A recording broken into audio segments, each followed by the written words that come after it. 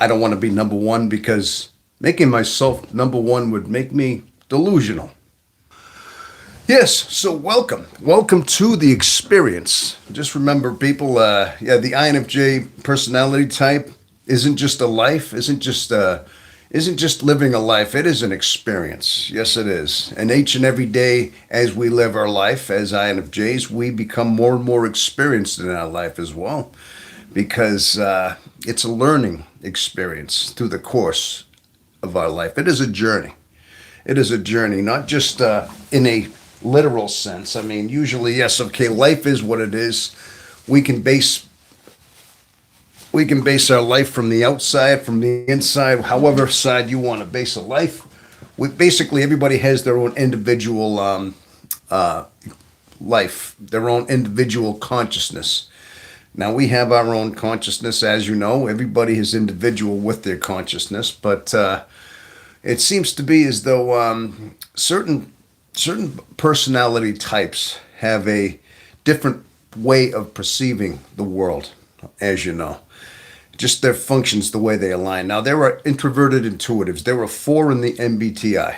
There are four. There are the INTJ, the INTP, the INFJ, and the INFP. Now, therefore, now altogether, I believe somebody had given me this stat at one time that 5% of the world population are introverted intuitives. Yeah, so it's a really low number. But introverted intuitives mainly just that is their dominant function. They're not using their senses. They use their senses, but they also see behind behind the scenes in their senses. They see a depth. They see it. They witness life almost three dimensionally in a sense. Yeah, because they're not just seeing the world for what it is. They're not. It's not a perception of the world. They're seeing the world, but they're also looking several moves ahead in a sense, like in a chess game, when you're looking three or four moves ahead, trying to get a better idea of your next move, as you know. So introverted intuition works that way. It's a way of using clues, using signals, using the world, basically what you're experiencing in the world, what you're perceiving at that moment, but also piecing things together and coming up with a future outcome or a conclusion. And in that moment too, we're a lot of times able to pick up on subtle clues, subtle cues in people that they can use. They can pretty much know when people are genuine, when they're disingenuine, when they're, let's say, not telling the truth, or when they are telling the truth. There are certain perceptions, along with having a heightened level of empathy as well. Okay, let's get that a little closer here. And so, yeah, there's different cues, and clues, I should say, that allow a more deeper idea of understanding their world.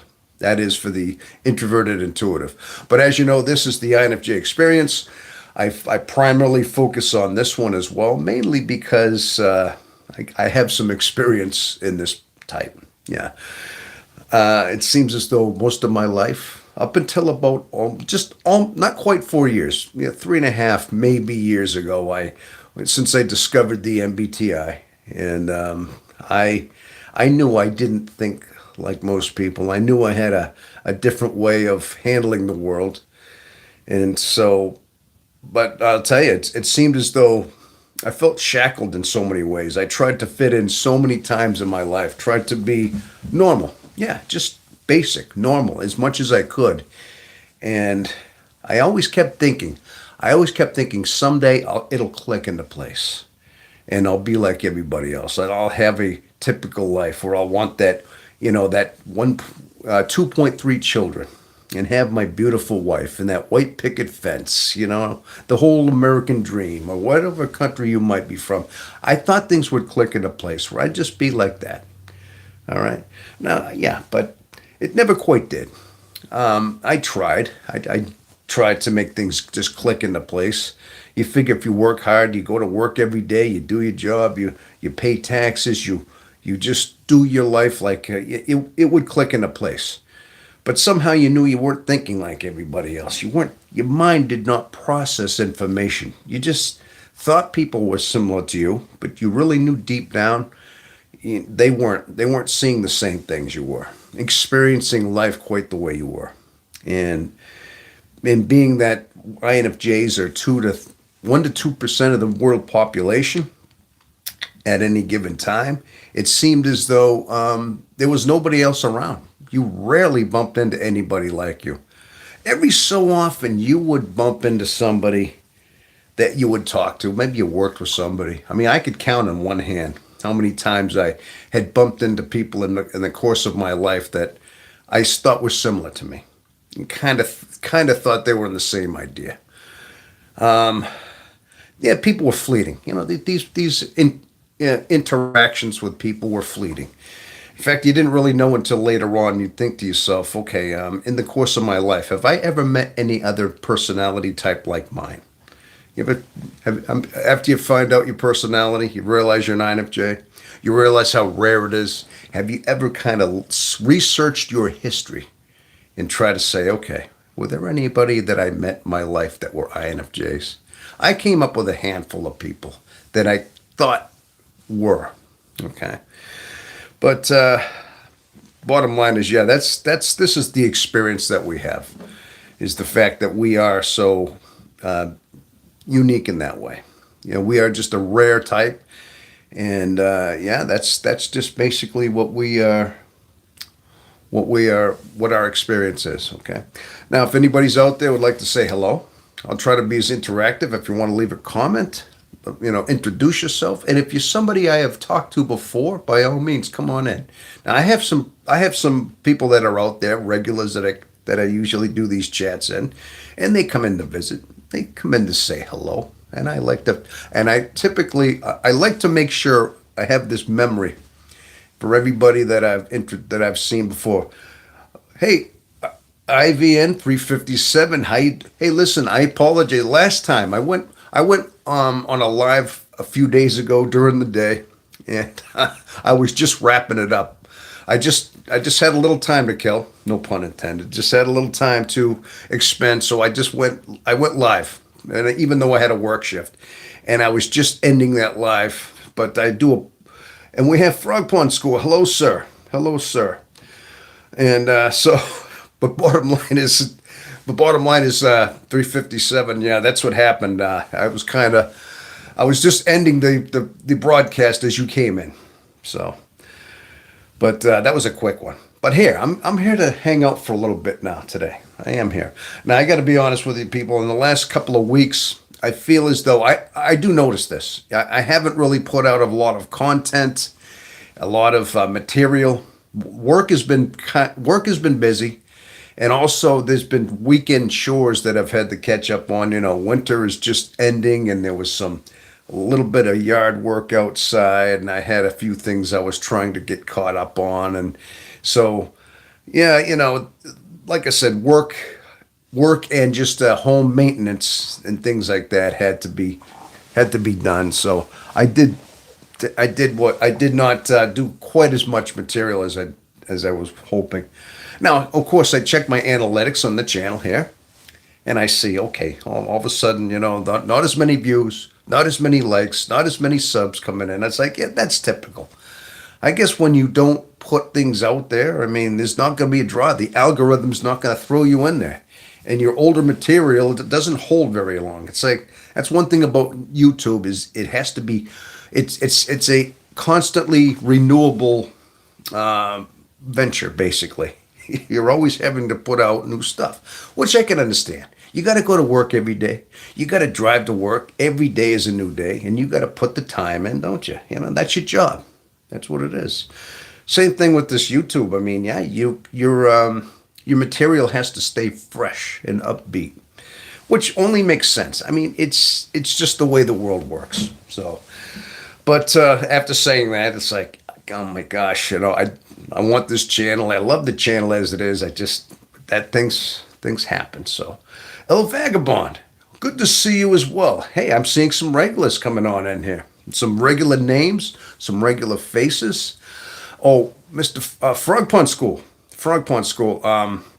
Now listen, you would ask the question earlier in the week, and I don't think I would. You know what? I do apologize for you, sir. If that, I'm gonna say that you said you were. Now, what happened was, I think I should have listened to more questions. You said something about feeling like you were, I can't remember what the concern was, but you said like, oh, I'm not getting, I gotta go. It made it sound like I wasn't answering quite the way I probably should have. And I thought to myself, you know what? Before you're so quick to come up with a conclusion or an answer to somebody, you got to talk to them a little more. You got to ask questions. You got to ask a little deeper into what's going on. But I'm glad you're out there. I kept thinking, oh my gosh, I hope, I hope I didn't. I'm always cautious to think I'm ending things. I'm like that. I always think that way. That somehow I've offended somebody and I'm never going to hear from them again. It's one of those weird things I got.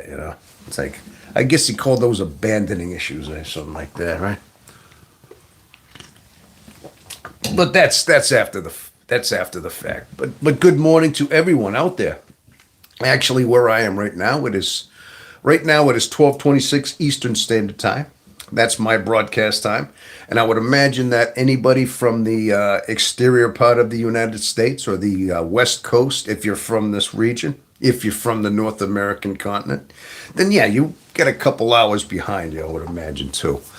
But if there's any questions, any concerns, anything we could talk about, feel free. This is your panel. This is all on you right here, okay? And if there's anybody new out there, come on in, introduce yourself. So bottom line is yes. So the INFJ personality type, and all, as I said before, introverted intuitives. Yes, they have a unique way of perceiving the world. They really do. And so a lot of times, because of the fact that they're introverted intuitive in most of the world, I can't say most of the world. There's a good percentage of the world, higher percentage of extroverted sensing types or extroverted intuitive types. There are quite a few of those out there. There were 8 introverted types. There were 8 extroverted types. They all break down into these 16 different categories. But it seems as though most of the time, in the course of my life especially, I encounter a lot of extroverted types. It seems they seem to dominate most of the fabric. I just look around me. Sometimes they try to piece together, you could tell the introverted types, you could tell the extroverted types. Usually extroverted types are, they're obvious. They're talkative. They're kind of out there. They're very boisterous sometimes. They talk, they tell stories. Yeah, kind of like me, right? Kind of like me on this camera. Yeah, kind of like this guy talking on the camera. Yeah, but imagine that, but just, I just heard myself. Yeah, but mostly you can tell that. But what my point is that a majority of the world seems to be that type. They do, and so there's not a lot of interaction that introverted intuitives have with each other. So I guess that's why this channel is what it is. That's why we're here. So we have more of an outlet. This is like the safe haven. I like to call this the safe haven, like a sanctuary for INFJs and introverted intuitives in general. Okay, because we have a lot in common. INFPs actually have a lot in common with INFJs. INTJs especially. They're like almost like our severed twin sibling, in a sense. So yes, we have a lot of similarities in that introverted intuitive community. Okay, and yeah, it's just it's quite a deep and complex personality type to have. But it seems as though I do notice that the older I get, the sharper I seem to get sometimes. Now that especially that I'm aware of what introversion is and what intuition is and what these functions are, it's given me a more heightened, sharper focus and clarity onto how to identify the way I'm thinking. It seems as though lately in my life I spend a lot of time thinking, trying to decipher what my mind is doing and just try to watch my thoughts. I'm being very aware of how I think, the way I process information, it seems like now. So yeah, it's surreal in a sense. It really is. Okay, so we have 6 watching right now. Okay, do you realize that if the INFJ watch your channel, you just said you don't feel you have met any? Ha ha ha ha ha he he he. How's that? I'll give that the real laugh there. Do you realize that if the INFJs that watch this channel, you just said that you don't feel you have met any, huh? Oh, okay, I get it. I was meaning like through the course of my history. Let me clear that up. I usually try to, of course, on this channel, I meet all of you. Yes, it's kind of like you throw up, you dump out some honey, and flies are going to be attracted to that honey, or bears, that is. Things that are rare typically are going to be attracted. So that's kind of like what this is. So yes, of course, I didn't mean that. By all means, don't let me get misunderstood. I thought that I didn't meet many INFJs that I could count on one hand was my history.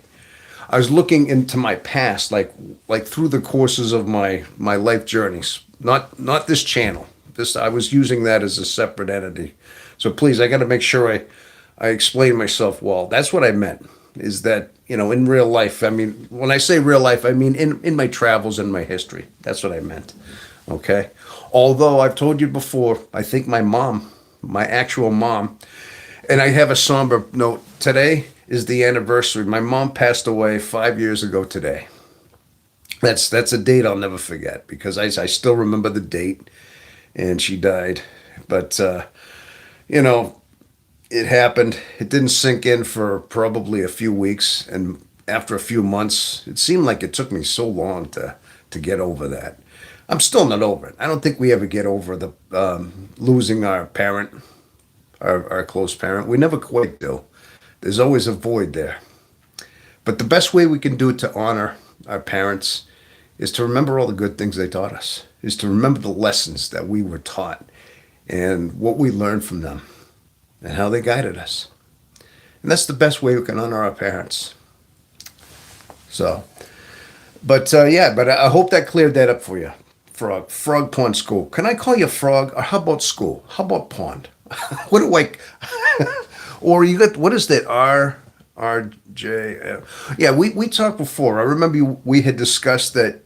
You said you were in Vietnam, and you were talking about that. I remember some of the discussions we've had, and I was thinking about some of those previous discussions we've had. By the way, but I hope that cleared it up a little bit.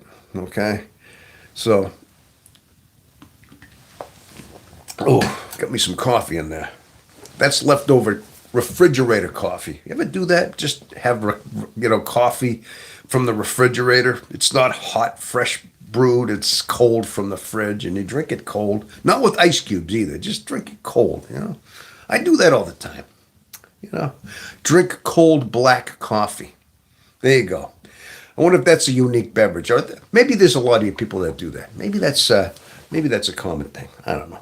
So, but yes, but I hope that cleared it up a little bit. No, but introverted intuitives, yeah, we're like I said, I've been just like I said, yeah, we are rare, and sometimes we try to find other introverted intuitives, and occasionally they're hard to find because another thing is because if all of us are a little more standoffish, a little more reserved, a little quiet in the beginning, sometimes you can see the quiet types, and usually they're the standoff types. So they're doing exactly what you do. Like in the very beginning, for the most part, I know I'm like this. I'm quiet. I'm very reserved. I don't let people in. I don't let people in too easily, typically. Until I get to know people, then I start talking a little more about things. And so Frog Pond School is the name of our home business. My name is Ray. Okay, Ray. Ray. All right. Well, it's good. It's good to know your name. Now that I know that, I can associate your name. If you don't mind, I'll call you Ray. All right. I'm glad you told me that. But you have a business. I think you said something about that too. Frog Pond School is a home business then. Okay. Yeah, that's kind of a cool one. It's original, I must say. Yeah, that's a good one. So, yeah, but Okay, Ray. Well, it's good to hear. Good to finally let me in on your name. Oh, I'm Tom, by the way. I think you knew that though, didn't you? Okay. So, but I kind of got off my point. Oh, about letting people in. Typically that's the way we are. Yeah, we kind of we let our guard down slowly, incrementally, as we get to know people, as we get kind of familiar. So I guess the point is, if there's other introverted intuitives out there, I mean, usually there has to be you just see somebody that's quiet, a little more reserved than yourself, and sometimes it's hard to tell who exactly they are because they're not leading on to too much. Sometimes you have to use your intuition a little bit. You got to and if there's really not much there, you just got to let things unfold. But usually, they cancel each other out in a way. You get two introverts, and both don't talk much. They're not. They're not gonna. They're not gonna mingle. How do two introverts that are strangers talk if they're both introverts and they're not leading on to who they are? It's kind of like those two magnets. The two opposite ends of the magnets. They I wouldn't say they repel each other, but there's just really not a draw because each one is kind of reserved in their own right, so that they're kind of just not gonna be drawn. So think about that. I don't know if anybody's ever come up with that kind of analogy before, but that's usually why even other introverts, intuitives are more likely not to connect because of that, unless there's some kind of a formal meeting or something. Occasionally, there's been times at work, though. I must admit, there's been some quiet types at work. You suspect, you say, yeah, I've met a few that I figured were introverted, intuitive, just by the fact that they were the quiet, silent types. They were the reserved types. They seemed to be always thinking in their head. They were more in their head than they were in their senses in the world. You see what I mean? So sometimes you know that you're meeting other introverted intuitives, but you still can't quite decipher exactly which one.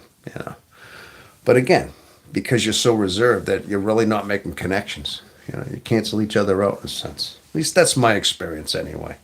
So, uh, but bottom line is that's one of the rarities of this type. But now that we're drawn to it on these channels, we do have this outlet at least. Okay, so. So if anybody here is watching live, and if anybody's going to see the rebroadcast of this in whatever, so many days or weeks, this will be an almost live as well. So, all right.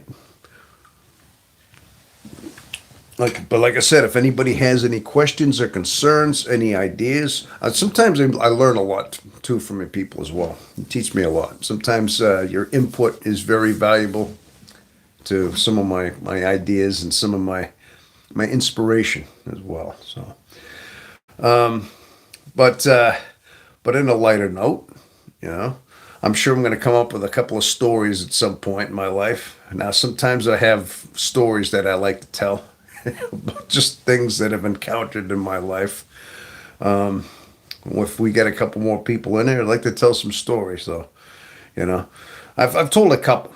I have told a couple, but maybe I haven't told everybody.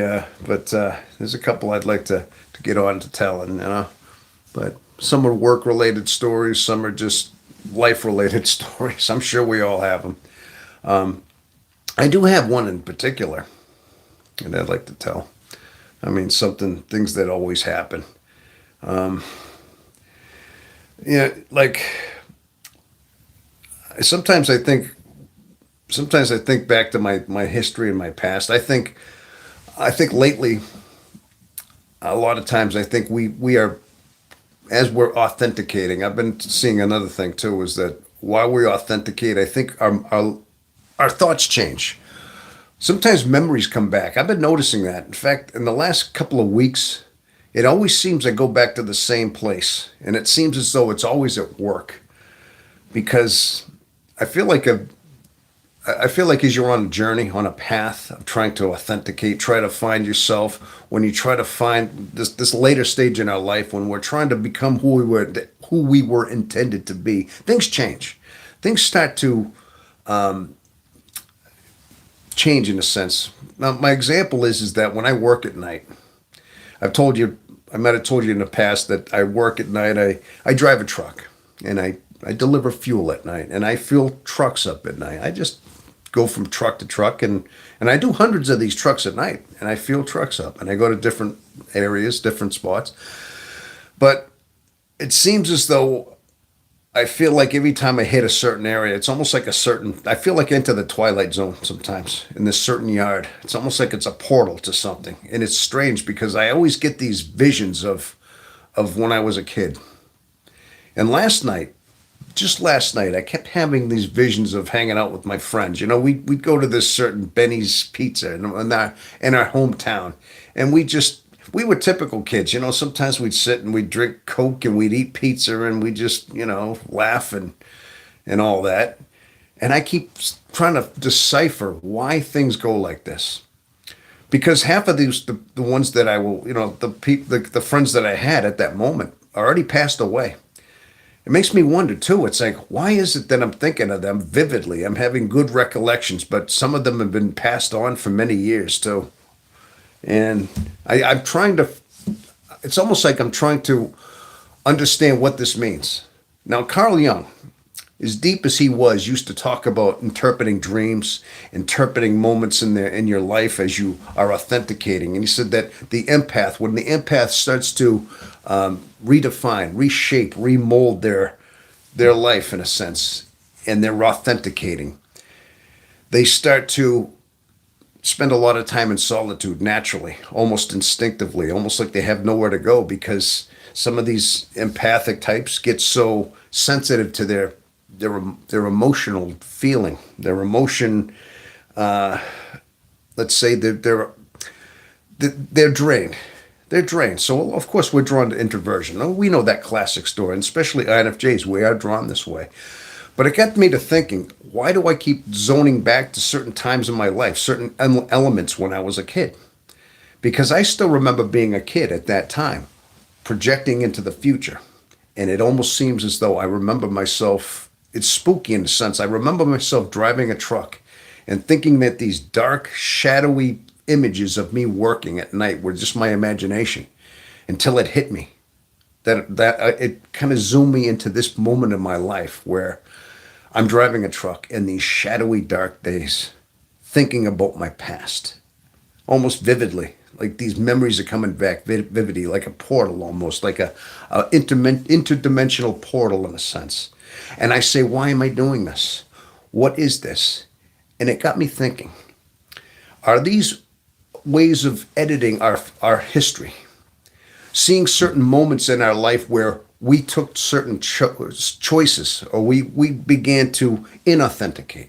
We started, gearing toward cultural conditioning, where we went down this path and we started changing, not to be our authentic self, to be what the world wanted us to be.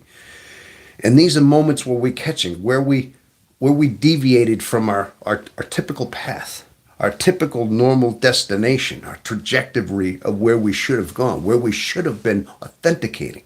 But these were moments where we changed. Now, at certain points when you want to authenticate, we're going back into our history, into our own subconscious, back to these moments to edit, to understand this is the moment I did this. This was the first time I took a cigarette, let's say. This is the first time I took a shot of booze. And this changed me. This altered me. This put me down another trajectory. This deviated me from my authentic self. It dawned on me. These are subtle ways of correcting, finding these moments in our life where we saw them, this is where we deviated and became worldly. Yeah. Certain moments where we altered our path. I'm convinced now, it's like the deeper I start thinking of that, this is what I'm thinking, why? I kept asking this question, why are these vivid memories? And why is it always in the same area? And I came to that. We're supposed to re-authenticate in a sense. But in this moment, like I said, we're editing our own existence. Not changing it, not altering it, because it's etched in stone. It led you to the moment that you are in. But in a sense, you have to see where you deviated and understand that. and come to grips with it and just understand that I shouldn't have done that. At that moment, I thought this was the right, I should have denied that cigarette or denied that, let's say that joint, taking that hit of the joint, or, and then because that got me going and down this avenue here, started getting me thinking this way. It got me into a whole other line of chain reaction that led me to a different me. So we re-authenticate, we edit. It goes into a point in our life where these memories, these internal memories are edits to our life. Now, even in scripture, even in Christian scripture, I mean, we talk about repentance. Yeah, the Lord used to talk about repentance, about, looking back into having vivid memories of things we did, sins that we've committed, let's say. And we have to have amends for our own sins, in a sense. So re-authentication is another way. It's just another way of putting this, another way of looking at it, where we have to re-authenticate. Okay, that's kind of like this is stuff I learned just as I go along. This is just things that I've experienced. Like whether or not this was some psychological teachings, maybe it was written. I know Carl Jung was deep. He used to talk about, like I said, I've been seeing some of these things about Jung and his teachings. And he might have said something like that. I don't know. I just know that this is where I'm going right now. Okay. Okay, Ray, with respect, I don't think you understand what the shadow is. May I say what I think? Absolutely, Ray. I want you to speak your mind. I want you to speak your mind. If you think this, see, this is what I'm doing. I'm asking questions. I mean, I'm just trying to explain to you, like, where I think sometimes, what things go on in my life lately. It's like I'm on this path right now. I can't quite understand what it is, and I'm trying to get answers. So, absolutely, tell me what's going on, if you would, please, definitely. But these are just some of the stories that I had to tell. Is that, and these all go on in the mind. These are all just, and this is just while I'm doing my thing. I'm just out there in the world, just doing my job, just kind of going through the motions like I do every night. And there's certain times I feel like I'm just, like I've relived it. Not quite like deja vu. It's almost like I've seen it, but I haven't. Even like I'm in an interdimensional connection with myself from being from the past. It's weird. Again, maybe it's just my imagination running along with me. And the thing is, you can't just tell anybody these kind of things. You say, give me a couple of minutes to type it. Oh, absolutely. Take your time. You know what? At some point, somebody had mentioned too that I might be able to have a phone line open where we could communicate and talk. Listen, there's a lot I have to learn.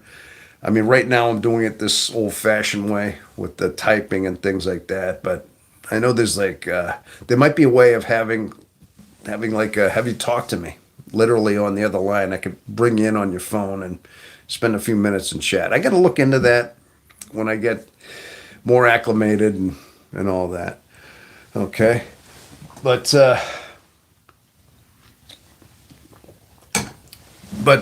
anyway, that seems to be where, like I said, I always watch my thoughts and I'm trying to look at different things now that I'm on heightened awareness. And sometimes I think we reach a certain age in our life. I've said this before, that we do reach ages where we try to authenticate. In fact, even Carl Jung said that there are certain moments in our life where we start to, where things that were once, comforting in our life, let's say, things that were once enriching our life, things we escaped into, are no longer pleasurable because because these are what we were conditioned into accepting as pleasurable, and they start losing their draw, even people. So we have to start looking differently. And then when you start losing things to escape into, let's say, you have no choice but to face yourself. Yeah. And I think we go through this phase. And I think INFJs especially, that we may misinterpret what these are going on to, as far as the authentication of facing ourselves, of going into our dark night of the soul. Let's say these moments where we have to find ourselves. And sometimes we're gaslit by people, by our society, that these are just ventures into something different, new careers, new hobbies, take more trips, you see, where you distract. So, see, these are just things that I ask in questions, that's all. Well, we have 7 watching today. We have 7 watching as the moment, as it unfolds. So that's good. So these are, like I said, these are just some of the things we got going on here. Yeah, we're waiting for Ray. He is typing something here, which is good. I'm just going to check something here, people. Okay, we are currently. So, as far as the channel's going, like I said before, we are currently at 987 subscribers. If you didn't know all that, I'm sure you can see that on your ticker if you're interested. And that literally means that we are just just a few subscribers away from 1,000, if you can believe that. Now, of course, one of my goals at this point here was also, I'm thinking this is all YouTube, not just me, but that's the first major hurdle. That's the first threshold into your. That's the first threshold. That's the first milestone. Close to the milestone. Hey, Tom. Dale, how you doing, Dale? All right, good to see you joined on in here. Good to see Dale is back. That's somebody who's been, last few chats, last few live broadcasts, I've been starting to see Dale out there. In fact, been seeing Dale a little more regular, making comments on some of my posts and some of my work, some of my content, I should say. It's good to see her out there, though. The legend. Okay, so Ray, you got the legend shows the Thunderbird in contrast battle with the snake. True. But when there is a balance found, the entity will become the winged serpent. We become the judge. Now, is this like a dream this sounds like an interpretation of a dream almost. That's deep stuff. The legend shows the Thunderbird in constant battle with the snake. Oh, now based on what I was talking about, the Thunderbird in battle with the snake. Now, is this basically what I was saying about going back and re-authenticating, trying to find these deviation moments in our life where we were off the path, where we decided to go off those beaten paths and become somebody different, like I was saying? And these thoughts, these vivid memories and these moments are those, like I said, you were trying to see where you deviated. And now you're trying to edit yourself, recorrect yourself where you should have gone to authenticate. Almost like rerouting on the fly. It's kind of deep, isn't it? See, it's all in my head what I want to say, but it's tough to actually compute in the words sometimes. That's deep stuff, though, Ray. I must say what you're saying there. But there is a balance found. The entity will become the winged serpent. Will become the judge. The winged serpent. Oh, they combine. See, it's almost like a riddle that you're saying. Okay, so you get the legend that the Thunderbird is in constant battle with the snake, but it's somehow what they merge and they become the winged serpent. They merge. Whoa, man, that's deep. Did you make that up? Where did you come up with this stuff? Gosh, that's deep stuff. Dude, it's like I see they're in battle. They're in battle like they're two separate entities that join. That become the judge, the winged serpent. Oh my gosh, see, so many people are deep out there, I hope I'm interpreting this right. I'm talking about your shadow within. Okay, this sounds like the shadow. Okay, so you got the Thunderbird and the snake and the wing. Okay, that sounds like the integration. Is this when the integration? The integration of the shadow. You're just putting this in a really deep, like concept. You're really getting me thinking here, Ray. I love it. I love that. That's awesome. Okay, I get that. So basically, what I was saying before is that is that part of what I was describing. Some of these moments we're looking into our past of deviation, as I've said before, and we're trying to re-authenticate in a sense. Now, is that part of the integration? Maybe that's what maybe that's what you're talking about. Yeah. Either way, that's. But these are some of the journeys that I've been noticing that I'm on. These are some of the way my mind thinks, and I'm trying to be aware of my thoughts, where they're going. I'm trying to just be aware of, like, if I can remember any dreams. I haven't really had many dreams that I can actually remember. I'm not able to interpret. Sometimes I have vivid memories of dreams, and when I wake up, they're really vivid for those couple of moments. Maybe if like within an hour, you might think, and unless you're writing them down or discussing them within there, if you're trying to get them down, the memory of them seems to fade quick. At least they are with me. I mean, sometimes these memories are very, very vivid, and sometimes they're so bizarre. They're so, like, they don't make sense, but somehow there's sense to be made in them. They're like abstract pictures in a way that just have no, like they're just random things, like symbols, random events going on that have nothing to do with this random event over here. They're like odd, like shapes, like a dolly art, like a piece. You know what I'm saying? Where they don't have really, like a mask, a melting mask over here, and then over here there's a kind of a clock that's bent a little bit. But sometimes they have no real understanding. But I've had these dreams every so often, but I don't have them all the time. And maybe I should start writing them down or start logging them while they're fresh in my mind, because I seem to lose the memory of them fast. So, El Vagabond, I had a dream a couple of years ago about a thunderbird dying. I came across a placid body of water with a giant left hand floating in the middle of it. Very strange. Well, a giant left hand. See, that's what I'm talking about. That's what I'm talking about. These random, like, odd things. Like, what is a floating hand? A left hand. Not even a right hand. You're saying a left hand. Not just a hand. A certain left hand floating in the middle of it. Very strange. Yeah. A dying thunderbird and a strange hand. I mean, what do you think that means? Anybody have any idea? I mean, that's some kind of dream interpretation, but it's. But I've been noticing, though, that I only have certain times where I have these vivid memories. I mean, it's not every night. I mean, I know we dream constantly, but I don't remember all of them. I mean, I just certain ones I do.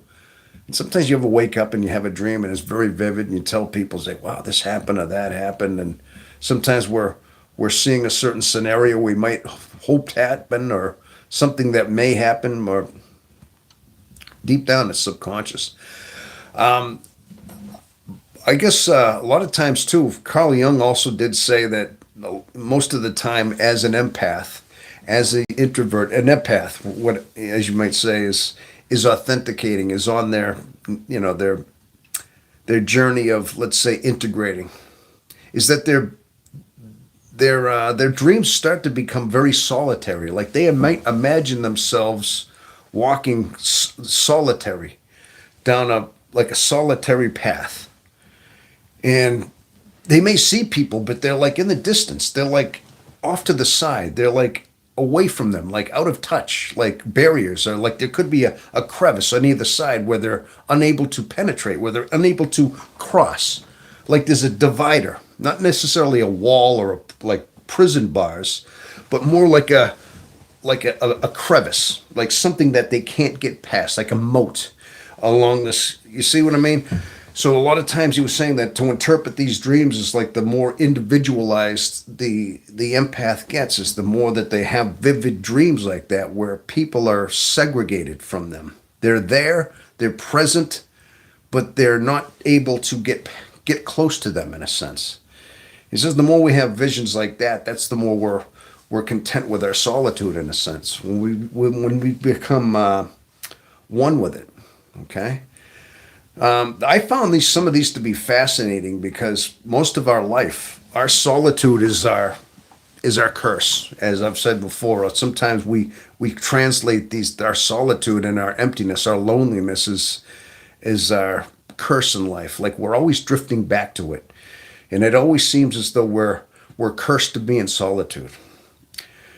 But as the empath, as we awaken, as we become more in line with who we are, our solitude no longer becomes that. It becomes our greatest source of. It becomes like an oasis of life, and it becomes like a fulfillment. Like I said, you're in the middle of a desert, and all around you is nothing but this vapid, burning, hot sand.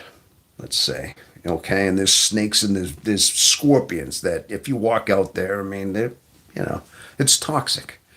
But you have this one spot in your life where you're the only occupant of this solo oasis, and that's your solitude in a sense. And but at some point, this becomes an oasis in your soul, where it's no longer a dread. It's no longer a place of deep depression and loneliness. It's still lonely, but it's not loneliness. It becomes that, like I said, that oasis, that amazing oasis within your heart. And you're the only occupant. And it becomes more enriching to you. It becomes a place that you want to gravitate toward. This is basically our way of accepting our solitude. And I think every one of us as INFJs, as empaths, as introverted intuitives, we're drawn to these, whether we know it or not. But for the most part in our life, as we had said with these other dreams about battling, the Thunderbird and constant battle with the snake, like we're battling it. We're confused about this. I mean, listen. I'm not trying to take your saying, Ray, and I'm not trying to twist it. The way I look at that, this is how I'd interpret it. Is that for most of our life we're in battle with that. Somehow we integrate our shadow. We integrate our solitude. Somehow we become friends with it in our sense, and it becomes a greater source of revenue. Then we're no longer verging. We're kind of merged with our thunderbird and our serpent snake, which becomes one entity. I don't know, getting kind of deep here, aren't I? Huh? Yeah, but I think that's how I would interpret dreams like that too. And that's even that's what Carl Jung said. The more you get these type of dreams like that, all right, the more you're like on that island, that solitary island, and nobody else could get to it because of the minefield of like I said, scorpions, snakes, pitfalls. To get there, it's just you, but you're on it, and you get more comfortable there. It no longer becomes a source of dread to you, a source of pain. It's your greatest strength. Okay, that's kind of deep, isn't it? All right. Yeah. Well, anyway, see, I didn't know where we were going to go. I did not know where this live was going to go, but it's starting to get really deep into this, interpreting like what our mind's going through. Because, see, the way we're talking, just some of these imaginations of how this is how my mind works a lot of ways. Sometimes it's within dreams, but sometimes this is just what it seems your introverted intuition shows you. And this is how your mind processes it. Like I said, you're walking down these solitary paths and people are on either side. They can't get to you. But there's you see the way I described that before. This is the way the mind works. This is how it is translated into our psyche. And this is how the mind's always processing. I mean, yes, of course, it comes out and translates into our English, comes out into these words as they flow out, and that's how we communicate together. We have to have a way of expressing. It's kind of like putting it into music in a sense. But meanwhile, the mind does not think in words. It'll take an image of a memory, but it will skew it.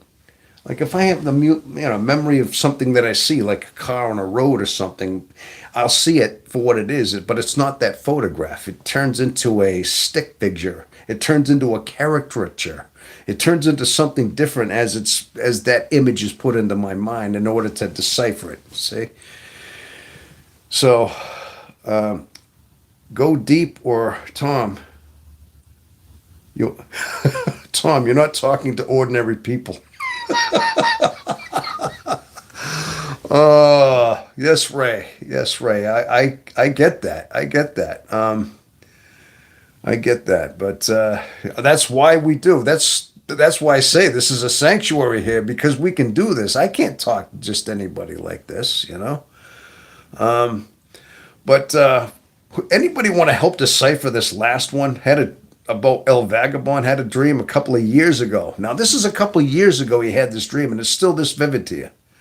That it's still, about a dying thunderbird, and he came across a placid body of water with a giant hand floating in the middle of it. Left hand, for example. Very strange. Anybody able to understand what that means? Anybody? That's pretty deep. Hey, no pun intended with the water. Hey, how deep was the water? You said it was a placid. Was it Lake Placid by any chance, or just a placid body? You said placid. That's pretty deep though.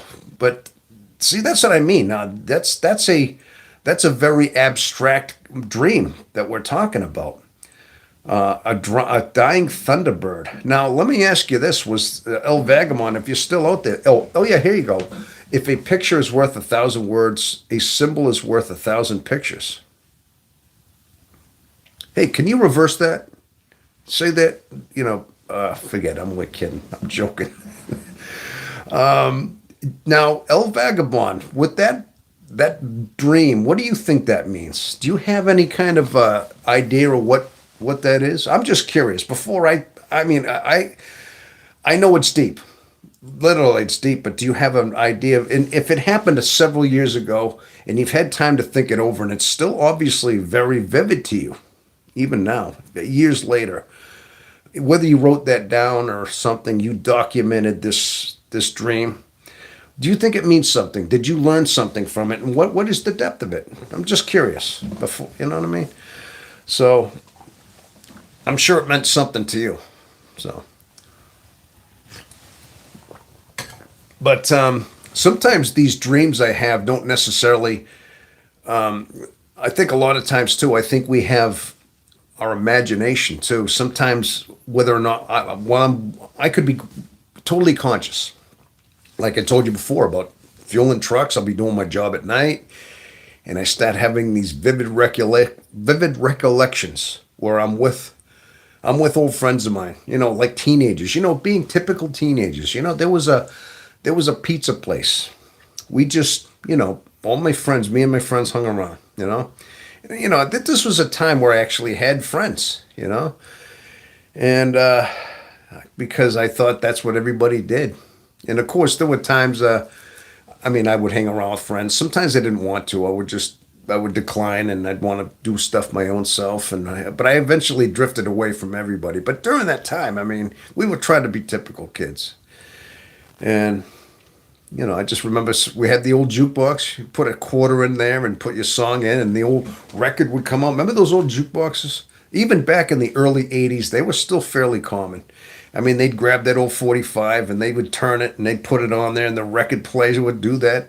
What a piece of machinery those old jukeboxes were. Now, you get a jukebox now, they're probably all just streamed. They're all just, all electronic and very like high-tech computerized. But back then we had the jukebox. I still remember those. Yeah, they would grab the record and put the 45 down, and it would play, and it would take the thing back out, all automated.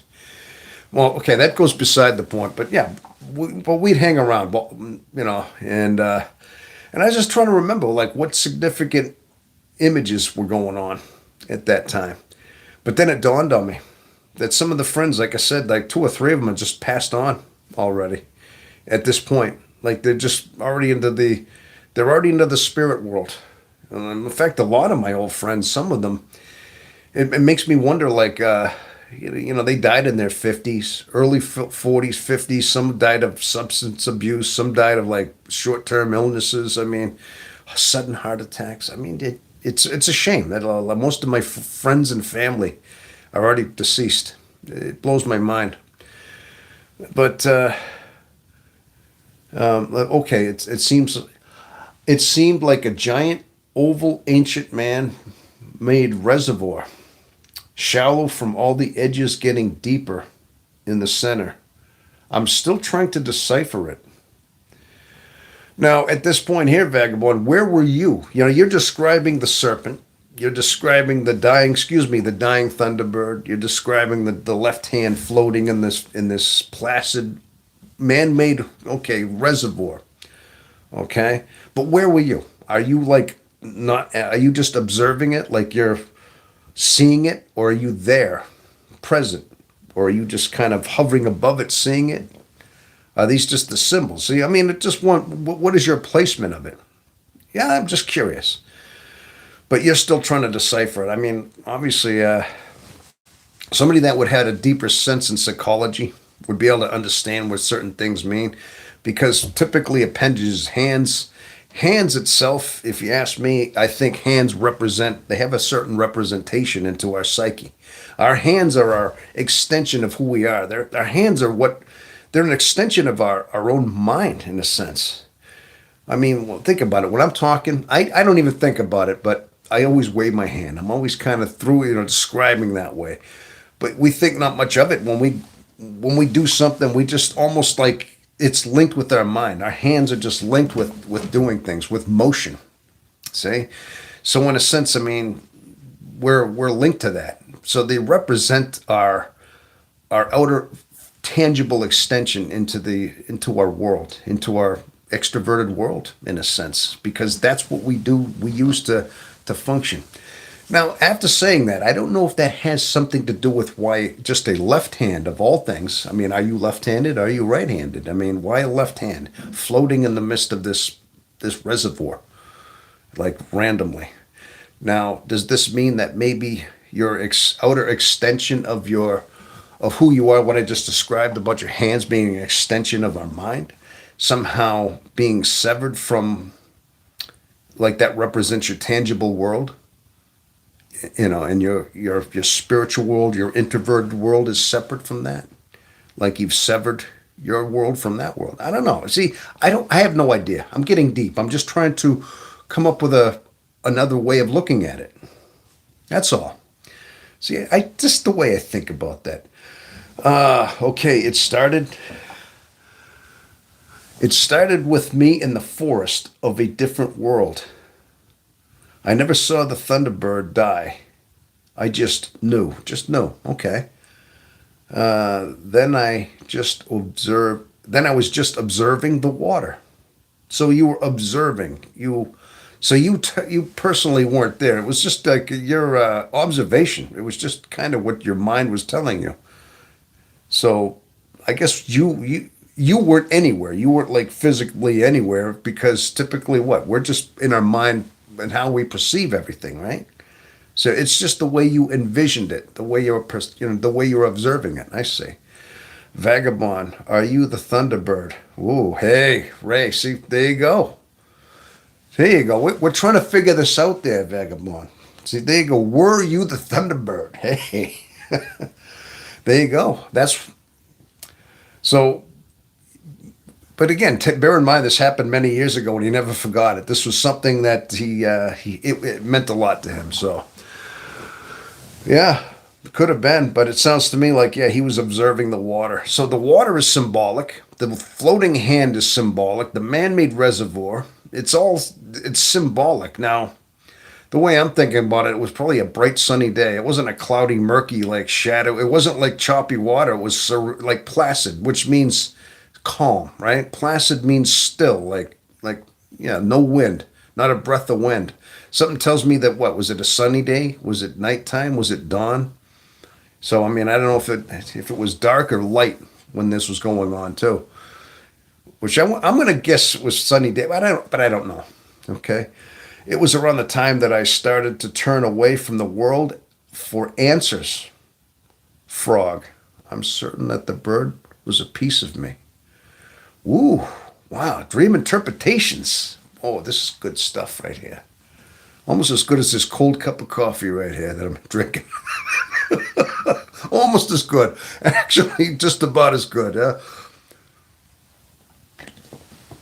Ooh, cold cup of black coffee. No sugar, no cream, just black and cold. How do you like that, huh? Stated sunny, turned overcast and still. Started sunny. Oh, started sunny, turned over. Calm water is usually deep. Yes, very good point, Ray. So, so it sounds to me like it was around the time you were trying to, let's see, turn away. You said something about when you would stop looking for answers. You were stopping, you were trying to not look for the world for answers when you were trying to look within yourself for answers. And you had this.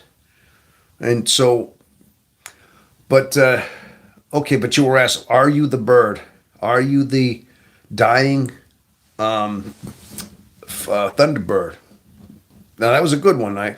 When you say dying, meaning maybe it was the fact that you were turning away from the world for answers. You wanted to look at your own autonomy. You were trying to, was it your moment you thought a code that you need to reawaken, that you have to start looking at things differently? This could have been one of your moments that you were trying to, just find a new path in your life. So, and the left hand being severed, like I said, that's an extension of our mind. That's just a natural extension into our tangible world. Maybe the severed hand represents, the fact that you were no longer relying on the natural world. So you were parting ways with the left hand, and you were trying to. So it was all part of the whole dying process. You saw the dying bird. Your turn away from the worldly grasp that it was holding on you, and the man-made pond. Man-made, as you say, man-made. It wasn't a natural pond. Okay, that was the world that was created for you. This was the tangible barriers of the world, the world that had a hold on you, and you're floating in it. And you were leaving that behind. Is that possibly? I mean, not leaving it behind, but you were seeing it for what it was. You felt like you were the dying bird, the dying thunderbird. You just didn't see. You just knew. You just knew that it was dying. Maybe that was your way of turning away. Then you had to turn within yourself. That was one of your moments of authenticating. See, Carl Jung said that. I mean, this is part of our journey as empaths, as INFJs. This is part of our discovery, whether we know it or not at the time. Sometimes these things get more and more vivid. They start changing us. And like I said, one of the telltale signs is the fact that things that once gave us pleasure, things that were excitable, things that we turned to for escape no longer have that same effect on us. So at some point we're kind of left with nothing. I mean, not literally, nothing. Nothing is sustenance of worldly sustenance in order to confide in anymore. So we have no choice but to look deeper within our soul, within our psyche, our consciousness, in order to re-authenticate, find out who we truly were. Okay? Yeah, that's basically. Now, I don't know if that has anything to do with it. Maybe I'm throwing my own spin on there, but we're asking questions. We're trying to decipher this for you, okay? Okay, now you got here. That is a solid point that I didn't consider. The man-made restrictions. See, when you said, you distinctly, these are some vivid, very, this dream that you're talking about is very vivid. It's very precise.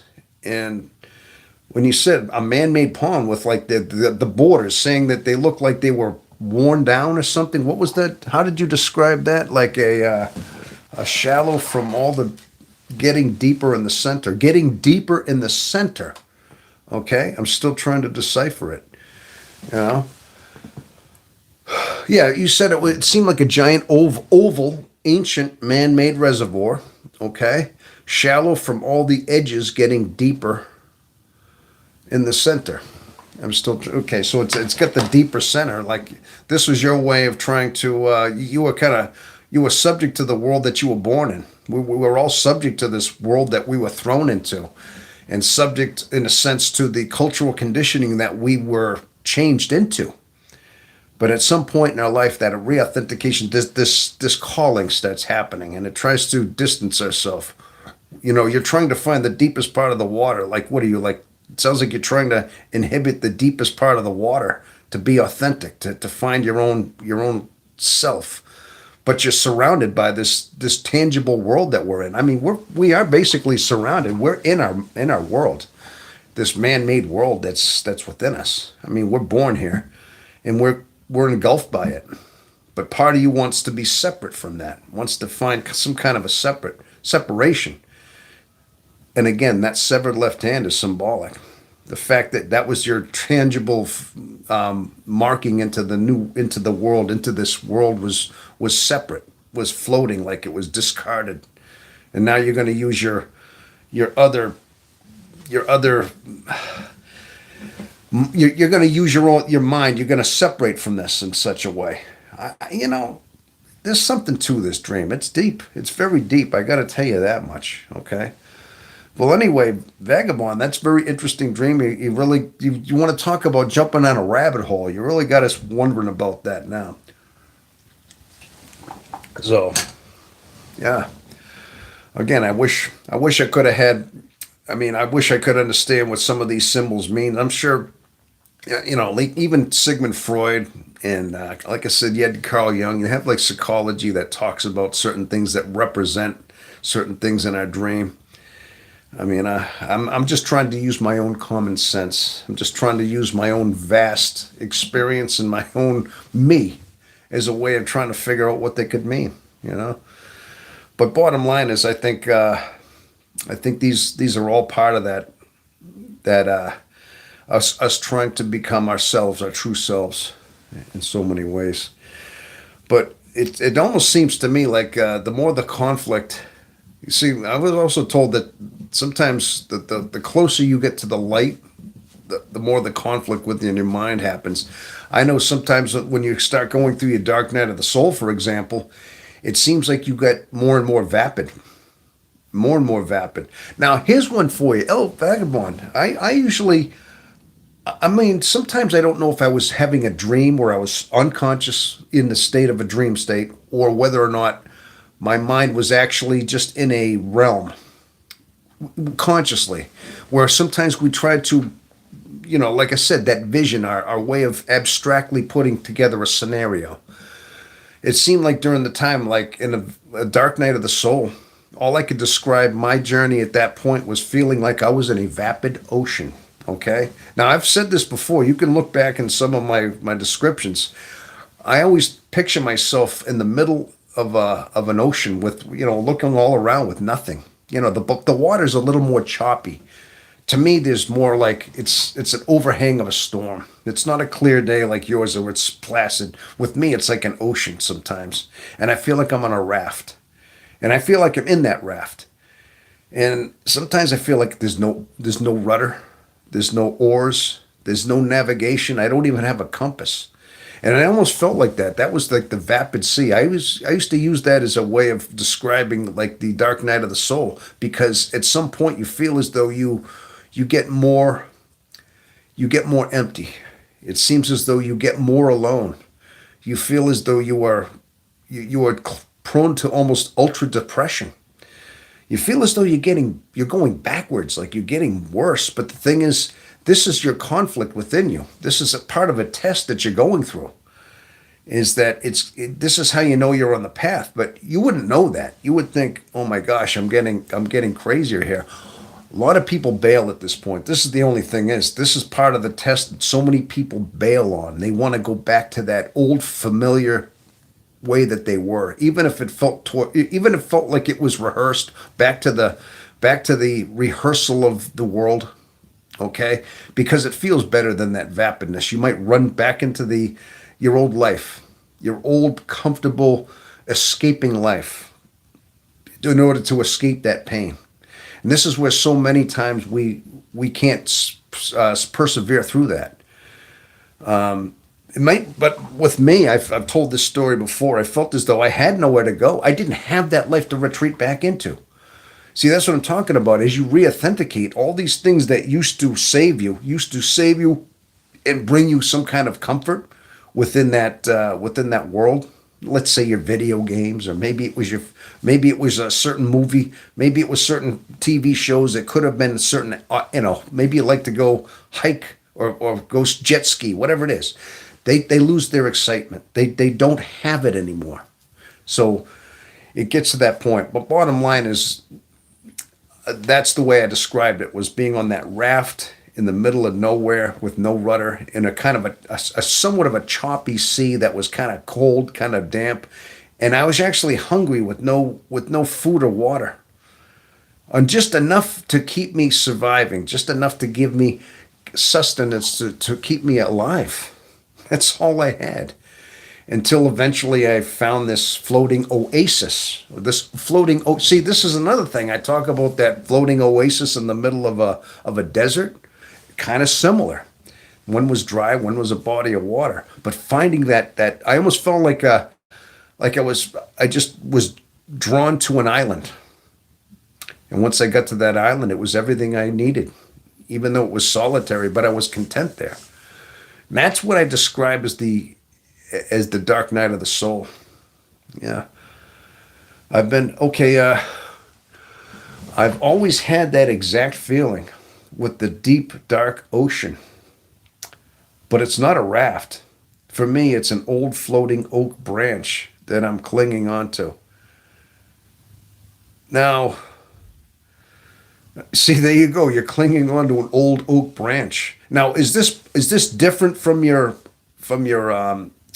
oval reservoir thing, or is this because this is the way I describe the dark night of the soul for me. If I was to describe the feeling of what it would be like, yeah, it's like you're lost in the middle of an ocean with nothing but just what you have on your back. You're clinging to a branch. Me, I'm like on a flimsy little raft. I'm just above the water, just enough to keep me afloat, and I got just enough warmth to keep me surviving, and just enough food and water just to keep me alive. And I'm floating there for seems like days, weeks, until eventually someday I just see a speck of an island get bigger and bigger, and I start going toward it. And then I find my oasis, in a sense. But yeah, these definitely like dream interpretations right there. Okay, but you feel like I think these all have to do with moments of our abandoning our comfort, our comfortable world, and start to embrace ourselves. Okay, stop becoming our authentic selves. I mean, and at this point here, your whole mind starts to change, because you're going to start thinking more in a way that you were intended to think, the way your creator wanted to input his code into you, not what the world wanted to teach you, not what the world molded you into thinking. Yeah, these are all part of re-authentications. Yes, different from my dream, a visualization that I had never had in my whole life. Okay, yeah, so I mean, this is just part of me says that what I talked about, the whole raft and floating.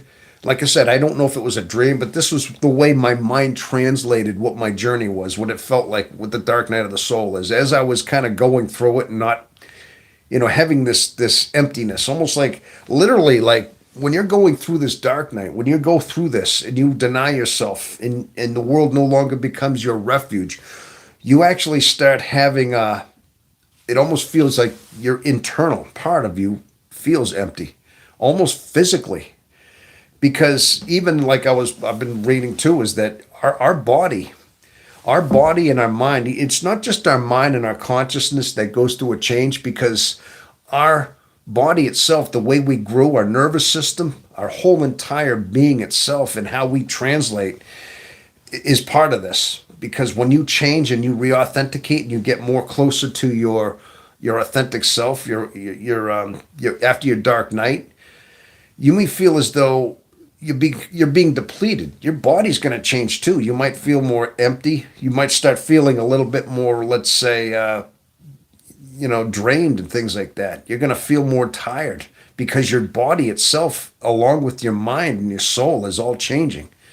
because it was in line with the worldly you. It was based and formed in a line with who you were. Because think about it, your habits change not just in your mind, in your soul, in your spirit, but your body has adapted a certain way. You walk a certain way. You hold yourself a certain way when you are culturalized. You eat a certain way. You sleep and think a certain way, walk a certain way. When you start re-authenticating, things start changing. Your body starts changing too. It's your whole nervous system changes because it's responding to a new you, to a new inner you, which is not in line with how it was formed through the course of its life. So your body has to go through a transformation too. So these physical changes you might start feeling as well, you're going to feel them.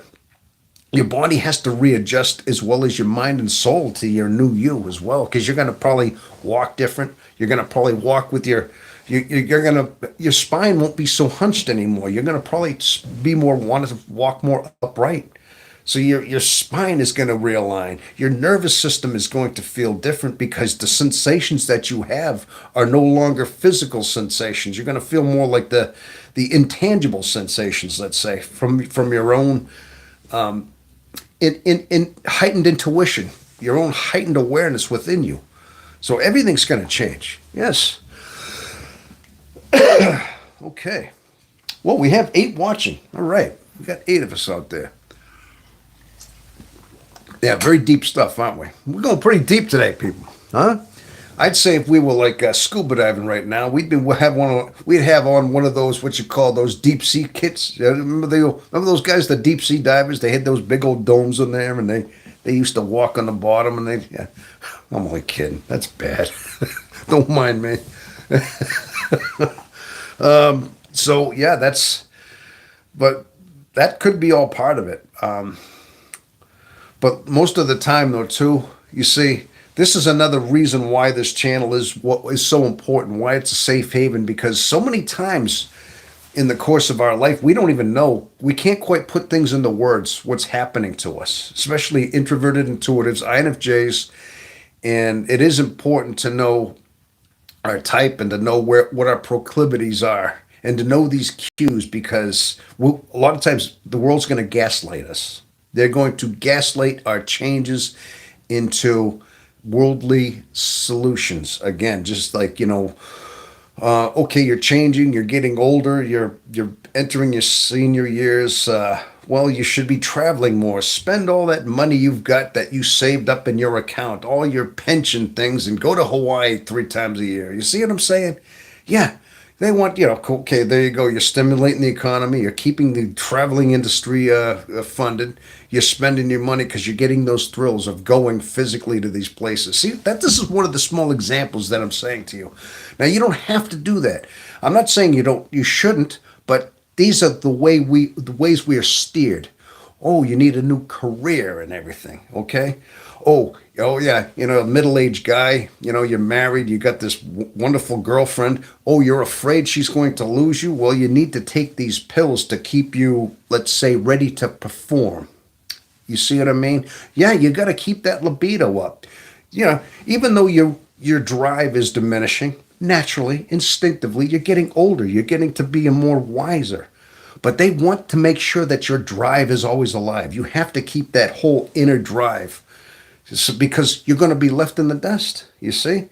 These are worldly solutions. Not to say that isn't pleasurable, but something that is naturally just winding down in you as you get older. Because you're supposed to focus on a more spiritual you, but they want to keep you into that physical realm. If you know what I'm saying, people, you understand me. I'm trying to give it the surface level understanding, but this is where the world tries to divert us into gaslighting us into thinking that these authentication codes that we see within us are not to be taken serious. Okay, they're not to be looked within us. Okay, they want you deeper into the world. That's the way the world is geared. That's human nature for you. Okay, does anybody understand what I'm saying? But it's up to us to see through this. It's up to us to have enough of an insight to see the BS behind it. Okay. I think that's one thing INFJs are pretty good at. We see behind the scenes, and you can kind of see the real workings of the things, real workings of the world, and how it tries to keep us constantly ensnared in the grasp of it. Yeah, I think that's part of what we do pretty good. All right, but that's part of what we're supposed to do. Okay, so this is all part of our authentication. All right, how did this go here? Well, I have 6 watching now. Okay. Yeah, those are quite the visions you got there. So, let me just check. Now, I noticed this is a different crowd I get here on, is there anybody new out there? Okay, I'm going to reach out. Is anybody new coming on into this, the program? Anybody just stumbling across this, anybody, okay, I have 6 watching right now. Just curious to know if there's anybody. So, if anybody would like to add now, if anybody would like to ask any questions, anything like that, and if you're new to the channel, if you're new to this live, like I said, this is the INFJ Experience, and as you know, we are currently, like I said, I've been. This is almost my 10th month into this channel, and 10 months. I can't believe 10 months have gone by as they did. And I got to tell you though, just on a lighter note, people, this has been quite a venture. Just starting this channel and just starting this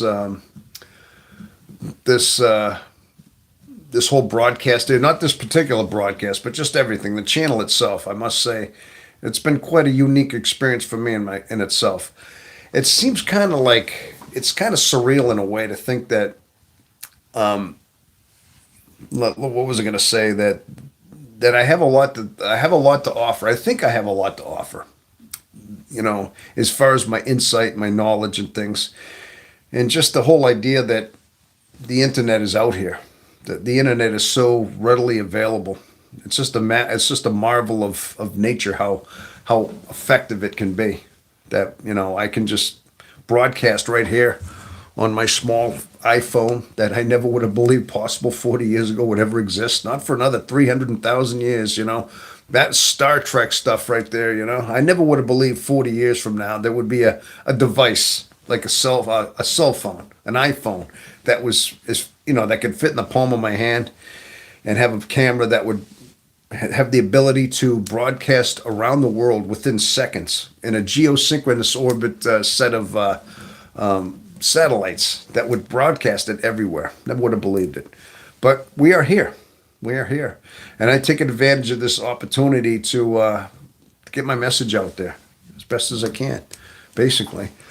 So, but I want to thank everybody for who's taken a venture here, who's taken interest in this channel and taken interest in me as well. I do want to thank you for all your support to this point. All right, but if there's anybody new out there, and if anybody's hears what I'm saying, if you've heard anything that testifies to it, I'm hoping that's what it is. Sometimes I might talk a little deep. Sometimes I speak really off the cuff, but I'd like to think that I'm trying to just reach people that are, confused about what their life is exactly. And maybe you haven't found out that you are introverted, you are intuitive, you have a certain proclivity in your life. Maybe you just have a proclivity and you see the world for what it is. And you're living in this world, you're not of this world, but at the same time you're confused. You're caught between the absurdity and insanity of civilization and the saneness of your own mind, and wondering why it conflicts, because that's a lot of times what we do. Now, some people just are very malleable and they just accept the world for what it is, and they have a certain personality type that just is easily conformed and easily shaped, molded into worldly thinking. And they spend their entire life not knowing not knowing that they have a deeper understanding, a deeper consciousness that they're capable of. But usually INFJs, see, we're built to see the world that way, the way I just described, where we're not conforming. But most of the time, in our life, we are very in conflict with ourself. Okay, we're very much in conflict, mostly with ourselves, because we see the world for the way it is, the way it's trying to structure us. We try to conform, but somehow it doesn't mesh with our own internal gears, our own internal spirit, our own soul. We're geared somewhere different. So it's like trying to take a gear that doesn't quite mesh with your mind, trying to intertwine it with the world, and it's going to cause confusion. It's going to cause angst. It's going to cause depression and loneliness within us because we're trying to decipher ourselves. Okay, that's basically what the INFJ experience is. Is that a lot of times INFJs and of course other introverted intuitives go through this. Because a lot of times I'm going to say, I've gone on record as saying that I believe introverted intuitives, especially, are very spiritually gifted, spiritually geared, where their spirit and their soul, their intuition, everything is all internal. So they're trying to take cues from their inside, their internal side. Meanwhile, you have a world trying to bend, shape, mold us, and confuse us into the way the world wants us to think. And so this is where a lot of our confusion comes from. But once you gain control and you start separating yourself from this world and start not seeing it, not accepting it for what it is, not being consumed by it, being in the world but not of the world, now you start seeing a little bit more clarity within yourself. Now you can start authenticating. You can start to live your life on your terms, on not the terms of what everybody is trying to shape you into. This is one of the draws as to what introverted intuitives need. Our whole draining, our whole body, our whole nervous system that typically gets drained by social interaction. I'm going to say that it's not necessarily that we're drained by people. We are, but it's the way people are conformed. We're drained by the confusion of the world because of the absurdity that people have consumed and what they are trying to put forth out you, on what they're trying to put forth into us. Now, most of the time, it seems as though we are, let's say, the whole thing is we don't like small talk. That's a stereotype, is INFJs don't like small talk, which they don't. It's because it's meaningless. Because so many times people are just so consumed by the world, which is meaningless, pointless. I mean, have you ever seen some of the movies, the mindless, mind-numbing movies that pass as comedy? And when you watch them, they're just so moronic, they're stupid. I look at them, I can't watch them because they're so dumb, they're mindless. It's like small talk. It's like a chalkboard. But then you get people that are, laughing it up and spending an hour talking about these shows. See, this is what I'm talking about. This is the culture of the mind of the where the world goes, and so many people are consumed. This is what drains us when we're constantly bombarded with things like that in our life. We're constantly bombarded by the absurdity of the world, and this is what we find draining.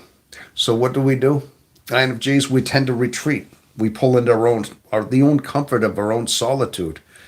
Now, early on in our life, we're half consumed into the world. We feel like we're missing out. We need the world's comfort. We need the world's presence in order to fill us because we're alone, because we haven't found ourselves. We still have that void within us. And so we're confused between needing that absurd world that we're used to, but also needing that introversion within ourselves. So we're tugged back and forth. And this is the constant draining that we have in ourselves through the course of our life. Now, as INFJs and other INs, we feel this. This is part of this is part of it, because we're not surrounded by people that have like minds that we can relate to. We're surrounded by a majority of the world that's trying to consume us from the outside in, okay? So Okay, Ray, do you mean that you only want to talk to folks that are confused?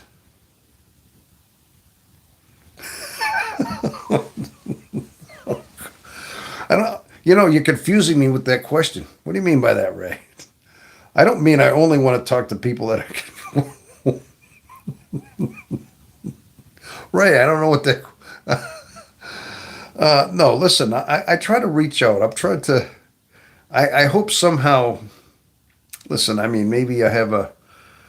Maybe sometimes I talk too fast. I'm trying to get a good message out there. It feels like my mind goes so fast. I try to translate what my mind is saying, and sometimes I need to take a breath and slow things down. I hope. Is that what you think? No, I guess I'm just trying to say, I'm just trying to spell it out that I think the world itself has a way of kind of having a grip on us in a sense. And I think with INFJs, we see that. And we're so much in conflict with what the world's doing to us that we have to retreat. We tend to like to retreat into the solitude, into our own mind, our own private world, because that's the only solace we have. It's because that's the way we're built, because we see the insanity of the world, what it does. And I'm starting to understand now that's a majority of our confusion in our world. I'm not saying I want to just talk to folks that are confused. I'd like to think that people that stumble across this hear this message, and it testifies to something that they've been trying to answer within themselves, but haven't really quite found it yet. That's all. Because I think we're all looking for a certain clarity in our life. We all want to find some kind of level of peace. We're all looking for peace. And, above all, INFJs, as you know, our mind is so vast and so complex. And I think we spend a majority of our mind not understanding it. That's what I'm saying, is that we spend a majority of our life not being able to quite live to our fullest potential because we're fighting our own mind. We're fighting in conflict with the world around us and how to decipher this world around us. And until we find clarity, until we find some kind of peace and understand that we're seeing the world from what it is, we're not consumed by the world anymore, and that we can just live a better life as we find clarity in our own mind. Yeah, that's all. So, haha, I accept the flaws. I do not judge. I like you, okay? Ray, you're feisty, aren't you? You're a feisty old dog. I know you are. Man. it's like you, it's like you're, you sound serious, but I don't know. But you're feisty. I gotta say that much. I like you for that.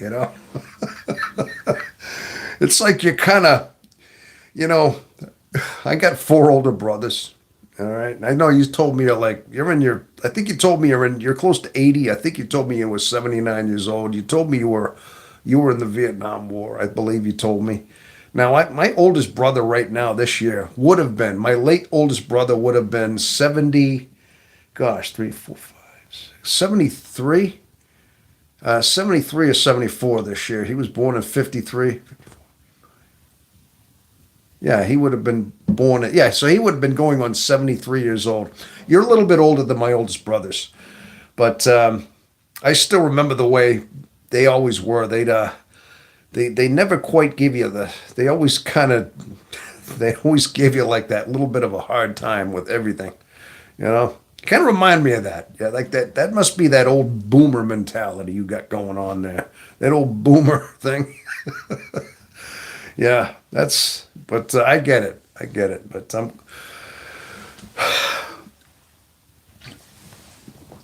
yeah. So, yeah, but no, that's basically what it is. I think that we're so this is all part of our whole misunderstanding of the world, especially NFJs. I think that's and I guess bottom line is, people, my message is we have to find a way of living in this world but not being of it, not being part of it. We have to kind of segregate ourselves from the world, in a spiritual way. mentally. I mean, we do it intentionally anyway because we get, like I said, I mean, we're so drained from the world, we're so drained from the chaos of the world. We like our isolation, we like our solitude, yet we're also drawn to wanting to make connections. So that's part of our whole confusion through the most of our life. But I guess what I'm saying is that the more we are aware of who we are, more aware of that, and the more we just can understand that the world does not consume us, we can see it, be in it, but not of it, and it no longer can have an effect on us. So I guess that's what I'm trying to say, and I think it takes a while to understand, but that's part of what our journey is just to understand the world and not having it consume us in a sense. All right. So, but that's a pretty good. That was a pretty good idea though too. Though that was. Let me see. I speak the truth. Not everyone can handle it. Oh, I want the truth. You can't handle the truth. What was that movie? Jack Nicholson did. What was that? Yeah. That was a famous quote, right? Yeah. Oh, A Few Good Men. There you go. There you go. That was it. You can't handle the truth. You need me on that wall. You want me on that wall. Jack Nicholson. I don't think my Jack Nicholson impression is that great. I've got some that I do all right, but hey, you didn't know I do impressions, did you? Sometimes I do impressions. I could throw on a little comedy show here, but I don't know. I don't really have a script here. I don't want to do too much of that. No, I get that. You speak the truth, and not everyone can handle it. Well, I hope I can handle the truth. I think, yeah, no, that's good. We need more of that because in this world, especially, we're encouraged to lie. We want to just manufacture a whole reality for people that just, that don't really, that don't want to be offended, that want to be accepted for their delusion that they are in. Yeah, this is what the point of the society that we're in. There are delusional people out in the world, and if you point out their delusion or try to say it, then you're full of hate. You're violating their right. They're almost to the point where they think you should be arrested for it. I mean, literally, like thrown in jail because you disagreed with their delusion. Yeah, that's how deep it gets. So, Ray, by all means, tell the truth. Your truth is accepted right here, because I'm in the same boat. I try to see the world for what it is and the delusion that we're in, and I think we're at a crossroad right here in human civilization, where it seems as though it's like we're on a top-heavy table where we're piled up everything on this top-heavy table, and there's only so much that the legs of that table can stand, where it's going to collapse. It almost feels like that right now. I feel the tension that's what's happening. The table is getting overly full, and the legs can no longer support it in a sense. So, yeah, you're absolutely right, though. I mean, we do need more truth out there. So I'm going to give you that much, Ray. There's no doubt. Dale, let's just say, been having you playing in the background while getting ready. That's why I haven't been typing, LOL. No, it's okay. I don't expect everybody to have to type every second. Of course not. I like to think that do it, Tom. Do an impression. Show us Rodney Dangerfield. Hey, did you know I put out a short? When I first started this video, when I first started this YouTube, I didn't know what direction I was going to go. And I came up with a short it was called Rodney Dangerfield Roasts the INFJ Comedian. Yeah. Did you ever see that one? I came up with a whole script on that where I did a Rodney Dangerfield impression.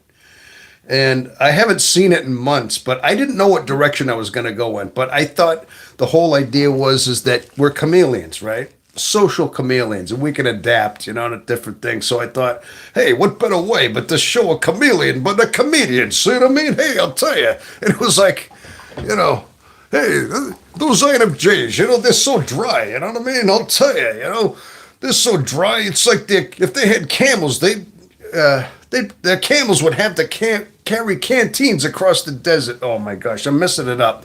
I'm out of practice. Excuse me, Ray. And then it was just, it's out there. It's one of my first shorts. It's one of my very first ones I did, and but I had the whole thing scripted out there. Gosh, I wish I could pull that up and just show it. I wish I had all that, but yeah, but it's definitely out there. Hey, I tell you, hey, hey, he's a comedian out there. I'm a chameleon. Hey, he's turning green. It's like, hey, he must be green with envy. Either that or he needs to get a buff bag. I'll tell you. Just doing the whole. I had the tie. I just threw the tie on. I think I had this blazer on, right? And I was tugging the tie. I thought it was funny, but then I thought, well, but early on it didn't get that many clicks because I think I was so new. But I think that was my second or third short. Now I've had hundreds of shorts since then. I put them out, right? But but it's out there. And I even if I remember right, I even mocked where his manager was telling him, Rodney, I told you to roast an INFJ chameleon, not comedian. Like he mistaked chameleon with comedian. So he thought it was an INFJ comedian, but it was really the chameleon. I was so okay. We are social chameleons, but refuse to be molded by society. Yes, I think. Yeah, you're onto something. No, I think. Listen, you're absolutely right about that, Dale. But my point is that certain types, though, there are certain personality types, especially extroverted sensing types, perceiving types. Now, I'm not going to say these in general but ones that are more, let's say, extroverted and sensing, that are more picking up and making decisions based on that. The ones that are not, we're different, and we don't get pulled in because of our introverted, intuitive nature, because we see things internally. Right? But the extroverted sensing perceiving types, let's say, are so they receive everything and they're basically picking up commands, signals from their own extroversion, and they're living in the now. They're more susceptible to the world and the molding, the malleable natures of the world and the malleable natures of basically society. And you got to understand too that there is the ones running the show. Let's say politicians, doctors, lawyers, everybody that is even like socialist, let's say countries like the communists, the Soviet Union did this. Even let's say the Third Reich, they understood human psychology, and they understood the way you could baffle the masses, how you could brainwash masses, how you could mold them, shape them in the masses into the collective consciousness, let's say. And you could make them believing absurdities as normal, which is evidence to the way the society is nowadays. You're starting to see absurdities as normal and defended as rights, okay? Now you could see that all around us. Like people are protesting in the streets with their multicolored hair, let's say, and they say they have the right. They can surgically alter their body and become something different because that's what they have the right. And if you say anything else, you're a hater. You are phobic. See, they put these labels on you. When you think logically and say this can't be true. This is absurd. 2 and 2 does not equal 5 or 6. 2 can only equal 4. But we live in a culture now that says, no, the only wrong with anything is how you perceive that, how you understand that. But my point is that extroverted sensing perceiving types are more apt to being engulfed in that kind of thinking. They're more apt to be malleable. Introverted intuitives, INFJs, especially INFJ. Well, I can't say especially, because I think almost all introverted intuitives have a way of perceiving the world different. We have a way of internally computing what we see. We might see the outside world, we try to make sense of it, but our introverted thinking, our logic, which is our third hereditary function. You see, we're introverted intuitive, we have our extroverted feeling, but if our logic is working properly, it's not going to compute with the absurdity of the world. It's not going to just take it at face value because it is crazy. And our introverted logic at some point has to decipher this.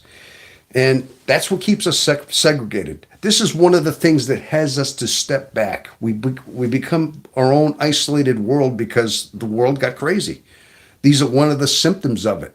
Now, I haven't actually heard it described this way, except what I'm telling you right now. But I think I'm going to tell you that I think that's the way I am. Is that's one of the reasons I stay introverted and stay isolated is because I try to keep my mind level, and I try not to be bombarded by this absurdity of the world. Okay, I try to make sure that my mind and my introversion is clear, so that my code is more able to be able to be deciphered internally and not externally. Oh, 2 + 2 = 22. Oh, hey, that's good math, huh? Is that a catch? Catch 22, that is? Huh? Hey, I said, is that a catch 22? I said, son, what kind of math is that? You's about as mixed up as a feather in a whirlwind there, son. I'll tell you, that boy's about as sharp as a cue ball. Yeah. Hey, that was Foghorn Leghorn, remember? From Looney Tunes, huh? Who remembers Looney Tunes? I said, boy, hey, son. Hey, now look at me when I'm talking to you. I'm only kidding. Now, 2 + 2 = 22. Hey, 22, catch 22. Hey, that's a joke, son, joke. I'm kidding. Oh, my gosh. See, now you got me into this comedy skit going here now, right? Hey, thanks, Ray. Thanks, Ray. You had to drag Rodney in there. Now you get the chameleons are starting to come out here. Thanks. Nice going, Ray. It's to you. You unleashed a bit of the INFJ comedian, whatever. When crazy becomes the norms will appear as crazy to the masses.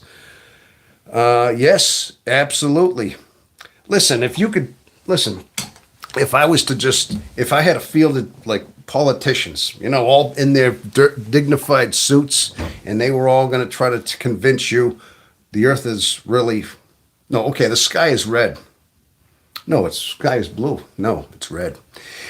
My point is, if enough people try to hold this straight face and they try to present something in a serious, stern way, and they come up with an authoritative figure, they come up with an authoritative way of saying it, you know what I mean? A field of doctors in their lab coats and they tell you a certain thing, doesn't make it real. It just means that they're trying to convince you of an absurdity. Okay? Now, a lot of people would eat that up. Most of the time, see, INFJs, they call us good lie detectors. We're good at seeing lies, seeing through the BS, let's say. Okay, a lot of times I think that's what it is. I mean, we see through a lot of the BS in the world, instinctively, INFJs. And like you said, when crazy becomes the norm, the norms will appear crazy to be the masses. Yeah, because they try to convince you that absurdities are normal.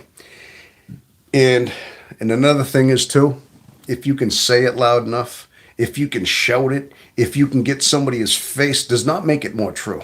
It seems that's the way you convince people, not with logic, not with reason, not with tangible, concrete facts or evidence. No, it's just how loud and how crazy you can say it is supposed to somehow pass off as believability. And you see that all the time, too. So a lot of times, the louder somebody can shout something and scream it in your face and threaten you to believe it or else, those are the ones you got to watch out for, because they're not throwing any facts or figures at you. That's just, just how absurd they can blurt their normal to you. Doesn't make it true, right? Sad world we live in. Yeah, absolutely. No, that reminds me. There was a guy I used to work with years ago. He said that one time because. One of the guys accidentally hit a mirror at work. I guess he sideswiped the customer's mirror. He was pulling out his truck, right? And I guess his mirror hit another mirror in a truck, and he kind of bent it a little bit. So another guy saw it happen. He says, "Hey, what happened? You just hit the mirror." And he says, "I didn't hit the mirror." Right? And he says, "Yeah, but Ray, yeah, you did." And he says, "The guy had to get out and fix the mirror." And he says, and then he kept screaming it, "I didn't hit the guy's effing mirror." He just screamed it like he started, throwing F-bombs out there, and the louder he was. So I never forgot this, but This guy I worked with, his name was Tiny. The guy was he was about 6'5", and the guy weighed about 450 pounds. Big guy, right? And we called him Tiny. That was his nickname, right? He was anything but tiny. He says, "Yeah, well, I think Ray comes from a place where if he can say it loud enough, it must be true." He said that. If he could say it loud enough, it must be true. Because he did. He screamed, "I didn't hit the mirror." He figured if he can scream, it makes it more true. But it doesn't. That's the way the world is. That's how we just, how logic seems to work. Not logic, but that's how you get that passes as normal now. Or if you can keep repeating a phrase over and over again, and if you can say it loud enough, you get these people in protest that hold their signs, and if they can get enough people saying it in unison, then that makes it true, even though it's absurd. You know. It's like, yeah, we live in a crazy world, and that's the way. But you got to sit back and say that this is just how human nature and how irrational emotions take over, because that's all it is. This is a thought process trying to convince masses with irrational, illogical emotion on almost like a fueled frenzy in a sense. Okay, and now it's kind of easy to see how absurd it is, but in a sense, you're being bullied. You're being threatened. You're being almost believe it or else. If you don't, things are going to happen to you. It's almost like a way of bullying you into thinking a certain way, seeing something a certain way, or something's going to happen to you. They basically want to threaten your life. And some of these people do that. Sometimes you hear about this where they get irate and they start, almost getting violent to the point of violence. Where if you ask me, that's what it's come down to in this world too. Yeah, it's a shame, but that's what it is. Sad world we live in. Dale, it says it makes it true in his world. Key world his exactly. That's all it does. But that's what I mean. That's the extremity of how trying to convince somebody of the absurdity. Again, if you notice, it's all devoid of any logic, of any reason. It's all just in how feelings are. It's like an expression of extreme emotion, irrational emotion, in order to govern one's decisions and try to throw it out to the masses. But honestly, anybody with any ounce of common sense, just one iota of common sense, can see that for what it is. That's all. It really should show us just how absurd it really truly is. All right. You look back to some of the other masses. Look back to Nazi Germany. Now, listen, I certainly, this is one of those things that we have to talk about very, very tentatively because of how it was perceived. And of course, it's never to be looked at in any iota of anything other than being completely bad, and which it is. But look at how Adolf Hitler, he had a way. See, he was a dark empath. Okay, as we want to talk about the dark empath, one who turned to the dark side, let's say. And I made a short that basically talked about that, how he used his mass manipulation. He's a dark empath. He was obviously they call him an INFJ, and they actually put him into that camp. Now, whether or not people want to believe that, I've had actually people not want to accept that because he couldn't have been. Because they believe the whole fact that INFJs can only be sensible people, nice people. They're kind, considerate, helpful people, which they try to be. But they're still human beings. INFJs are human as anybody, and they can be twisted into the dark side. Now, listen, Adolf Hitler was a prime example of that. But my point is that I'm talking about basically convincing the masses. I'm going to steer into that. Now, he had a way. He did just that. But not only did he use just his volume of his words, and he would stammer, he would yell, and you look at him on the podium, and his eyes would come out, and he had that stare, and he had that fist, and he could shout, and he would start yelling, and Of course, you look at it translate from German into English. He was blaming certain people, stereotypes, as to the ills of the world. So he had to find a villain. See, well, the way you control the masses is right away you have to find a common villain. You have to vilify somebody has to be the bad guy.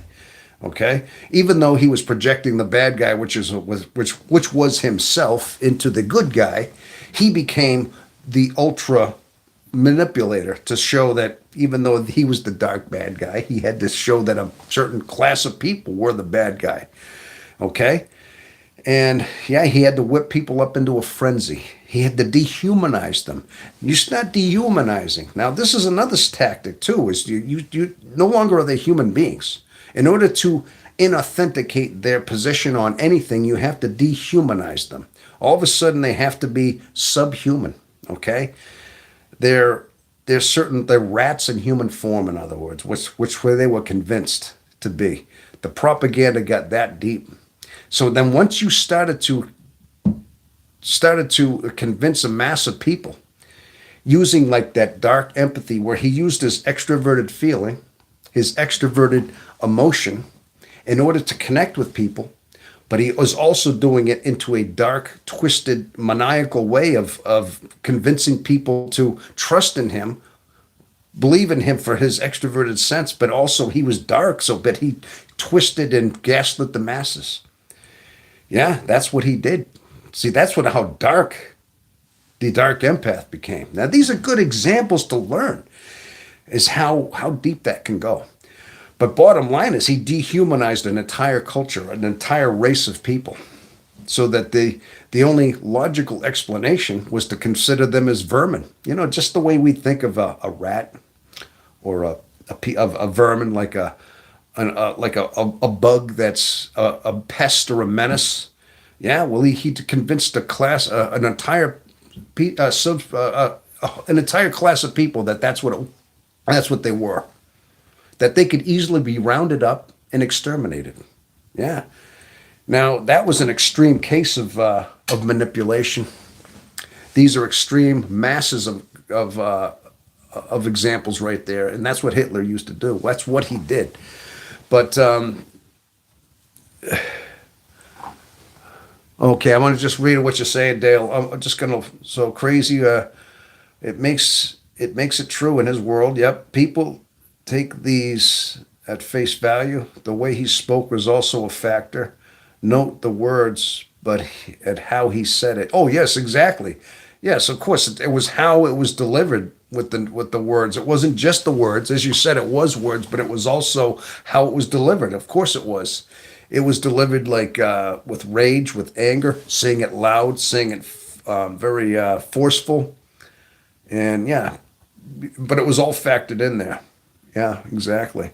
But of course, he had a certain way of talking. He had a way of, he had a brilliance about him. I mean, he was deceptive too. Yeah, when he spoke to the masses on those podiums, a lot of times that's the idea we think of Hitler was. Yeah, but he also had his somber moments where he would talk and he would seem charming and he would pet dogs and be wonderful to people and children. And he had this beside the side of him that looked very charming. Yeah, he did. He was charismatic, right? You get him off the podium.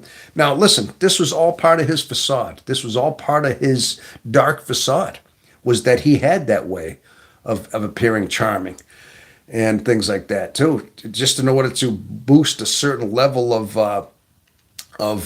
acceptance to the masses as well. I mean, yeah, he'd go out and meet people and kiss babies and talk to children, and he seemed like he was all friendly because he did. He had that way of connecting. But behind the scene, yeah, he was, talking about exterminating, basically door slamming an entire civilization. And he had a mass idea of like the whole idea of an INFJ is the fact that, yes, we can do this. There is a coldness to the INFJ. Now, on an individual basis, we have a certain way of knowing that we can detach. We can become cold. We can become completely ice cold in a sense when we detach from people that wrong us. And typically we door slam. You know, the old door slam, okay? Which we have been known to do. And this seems like brutality This has been described as a way of like psychological brutality, how somebody could detach their love, their support for you because of the way, for whatever circumstances happen. Sure, they may have eventually changed. They misinterpreted that they mistreated you. They abused you, whatever way it was psychologically. So you basically eliminated them from your life, but you walked away. You basically just walked away. But you look at the dark empath and what happened. It was done. It was done in masses. At this point here, the Third Reich was doing this in masses. Not only were they just eliminating people by just walking away from them, but they convinced the masses for his henchmen, his SS, whoever it was, to gather these people in masses and send them off to, the camps in order to do what they did. See, this was like a large scale, one maniacal mind way of manipulating masses into this. You look at how deep that went, and how. But these are supposed to be keys for us to understand the depth of the darkness, how it can go, and how basically I know the manipulation, how manipulation works, on how it can reach certain people. Okay, but my point is what I said originally was. Oh, hey, Justin's in the house. Yes. My point originally, what I was saying is that about, saying it loud enough must make it true. I say that on a small basis. I mean, there is a certain level of human nature that always seems to be. If the masses say it, if a crowd says it loud enough, chants it in unison's loud enough, it must be true. It doesn't mean that. It just means that a masses of people have been deceived. Masses of people have been changed, and that's how deep some of the psychology can go. Okay, but now you're supposed to. But the ones that don't see this, that see it for what it is, that can step back and not agree with that. I mean, somehow now they're part of the problem as well. You see, but my point is we're seeing that in this country in so many ways. We're seeing that whole depth of that whole hysteria, that whole whipped up of minds being just massively changed, about people being dehumanized, masses of people being and once you dehumanize somebody, once you make sure that they are out of a class of, then they are no longer valid. They have no opinion.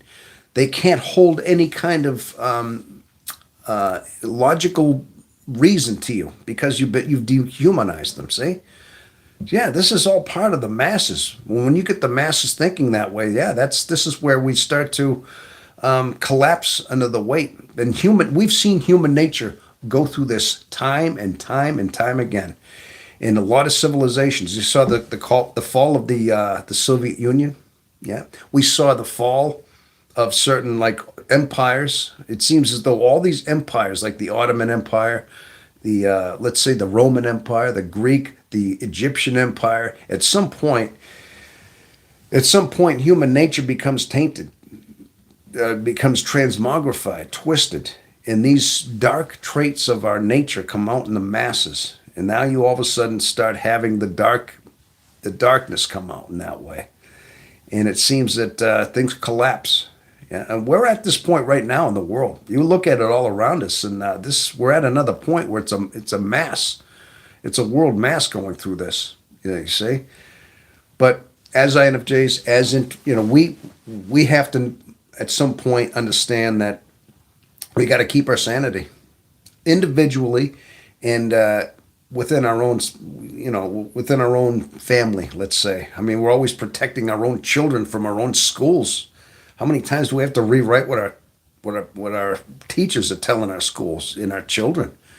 Yeah. Yes. So it was by design. He spoke like it was the truth. Yeah, we're talking about that. That's right. But that was a little bit. We steered into a higher example though, Dale, about not only just talking about how absurdities can be presented as normals and how human beings can be susceptible to believing just about anything. Weak-minded types can be trained like that to see that way. And there are certain types that follow right into that, that are very, like I said, malleable, changeable into that. Then you get other types that resist, the ones that think it over for, now, I'm not going to say it's all just introverted intuitives, just certain types. I'm sure it could be anybody, but a lot of times certain type personalities, I'm going to say, don't conform to that. And I'm going to say a lot of times it's our types that do not. So you usually get those small ones that resist or want to get away from that. Yeah, they're usually the ones that can't conform. So, Dale, Genesis, good afternoon, Tom. Oh yeah, so we have nine watching, and we have Justin in the audience again. That's good. We're getting pretty deep on these discussions today. We're getting quite the workout, though. I must say, into different things today. Yeah, we're having a good live broadcast right here. Okay. Hey, somebody subscribed. I want to thank whoever came on in here and subscribed. If you're still watching, thank you. I noticed that one came in since I started broadcasting. All right, that's awesome. So we are currently at 988. Can you believe it? We're just like a few away from that 1,000. He went from comedy to SS. I know. See, I'm all over the place. You see? I went from like doing impressions about Foghorn Leghorn and Rodney Dangerfield to talking about true, deep, dark psychology and how. Well, the thing is, we have to know this about ourselves, Dale. Okay, we have to know. Listen, I got a light side of me. I mean, I'm still a human being. I'm still a guy, and I like to joke and clown and stuff like that. But also, listen, we have to understand what the human mind and what the human psyche is capable of. All right? Not to say we are particular, not to say maybe you, maybe me, maybe we're seeing something, but in the masses, human behavior, you got to understand something about the human behavior, about, human behavior in general is where it's able to lead and how it can and how it can be changed. Okay, how it can be how masses can be manipulated the way, so these are just examples. Again, I mean, we have to learn from our history. We have to see where we've been. I mean, there's one of the reasons why they never took those camps down, the ones that are in Poland, the ones that are in maybe parts of, like the Auschwitz and things like that. There's reasons, because they're supposed to be reminders. I mean, they never wanted to get rid of them. These are monuments to how severe and how extreme the human being can go into that kind of darkness. We need to know that that's where we are capable of, so that we don't go there. We're supposed to be learning from these things. But on the flip side, the human animal also has amazing gifts of compassion, of deep compassion as well. So we have both these factors within our psyche, and we're pretty complex. I mean, the human being in itself, okay, you got multiple different type personalities, you got multiple different type characters, and different type of people running it. I mean, you have ones that gravitate more to their light side, and you have ones that gravitate to their darkness. But as Carl Jung said, or not just Carl Jung, but just as human nature says, that there are certain levels of integration of shadows that we have to take. It's almost like taking things in small doses are good. Now, we have a compassionate side, we have a helpful side, we have a loving side for one another. Okay, and that's what we want to. This is the type that we want to, have, in our character. Of course, we want to be generous people. There's nothing wrong with that. We don't want that other extreme that I just talked about. But then we talk about these shadows. Now, these shadows can get very deep and dark like that. But of course, talk about the integration of shadows. I mean, there's certain levels of darkness that we have to incorporate into our psyche in order just to keep a little bit of balance. But they have to be healthy doses of balances. Just as, there are certain cholesterols in our diet.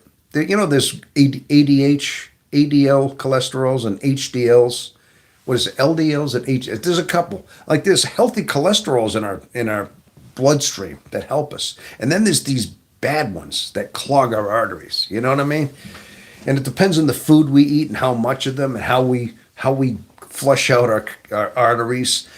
That depends. So there are certain good cholesterols that we're supposed to have. Now, you think all cholesterol is bad? No, there's certain good ones that we need. Same thing with, like what do you call those? There's certain things in our diet, like probiotics. There's antibiotics and there's probiotics. Those the things that live in our intestines that are supposed to be, we have certain like bacterias. Now, all bacteria can be, in a sense, bacteria is like a germ. It's bad. It breaks down things, right?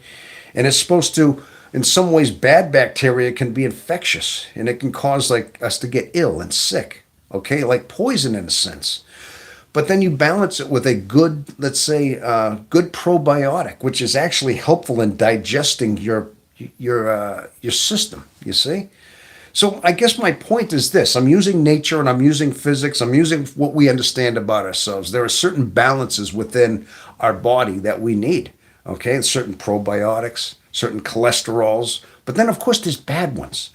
My point is this, is that there are certain integrations of shadow. There are certain dark shadows that go into psyches that I've described about, really extreme cases. But integrating a shadow into it's not a bad thing. Integrating it with your light brings you a certain balance, brings you a certain level of not being so overly compassionate and love that you're taken advantage of, but you have to maintain a certain level of autonomy and certain level of just understanding to balance yourself, you see? Kind of like those probiotics in our body that are the healthy ones. So I think that's basically what the integration of the shadow is that you integrate a certain level of darkness within your psyche, within your soul, which has been exposed, which has been, let's say, brought into the consciousness. As Carl Jung did say, the unconsciousness shadow has to be brought into the consciousness in order to observe this, in order to integrate certain levels of this consciousness. But that's what he was talking about. It's because we need certain levels of that in order to have a balance within our reason as well. But they have to be healthy doses and healthy levels of shadows within our psyche in order to balance. Yeah. Yeah, just like I said, like those good probiotics balance our digestive system. But the bad ones will make us sick. Too many of them. And if you kill all the antibiotics in our body, if you kill those probiotics, it'll mess up your digestive system. If you take away all of those things, you won't function right. You won't be breaking down food. You'll come up with ailments without them. Kind of like our psyche. We can't be too balanced. So this is all about balance. Again, healthy balance in the way our alignments work as well. What do we got here? HCI. Is that what it was, Dale? Okay, I was talking about the cholesterol levels. Is that there was HCI? Was that what it was? Let me see. Not the words he spoke. What did I say? A lot of things came about here. I want to read some of your comment. Dale, you're really, okay. He spoke also, in fact, and he spoke like it was true. Okay, afternoon, Tom.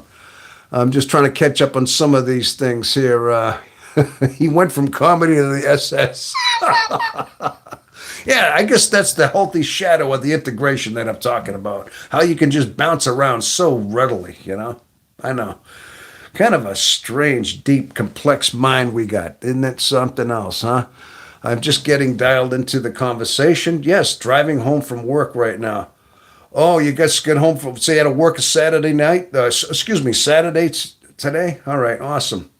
Gut micro bio. Yes, that's the gut microbiome. Yes, basically talking about those the good probiotics. Yeah, that's what I'm saying.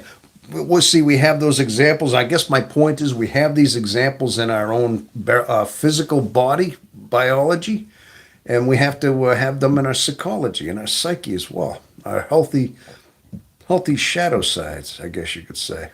See, this stuff just kind of comes out. I don't know. I don't even, a lot of times that's the only way to describe them and how they work. right? Hey, like I said, the Earth spins. It's a perfect, perpetually spinning thing, but it's half light and it's half dark. Always, perpetually. The Earth that we live on, the world that we're in, we have the equal amount of daylight hours as we are nightlight hours. It's a perfect spinning, and it's going just fast enough to give us a perfect balance of darkness and light. Too much light would what? It would fry us. Would be a desert. There'd be all the plants would be what? They'd be cinders. Yeah, they'd get their rain, but they would be too much. They wouldn't have it, and all those green leaves would burn up, wouldn't they? Yeah, they'd just be cinders if there was perpetual light. Okay, too much darkness. Yeah, now nothing could live. Too much darkness, and there would be no photosynthesis. The earth would be cold all the time. We'd be in darkness. So yeah, we can't have too much darkness, can we? Yeah, same thing there. But what do we need? We have a level of sunlight and a level of darkness, and it spins just right. Our soul is this way. This is how we integrate our shadow and our soul. In the same way. There has to be that perfect level of balance within us as well. Yeah. Deep stuff, huh? Yeah. Are we getting deep enough? Come on. Let's get this is the depth that we want, right? We crave that deep in conversation, right? Still having this cold coffee. There you go. Still nursing this cold cup of coffee here. One thing about these thermostats, these thermos mugs, they keep your stuff cold and hot. It's still cold. Same with hair. It's not healthy to wash your hair every day because you'll wash away the good oils, etc. Yeah, that's right. Have a good day. Oh, amazing delivery. Our new mattress. Gotta go. Bye for now. Oh, sounds like Ray got a new mattress there, huh? Is that what it was? He's got to get his Amazon delivery. Oh, I see. Hey, how about that? He's getting a new mattress, so he's got to leave the show. I guess I can understand that. Ray's going to get himself his mattress. Hey, you know what? There's only so long. Hey, I just had to get a new refrigerator by just last week. My other refrigerator. In fact, I've had it in the house for about a week. I had to get a new one. My other fridge I bought when I bought the house originally, it came with the refrigerator. It was fine. I got about almost 3 years out of it, 2.5, a little more than 2.5 years. And all of a sudden, about maybe a month and a half ago, maybe 2 months ago, I noticed it wasn't freezing anymore. Yeah, bottles of water I put in there to freeze were getting slushy, and then they were just all out. It was cold. I'd get cold water like it was in a fridge, but it wasn't freezing. Nothing would freeze. I'd put meat in there like steak or like chicken, and it was just still kind of soggy. It wasn't frozen solid. It wasn't good. So I just went ahead and just bought a fridge. So yeah, sometimes you just got to get new stuff, right? Does this year seem even stranger than the last year? Right, few previous years. Is there something in the air, or is it just me? Justin, we were just talking about that guy. We were talking about how, yeah, the world is definitely. We were talking about the whole change of the world. How we're in a cycle right now, and if you had seen, I don't know if you caught part of the monologue I just got into, and I was talking about the extreme dark empath. I started talking about the Third Reich and about basically how Adolf Hitler, basically how he was able to manipulate the masses. And I also said, yes, he was a dark empath. The guy's an INFJ. He's a dark one. And I mean, I guess I got into steering into how the masses can be manipulated and how certain people are so malleable that they believe the masses, and how psychology has certain terms for this. I mean, I guess I was basically saying how extreme it can get, and I was comparing some of the same kind of manipulation tactics that we've seen from like these totalitarian regimes, let's say in the past, for example, the Third Reich, and some of the ones we've seen, like let's say the Soviet Union. I didn't get too much into that one, but my point is that somehow we have a side in our nature. Human beings can be malleable. human beings can be shaped, even into being changed into something completely out of their nature, completely go against their nature and in the masses even.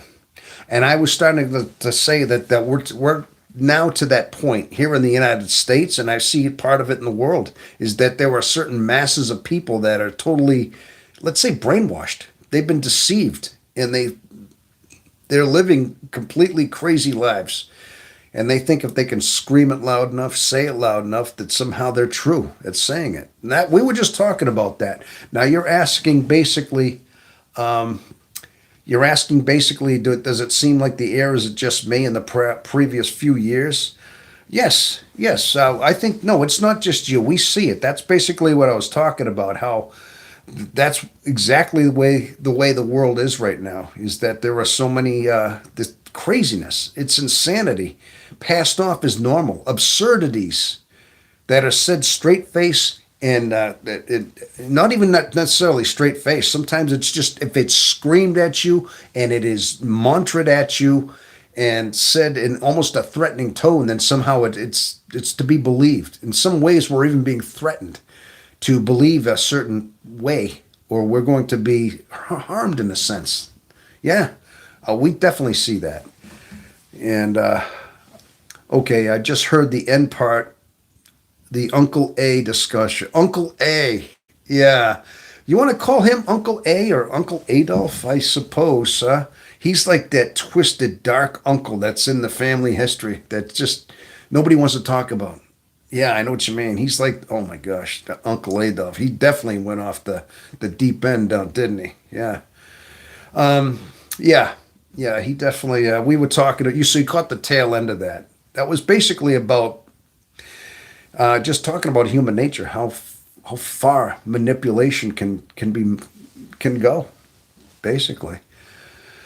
Even in small circles of people, that seem to be a lot of strife and bad decision making. Yeah, yeah, I think you're right. That's why I seem like I got to be honest with you. I keep my I keep my circles very very tight nowadays. In fact, I mean, I've told you before. I have this house that I live in. It's perfect size for me. It's a little trailer house out in the middle of New Hampshire, and I stay to myself. I mean, I'm making enough money to pay the mortgage. I'm trying to make sure I live my life, but I try to keep my circles small now. In fact, some of my circles are right here. I like to think that some of you out there, the ones that I'm seeing on these live broadcasts, and some of the comments that I have from this channel, I consider you out there as part of my circle now because we're influencing each other in some way.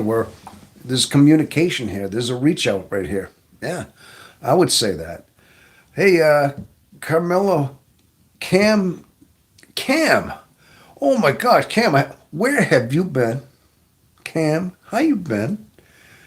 I remember you left a message on one of my chats the other day, and I haven't heard from you in a while. I don't know what happened. I've been a couple of months. I haven't seen you, but it's good to hear from you. Happy to see you live. I started a new job, so I've been less active on here. Much love to you. Okay. Oh, you mean, wait a minute. You mean to tell me a new job took precedence over my show? Are you kidding me? I'm only joking. Of course. Thanks. Okay. Yeah. Hey, and Jethro's in the house. Jethro. Hey, man. Jethro is in the house. Hey. All right. Okay. We're all showing up. That's awesome. Okay.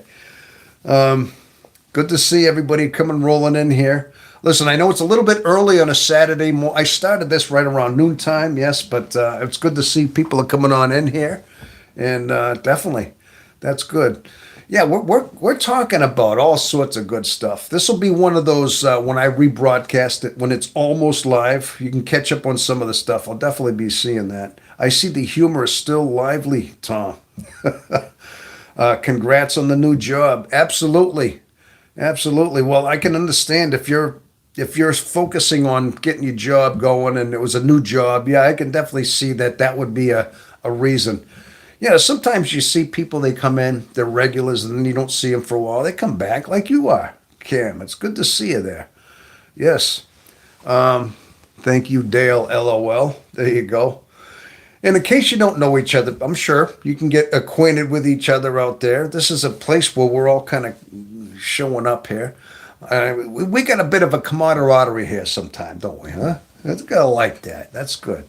So, yeah, but we're just talking a little bit about everything. And yeah, so getting deep into like dream interpretations. Yeah, matter of fact, I don't know how it steered there. I think somebody was, we were talking about that earlier. Was that you, Dale, that was talking about your dream interpretation? Deep stuff was going on, I think, the first hour. Yeah. Talking about stages of how, you know, where we go when we're authenticating on how we're steered into certain realms of ourselves, and how to interpretate certain thoughts and dreams into how it changes us. Yeah. See, that's what I'm doing a lot now, people. I guess the first hour I was covering a lot of that. You know, I've been noticing too. As I get older, I do notice that things have been changing quite a bit in my life. So, but I think they're necessary changes because I feel like I look back to the way I was thinking even 5 years ago, and I've already changed. Like I don't think the same way. Right after I had been divorced. Now, I got to tell you the truth. One of the most trying years I've ever had in my whole life. In fact, the most hurtful years I've ever had was the year 2021. Now, I think I've mentioned before, and some of you are coming in, that this is the anniversary that my mom passed. She passed away 5 years ago today. Okay, and I mean, yeah, she was 88 years old. She was my mom, and of course, now I tell you, losing a parent. I mean, maybe you have lost your parents, but you don't realize the connection that we truly have, especially to a mom. Now, it could be the same way with dads. I didn't have a close relationship with my dad as much. I mean, he was kind of. They got divorced when I was 3, so I didn't see much of dad. But with mom, it was. There's a certain level of. There's a connection that you have to a parent, a mom. That's. It's hard to describe, but you don't really see that until after they're nothing but a memory. You start remembering everything. But I said before that one thing it taught me was that the best thing we can do to honor our parents, and now that's one of the commandments, honor thy mother and father. But one of the best ways we can try to honor our parents is to remember all the positive things that they taught us through our life, all the guiding moments that they had, and just remember them because they're part of our legacy. They're part of our life. I mean, they were the first ones to basically raise us. I mean, we were born of our parents, of our mother, and yeah. So the best thing we can do is just take their good moments.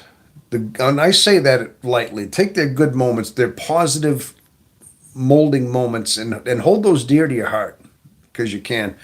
And the reason I say that is because sometimes the parents will say things that you look back now and say, okay, I don't think that was quite the right thing, but she thought it was the right thing.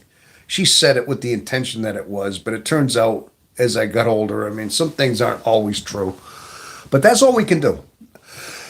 And that's how we honor our parents is just by holding their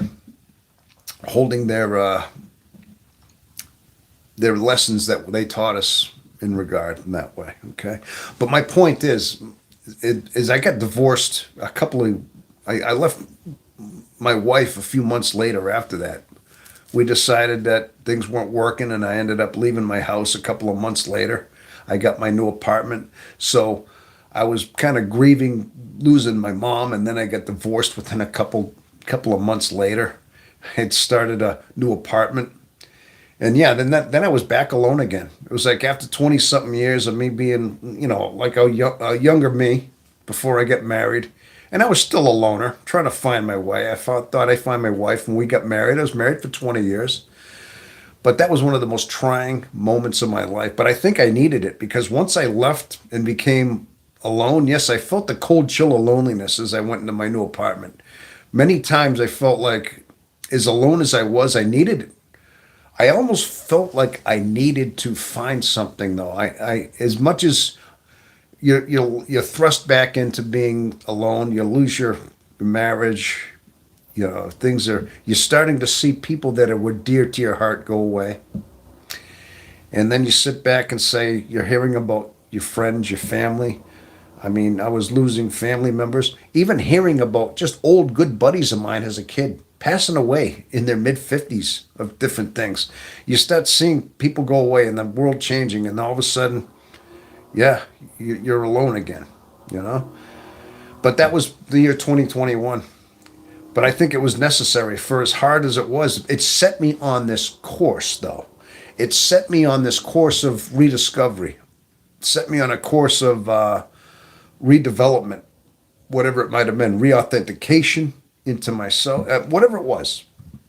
So sometimes what seemed to be courses of despair turn out to be what you need to go through. Sometimes where you just never know what fate's going to lead you, but it's led me to a greater awareness of myself, and especially not long after that. After that year, I discovered the MBTI. I discovered here on YouTube. I think I've told the story about how it was right here on an algorithm. I discovered what the MBTI was, and that was an INFJ channel. An algorithm found me about an INFJ video. I don't know how, but must have been things I was searching for. They detected that somehow I like this INFJ video for some reason, and I start watching them and consumed by INFJ personality types, and I realized that that's what I was. So it all started to unfold, almost like it was supposed to happen. Okay. Sure enough, 5 years later, I'm talking to you with my own channel here about the experiences that we go through. That's all. So, all right. So we have 8 watching right now. That's good. Okay. So, all right. Yeah. But it's so happy to see. Okay, so anyway, it's good to see some new faces in there in the house, and it's good to see some of my old friends as well. I can call you old friends. Some of you out there, I see you on my lives, and some of you come back. Yeah, and depending Saturday nights, even if it goes into Saturday nights, I see some of my old friends come in here, and it's always warms my heart. I got to tell you, people, this is one of the reasons I keep doing these lives is because I like the connection. I do feel like I have a connection too with some of you out there, the ones that I've established a kind of a friendship with. So it keeps me going, and it keeps me wanting to invest into this channel all the more. So that's one good thing. Okay. So, but if anybody has any questions, any concerns, anything going on out there, we could talk. If you'd like, we can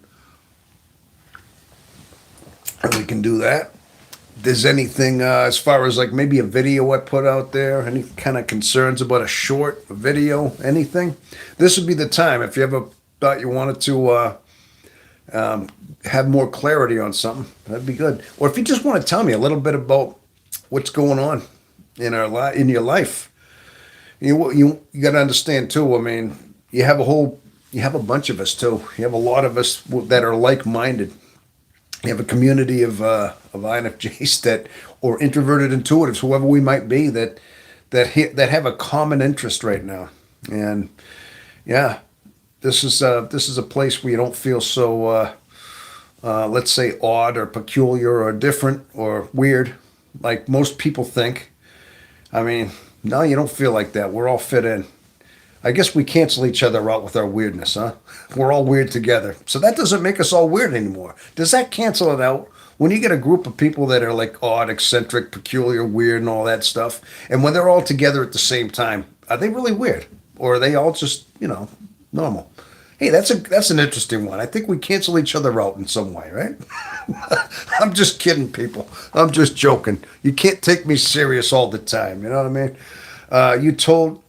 If you told yourself 5 years ago that you would have your own YouTube channel, would you believe it?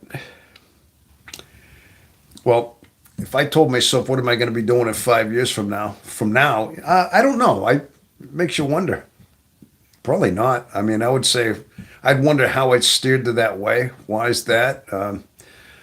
But the funny thing is, like when I first got this cell phone, back when I started making these little videos. I used to put them on like my Facebook feed. I'd add little I'd put some like music to them, like just songs, and I'd try to make them different. Like they were like little music videos and things, but I didn't leave them up for long.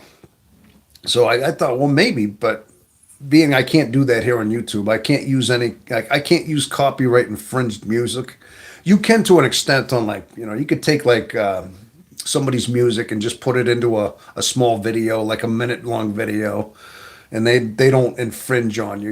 It's not a copyright. As long as you're not trying to advertise or boost your own product with their music, it's okay. But here on YouTube, I can't do that. I need certain copyright permission. It's a little bit different here. A bunch of serial chameleons together. Social chameleons. Yes. I've been listening to some of your older live videos that I haven't previously heard. Really enjoy them. No agenda, self-discovery. Haha. Yes. Yes. Oh, by the way, Justin, I see you're a guitar player. I looked at your channel. I was just curious, and I saw you're a guitar player. I heard you were jamming. You were jamming on one of your videos. I saw one of your videos. I must say, you're a pretty good guitar player. I mean, you're all right. If anybody wants to check out Justin Genesis Sikaler, he plays guitar, and you were interesting. I mean, I think it was a cover tune. I can't remember, but some good riffs going on. I'm like, wow, man, he plays a guitar.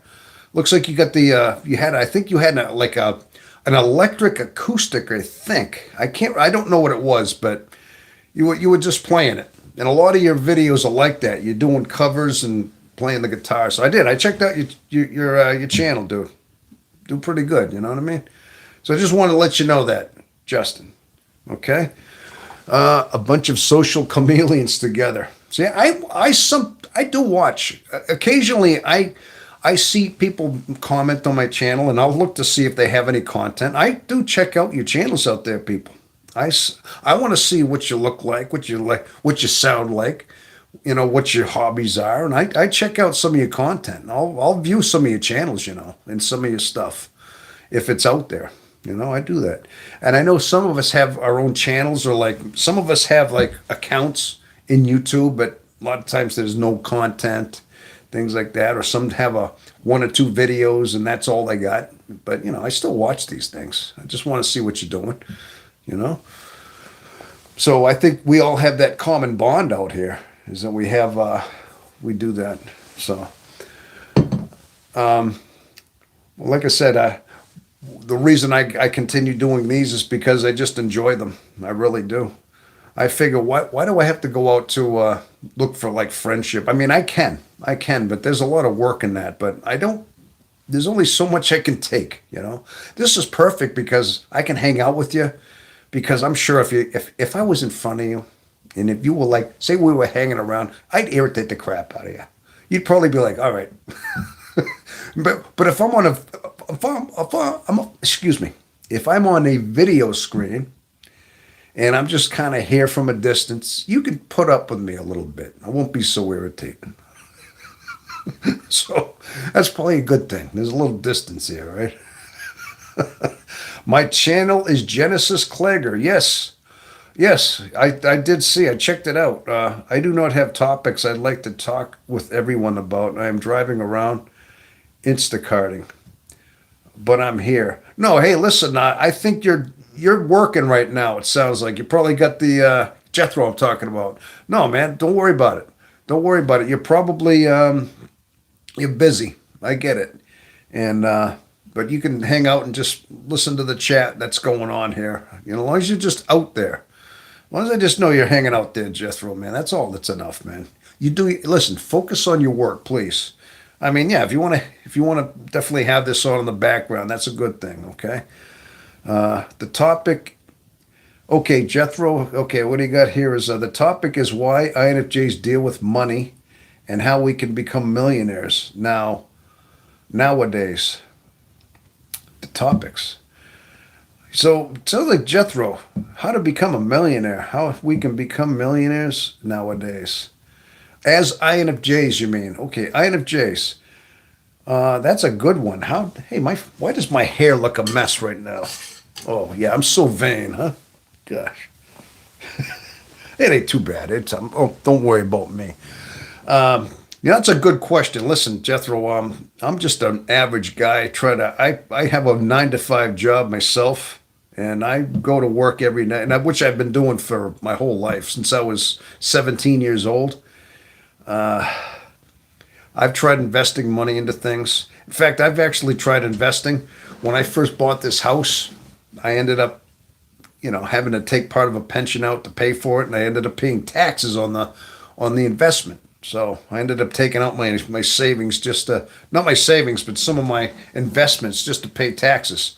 I did pay the taxes off, which was good, but that was one thing I didn't factor in after I took an early withdrawal on a pension. But how to become a millionaire? Being that I'm not quite there yet, I I want to be. I'd like to be secure into my retirement. My goal right now is just to have enough capital in order to have a roof over my head that I don't have to pay for the rest of my life. One thing I can say is I mean, a lot of times I think a lot of it has to do with investing. I mean, obviously, I mean, if you come up with a product that people will buy, people will consume. Yeah, that's one thing. If you have a certain, invention. I mean, if you built yourself an electric car like Elon Musk, like a Tesla, and you're able to mass produce it, yeah, that's one way. I mean, I'm not really sold on the whole idea of electric cars, but that's beside the point. I mean, obviously, come up with an invention that people will gravitate toward. Either that, or I mean, YouTube is. I don't know if YouTube can make you a millionaire. I mean, there's an account. There's money to be made as a YouTube content creator. I mean, I think some of these. There's some people that are, believe it or not. I mean, they have certain levels of channels and they have millions of subscribers. I don't know if you can actually become a millionaire. I suppose you can, but you have to have a certain magnetism and a certain amount of capital that you get from your channel, watch time hours, and if you have multiples, I mean, I suppose you could. But bottom line is, I think a lot of it has to do with having the ability to connect with people, and of course, above all, you have to have a product that you can sell on masses and have it produced, right? But other than that, it's a matter of finding ways of investing your money. I mean, if you have a good way with stock markets, how many people get rich by just investing the right way into the stocks, knowing how to work the system? You invest $1,000 here, it makes money, and knowing just when to sell that product, just when to pull out and sell before it starts crashing. Having those stock market intuitions, I guess you could say. I mean, you talk about the what is it? There's the bullish markets, the ones where everything's rising. Then you have the bearish markets, the ones that are dipping. So just knowing how to have enough of an insight in how to how to sell and trade stocks, how to invest properly, that can make you lots of money. But you always got to be watching that whole ticker and things like that. You have to pay a lot of time, pay a lot of attention into knowing when to pull out, so you're not losing money, and look for the certain dividends you get. I was starting to do that, investing in the right things.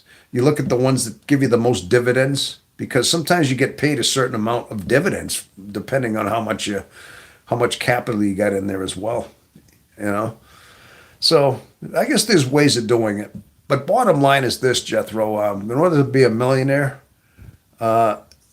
basically it's your own hard work. It depends on how much work you want to put into yourself. I mean, and yeah, it depends on your own work ethic. Depends on how much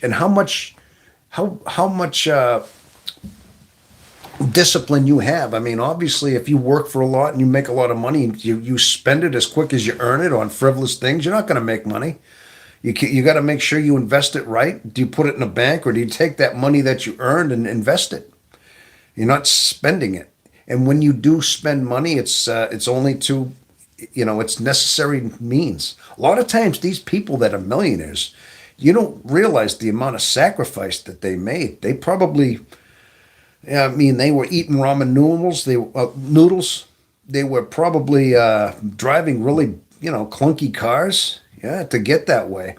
A lot of times you hear about these millionaires that don't spend their money. They live modestly. They got thousands of millions of dollars in the bank, but they're so frivolous. They don't know how to enjoy their life. They have the money. They still don't spend. So it makes you wonder. I mean, it's their habits. It's their work ethics, and just in what you are willing to invest into in your own career. Yeah, a lot of it comes down to you personally on what you are allowed to invest in yourself and how much discipline. And of course, it takes a lot of intelligence, just with strength. Obviously, you make money, you can't keep spending it. You got to reinvest it, and you got to hold back. Sometimes you got to eat cereal and Cheerios and not steak dinners either. You can't think just because you're making all this money, you can buy lavish cars, Lamborghinis, Porsches. Yeah, these are flashy things, but they cost money.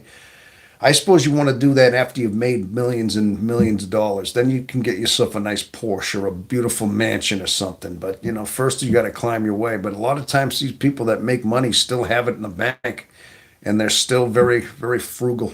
They just buy modest cars. They just buy your Honda Civics, or maybe not Honda Civics. They just buy a regular car. They're not buying like Rolls Royces. Not everybody's doing that. Yeah, so a lot of times you don't even know that. And they just build a business. Some of them just build businesses from scratch, and they just, they invest into a business. They build another store. They hire employees. They get a foundation going. They get a chain going, but it takes years and years of preparation. Yeah. Have your money makes you more money. Yes, YouTube can make you millions, brings lots of value to people. Again, it can. You can do that as a content creator, but again, it depends on how much you're willing to put into it. Now, this channel, it took me, I'm right on the cusp of 1,000 now, and I've been doing this for almost 10 months, and I'm still, I'm not even into a monetary phase right now. I do this because I enjoy doing this right now. I think I'm setting down some seeds, hopefully in the future when I retire. I'm just looking for something that will keep me busy into my retirement as well. I may not look it. Maybe I look young, like I got many years to go, but I'm gonna be eligible for retirement within this next 10 years. I'm 61 years old. In case you don't know that, I'm 61. Yeah, and I'm eligible for retirement in the next 4 or 5 years. And I have to ask myself too. Right now. It's hinging on me paying the mortgage on this house. It's a small, modest house right now, but eventually I won't have the overhead of paying capital or principal on my mortgage. So I got to think of that. I've got long-term plans going, but also if I do retire, I'd like to think I have a channel or so. Maybe this one here. I want to establish this one. This one means a lot to me, very much so. This is like the first channel and the only channel I got, and I invest into that. And so this means a lot to me. Of course, I have plans eventually to think I'd like to maybe write some ebooks, maybe come up with courses like those courses they got online where you have stages like, advice for INFJs, how we can self-discover, how we can, basically my whole idea is just to find out, how we can live better lives, just live really content lives where we've found control of our mind, where our mind is no longer chaos, it's peace. Just basically finding peace within ourselves, which is fully attainable within us. That's so. I'd like to think someday I want to make courses on that. Again, it depends on how much work I want to put into this too, as well too. How much do I want to, write an ebook? How do I write an ebook? I don't even know how to do that. I'm sure you type it all out. You come up with chapters, come up with paragraphs, and everything has to lead up to a conclusion. But what would I write about? See, things like that. I mean, eventually, if I get into the partner program, do I want to sell T-shirts? You know what I mean? I'm thinking, sometimes that people do that. They get these channels and they sell merchandise like coffee mugs. I mean, I'd have to think, put a little logo on there, and you can buy it from the store. It's like whatever, like $9.99 for a mug, or $14.99 for a T-shirt, or whatever, a hoodie, sweatshirt. Some of these people are doing that stuff. And then you can have like a logo on there that says, you know, are you experienced? And I don't know, maybe you put it something. I'd have to come up with a design for a shirt. See, I got visions, but I don't know. I mean, but again, that's just something as far as like something I have in the works that I'm thinking about, little things like that. But as far as making $1 million, again, it becomes in how much product you're willing to put into it, how much hard work, and how much content you want to put into it. I mean, right now I'd have to focus on making sure that I put out good content, maybe like better content, a message that resonates, like I'm hoping I'm doing right now. Yeah. Okay, so hold on. I want to read up some on that. See, Jethro, you always put me down a rabbit hole, man. I'm glad that was a good question. Retire your parents before splurging on materialistic things. Retire your parents. Well, what do you mean by retire your parents? Well, my parents, I lost both my parents already, if that's what you mean. Yeah, I mean, you got to take care of your parents. I think that's a good point. That's very good, Dale. Yes, if you have your mom and dad, they took care of you, and if you still have good parents in your life, and you still have a close mom and dad, yeah, you want to make sure that they're taken care of. Right now in my life, both my parents would be in their 90s if they were alive today. I lost both of them. But yeah, you're right. You got to take care of like people in your life, right? That's all. Yeah, especially your parents. I have that storage units. I heard that storage units are good investments. If you could build them and rent them out, I'd imagine you'd do well.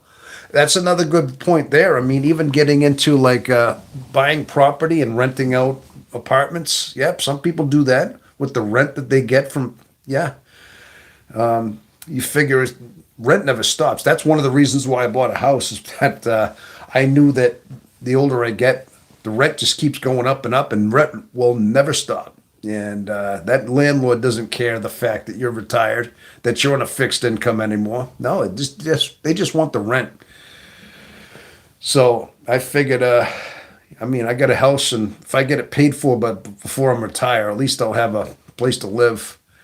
And I think it's sound enough to get me for the rest of my life. If I want to stay here, that is. As long as I want to retire here in this house, yeah, it should. I mean, I got to make sure I shingle the roof at least maybe one time. Maybe. I'm hoping in several years from now I'll have to put a roof on at least once. Do I put a metal roof on? Do I go with shingles? Like a lot of little things going on. Let's see. Okay, let's see, and I think INFJs provide an authentic value to otherwise. If you don't, we'll get our own way or struggle. Most understand this. Wentz is pretty good at explaining money problems. Yeah, Wentz. Yeah, I haven't watched too much of Wentz lately, but yeah, she's pretty well established, isn't she? Yeah, she lives in Belgium, I think. She lives in Europe somewhere. Did you know that? Yeah, I mean, she has an American accent. I don't know where she grew up, but she lives I believe she said she lived in Germany once, and then she moved to Belgium. So she's in Europe. Cam, the opportunities are endless, Tom. I think you have a lot to offer overall. You can do anything you want. Well, thank you, Cam. It's like I said, it depends on how much we want to invest into what we have. It's what it is. Exactly. Yeah. But overall, everybody wants to live a good life. But you also got to wonder, too, I mean, everybody wants to be a millionaire. I'd like to think I'm a millionaire, but think about this, too. Look at your motives. I mean, I think being very financially sound, whether or not it's having millions of dollars, that's great. That's great. But you know what? A lot of times, what that brings out in most people is the philanthropy side of people. A lot of times, you hear about these benevolent millionaires, the ones that make their money, and they end up getting very charitable. They'll end up just anonymously donating hundreds of thousands of dollars to certain causes, certain charities, anonymously, that is. Yeah, it's like they have more than enough they make this money, they earn it, and then they end up just passing it on. I'd like to think I'd be that kind of guy. You know what I mean? Where I'd like to be one of those where you have so much money that you can just kind of donate it and anonymously to good causes. Good, I mean, we're talking proper, ones that aren't going to lead into nothing corrupt. Obviously, you never want to think that anything's going to turn into corruptness or people are going to be siphoning your money, unless it went to a good charitable cause. Yeah, that's what I'd want to do. I'd want to be one of those guys. I know. I'm saying it, announcing it does not make it. Now I've announced my plans. Whenever you do decide to do something about your roof check in your area, you could possibly get it done for free. My grandma got her roof done for free. Yeah. Well, my house was built in 2018. It's still a fairly new house. In fact, my car is even newer than this house. I think it's 2018, so it's already, let's say, going on maybe a 7-year house, maybe 8 years. Yeah. So you figure it got planted here in 2019 when it got planted in this area. So it's still fairly new. Although, I mean, eventually I'm thinking that's one of the main things I'm going to have to change out maybe. But usually shingled roofs are good for at least 15 to 20 years. Depends on how you take care of them too, obviously. And right now I got some trees that are growing up there, shading part of it. And I got like moss on part of my roof. I got to get up there and spray it down and kill some of the moss. Either that or cut trees down. Either one. So, there's a lot of things to think about that you got to do eventually. But,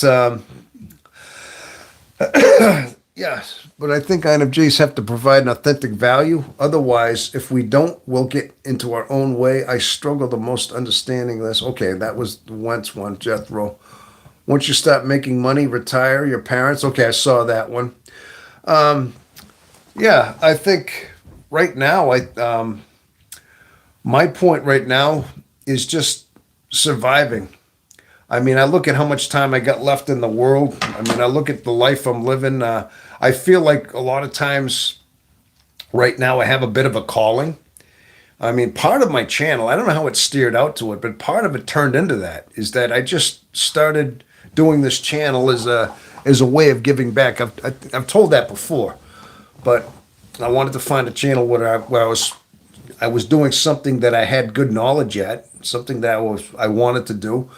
And but being that, I hope it benefits just others that find our channel, that find us, find this channel, find some kind of message and understanding their mind better. That's all I can do. I mean, that if that's bringing a product to what people would glom onto, but I mean, right now I'm at a point now, I'd like to be financially secure. I don't know if I'd like to necessarily have millions of dollars. It'd be nice just to think, but that you have an unlimited amount of money of capital that's behind you, so you're financially secure.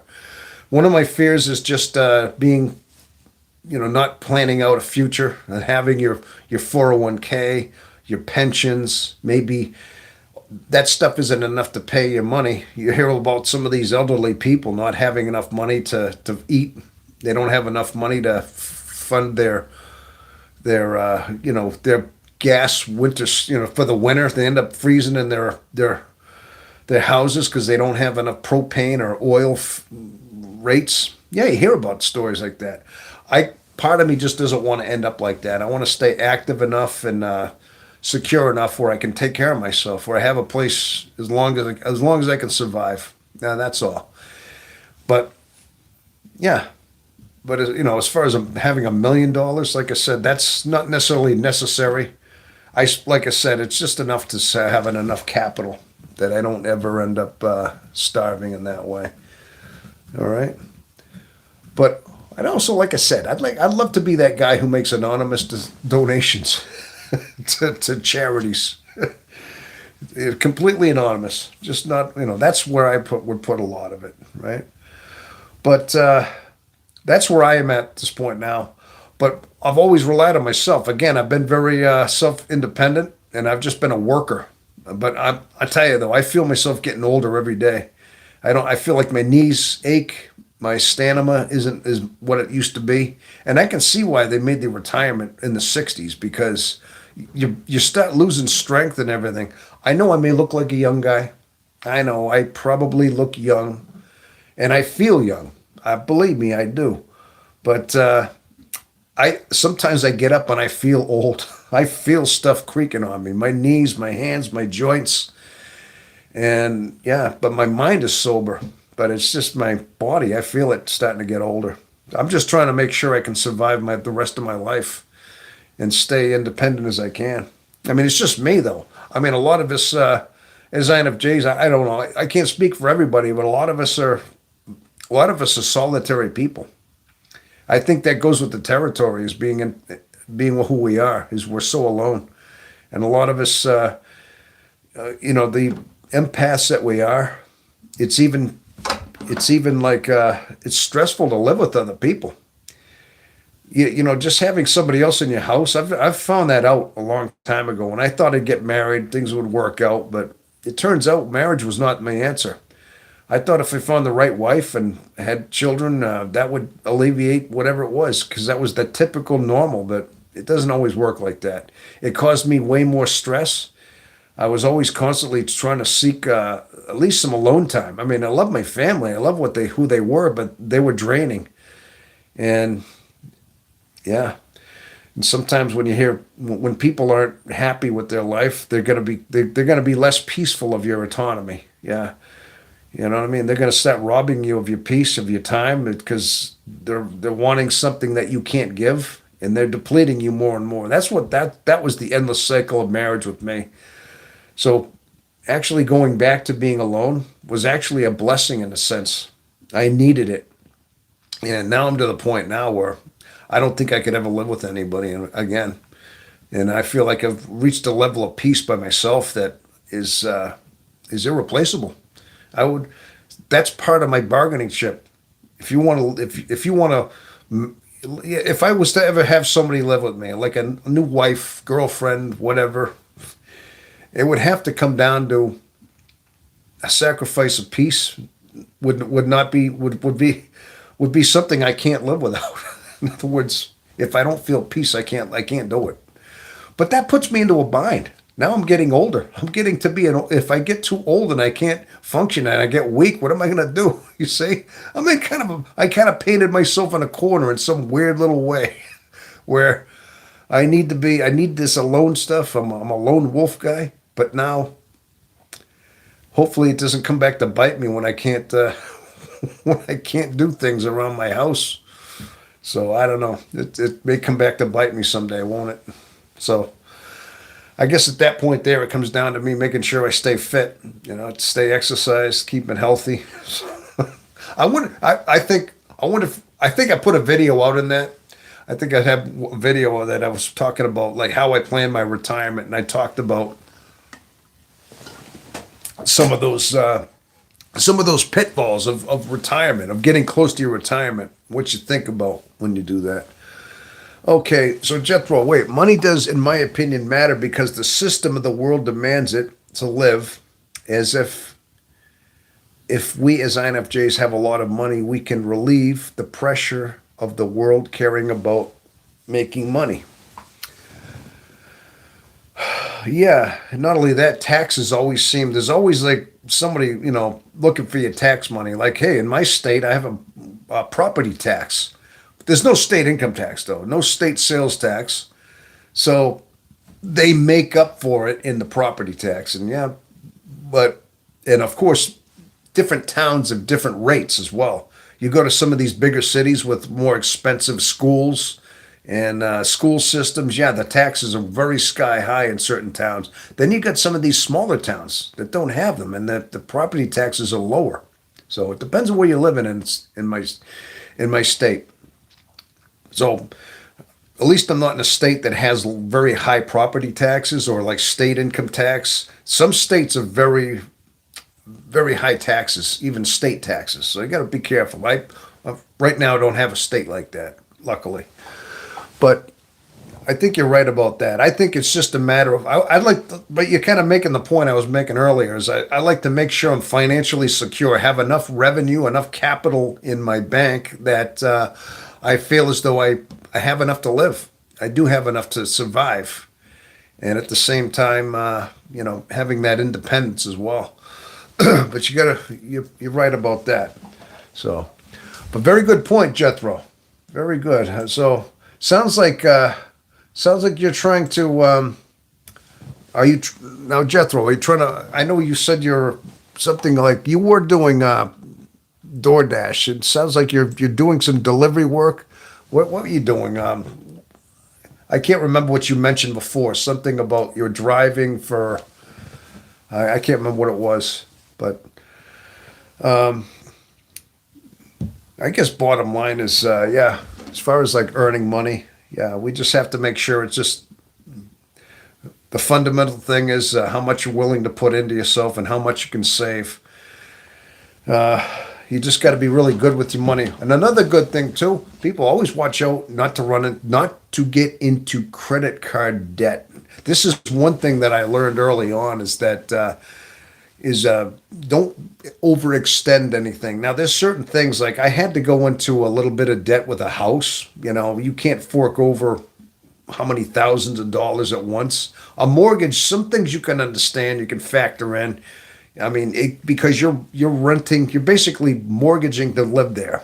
So you're going to, that is a bit of an advantage. Okay, yes, you have interest rates, you pay your escrow, okay, and you have to agree to that. But there's certain things you got to know that you got to do. A mortgage, I can understand, but don't get frivolous with credit cards.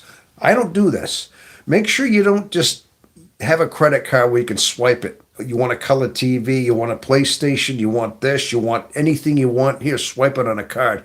It's so easy to get into this, and these rates, these finance rates on these credit cards are crazy. You'll end up just getting into a vicious circle of paying your minimal balance, and you never get out of that. And so many people end up going down that rabbit hole as well. So, Instacart, that's it. And door dashing till I find a full-time job. Okay, Instacart sounds like we talked about this before. We talked about how you felt like a couple weeks ago. You sounded like you were getting exhausted and things like that. And I was trying to talk about eating good. Hopefully you're eating good. You're getting your rest, and you're just keeping your good frame of mind. Yeah, we were talking about that until you get a door dash until you find a full-time job. Now, Instacart, I'm not sure what that is. If that's some kind of delivery, and door dashing. Well, you got to stay busy, definitely. Yeah, I'm not eating good food. Remember you told me of like getting burned out? Yeah, because if you're door dashing, you're running into these little fast food places, grabbing a quick burger, grabbing your quick fries, a drink. Yeah, my sleep is kind of okay. Yeah, I know. I'm one to talk. I mean, I still I like to think that I try to eat as good as I can, but I try to make sure I don't eat a lot of McDonald's. I don't think I've been to McDonald's in like years or fast foods. I try to avoid processed foods, fast foods. Now, not to say I don't go out to a restaurant on the weekends and have a burger or something, but I got to watch salt. I'm supposed to watch cholesterol too. I talked about cholesterols earlier, but there's certain things you got to watch out in your diet, So, but as far as like all I could say, Jethro, was definitely get your sleep. Yeah, you got to find a full-time job. Get back on your feet. You might be better off doing that. Unfortunately, with what they're paying nowadays, SMH. I always tip my dashers well. Keep it up, Jethro. I hope things improve for you. Yes, there you go. See that? There you go. You got some inspiration there. I'm stressed out because I don't find full time by the end of the month. I'm moving out of my house of 8 years. Oh gosh, Jethro. So you got some serious stress going on right now. You're trying to make ends meet. You have a mortgage. Are you like gonna say you're gonna default on your mortgage, like foreclose? Is that what you mean? Like you're not making enough money, kind of things. Is that it? Yeah. See, yeah, that's what it sounds like. 8 years. No, but I mean, is that 8 years of a mortgage you're not able to pay? Is that what you mean? Like, I'm renting. Oh, renting. So, okay, you're renting your house. Um, well, you got to find out what are you good at doing. Now, listen, now Jethro, it sounds like you have a good work ethic. I mean, as long as you have a decent work ethic, you got to at least. I mean, I don't know what your whole situation is as far as the dynamics of your house. I don't think you've ever mentioned a wife and kids. I don't know if you're married or have children or anything. If you have any, or if you have any dependents. But you're trying to find a full time job. You know, are you looking? What is it you want to do? You got to ask yourself, Jethro. What are you good at? What are your talents? I mean, are you physically strong? Are you able to? Are you still young enough, or what is it that you're very good at? You got to put your talents into work right now. If you want to find a full time job, you need to find something what are you really good at? Honestly, if you're physically, first of all, you got to start out physically. I mean, if you're good at moving furniture, you got to do that. If you're good at mechanical or service, you got to do what you got to do. But you got to stay healthy, and you just got to do good things and keep your mind sharp and eat decent food. My work ethic is very high powered. Okay, you can look into blood banks if there's something you can do.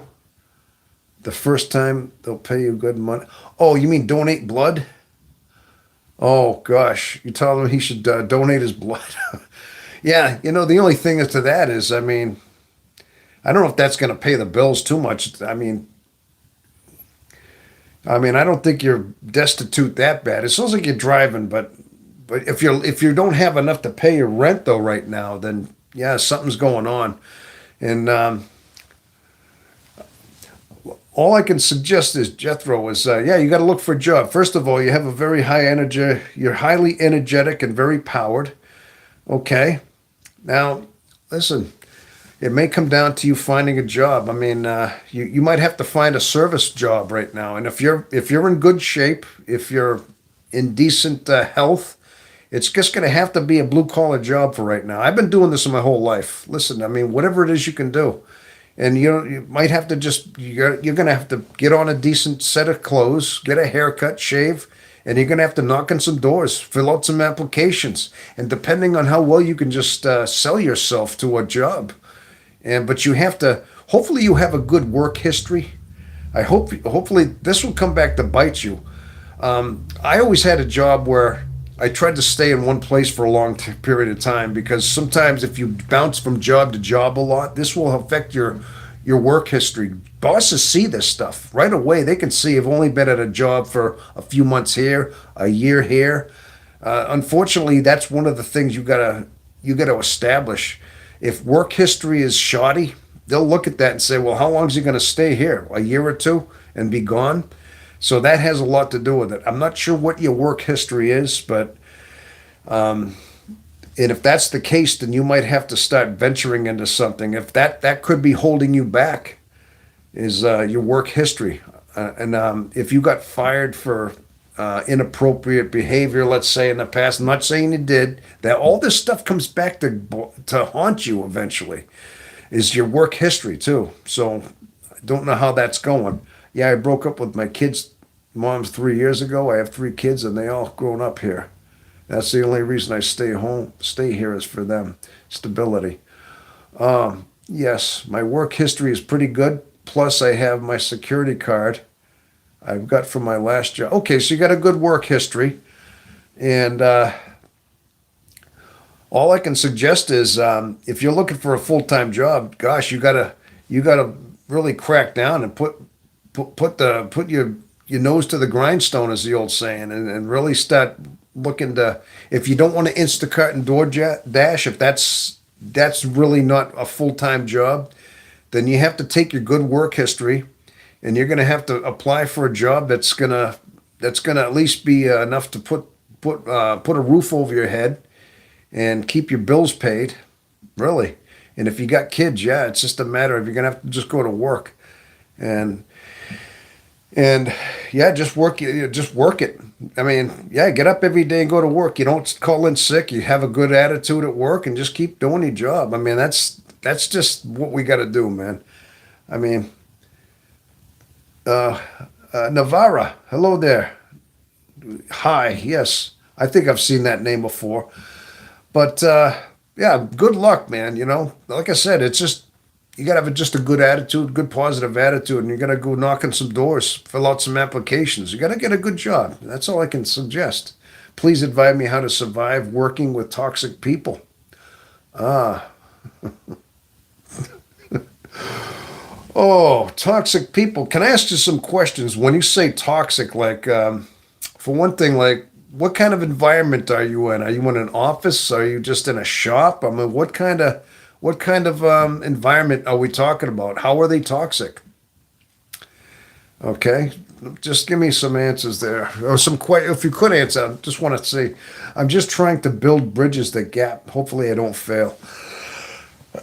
Yeah, yeah, I could see that. But bottom line is, gosh, first level of duty is you got to get that job. You gotta, like I said, get yourself a decent wardrobe. If you can get yourself a nice suit jacket, a nice decent shirt, okay, and get yourself a haircut and shave every time you go in, and you might have to knock on some doors. And how is your audible skills? How good are you at talking? How good are you at just talking to people? Are you a good communicator? Look, if you are an INFJ, I know you're pretty good. You're smart. I just know you are because you are. And you got good intuition. You got good attributes about you. You can read people. You can read rooms. You got to use your talents to your best ability. Okay? And of course, you have to put on a certain chameleon in front of your work. You have to become a certain way at work. You have to kind of act out certain roles just to work. It might not be you, but you have to sometimes just like we're talking about dealing with toxic people. Somebody just said, how do you survive dealing with toxic people? That's just part of it. I mean, depending on how toxic they are, if depending, are they foul mouthed? Are they just the backstabber types? I know there's plenty of types. Listen, for one thing, I'm going to tell you right now. I'm gonna incorporate this last comment into that. As far as dealing with toxic people, we have to chameleon too. Sometimes, if you can flat out ignore people and just kind of laugh them off or don't disassociate with them, kind of distance yourself, you can. But if you have a toxic boss that you have to ask, if you have to deal with, and they put demands on you and talk to you down certain ways, all I can recommend to is always when you deal with people, keep a level of stoicism about you. Never lose your contact. And even if they have a position of authority above you, you can address and say, I'm not an animal. I'm not your dog. I don't whistle on command. If you want something done, you're going to have to talk to me like a human being. You could even address them in certain ways. And if you feel as though they're demeaning or degrading to you, no matter who they are, you can do that and stoically. And I know, like, because I had a toxic manager years ago that was like that. I mean, I wish I had known that. I wish I could remain stoic, but even then, but I had a certain manager that was that way.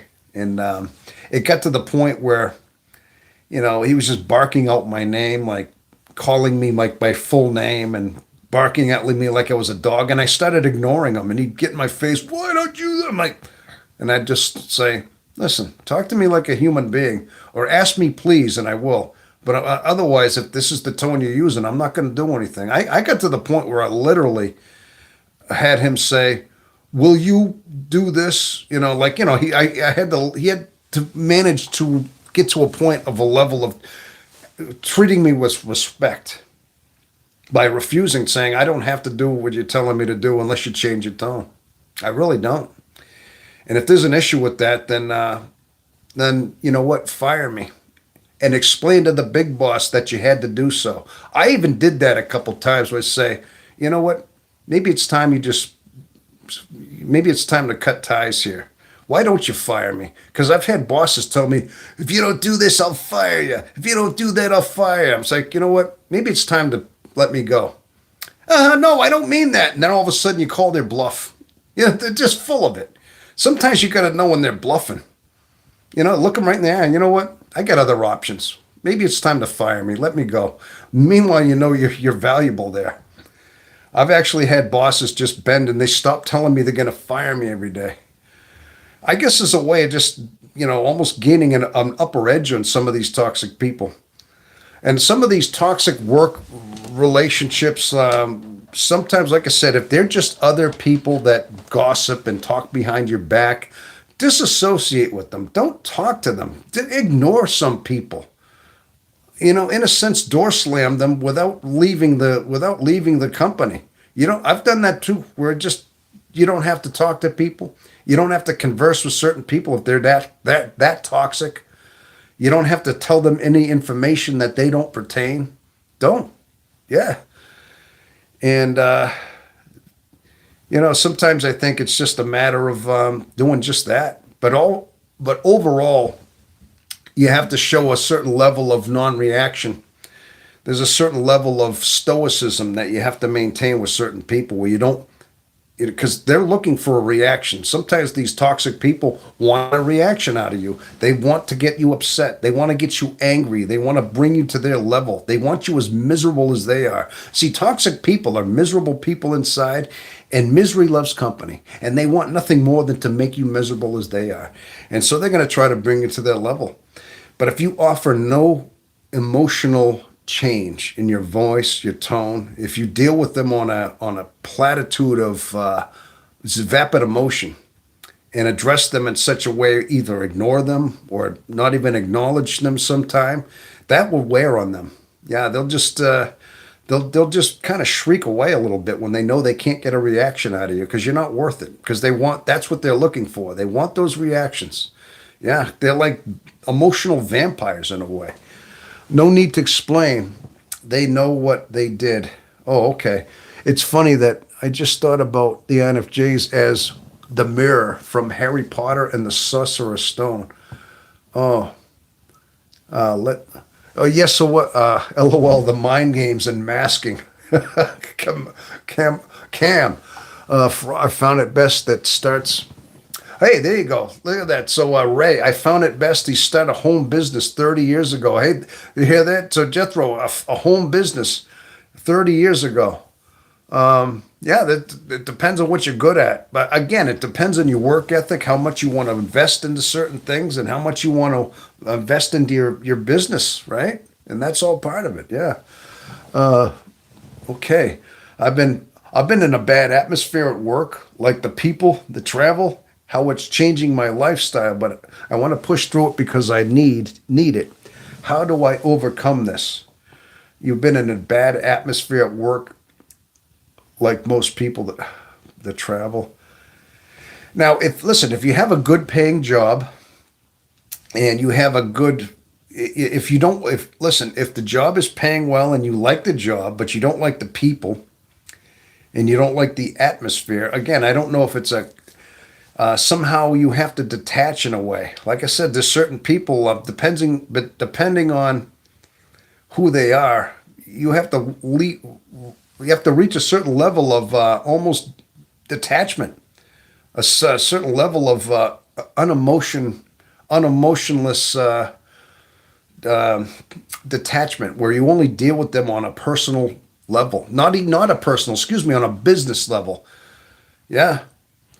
And again, I mean, you have to make sure that these people don't irritate you, because the more they know they can push your buttons, the more they're going to do it. They're going to find they're going to find certain chinks in the armor, and they're going to exploit those. They're going to look for little things that they think they can get you on. They're going to look for your triggers. They're going to look to see what triggers you.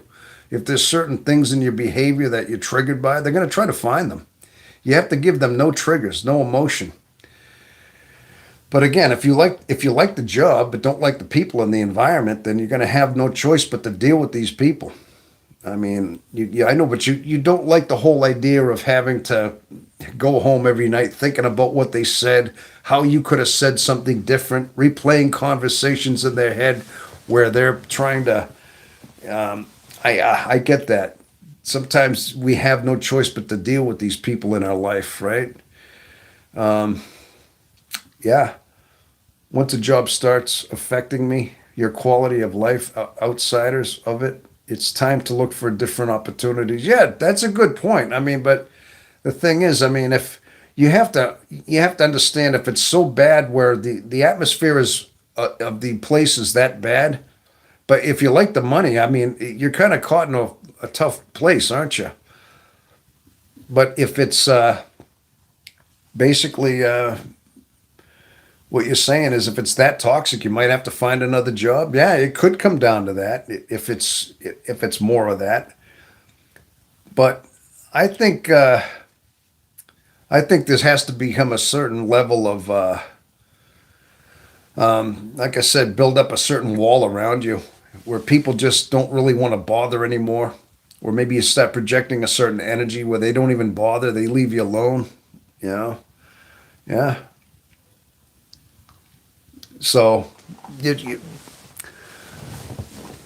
but you got a bad, how do I push through because I need it? How do I overcome this? Well, I hope that that's part of it.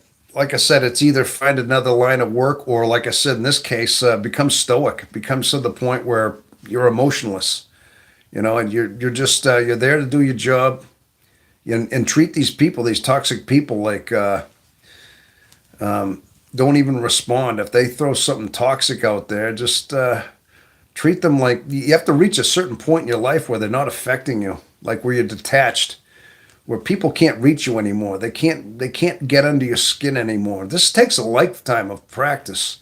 You reach a certain level of stoicism where people can't do that to you. They can't drain you. They can't get you. Now you might be empathic. I'm going to say more than likely you're an empath, and we're sensitive, and we have our triggers. And early on as INFJs, I think people are able to push our buttons, especially like immature ones. Now, when I was younger, this happened to me quite a bit.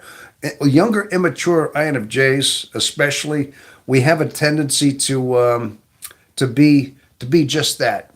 Where sometimes people push our buttons, push our triggers. They see our sensitivity, they see our empathy. We absorb certain energies from people, and we absorb them. We pull them, and they fester in them. We think they're our energies. These toxic people too, and they know what they're doing. I mean, they can sense empathic people, and they will get inside of your head, and they're pulling you. They're pulling your energies.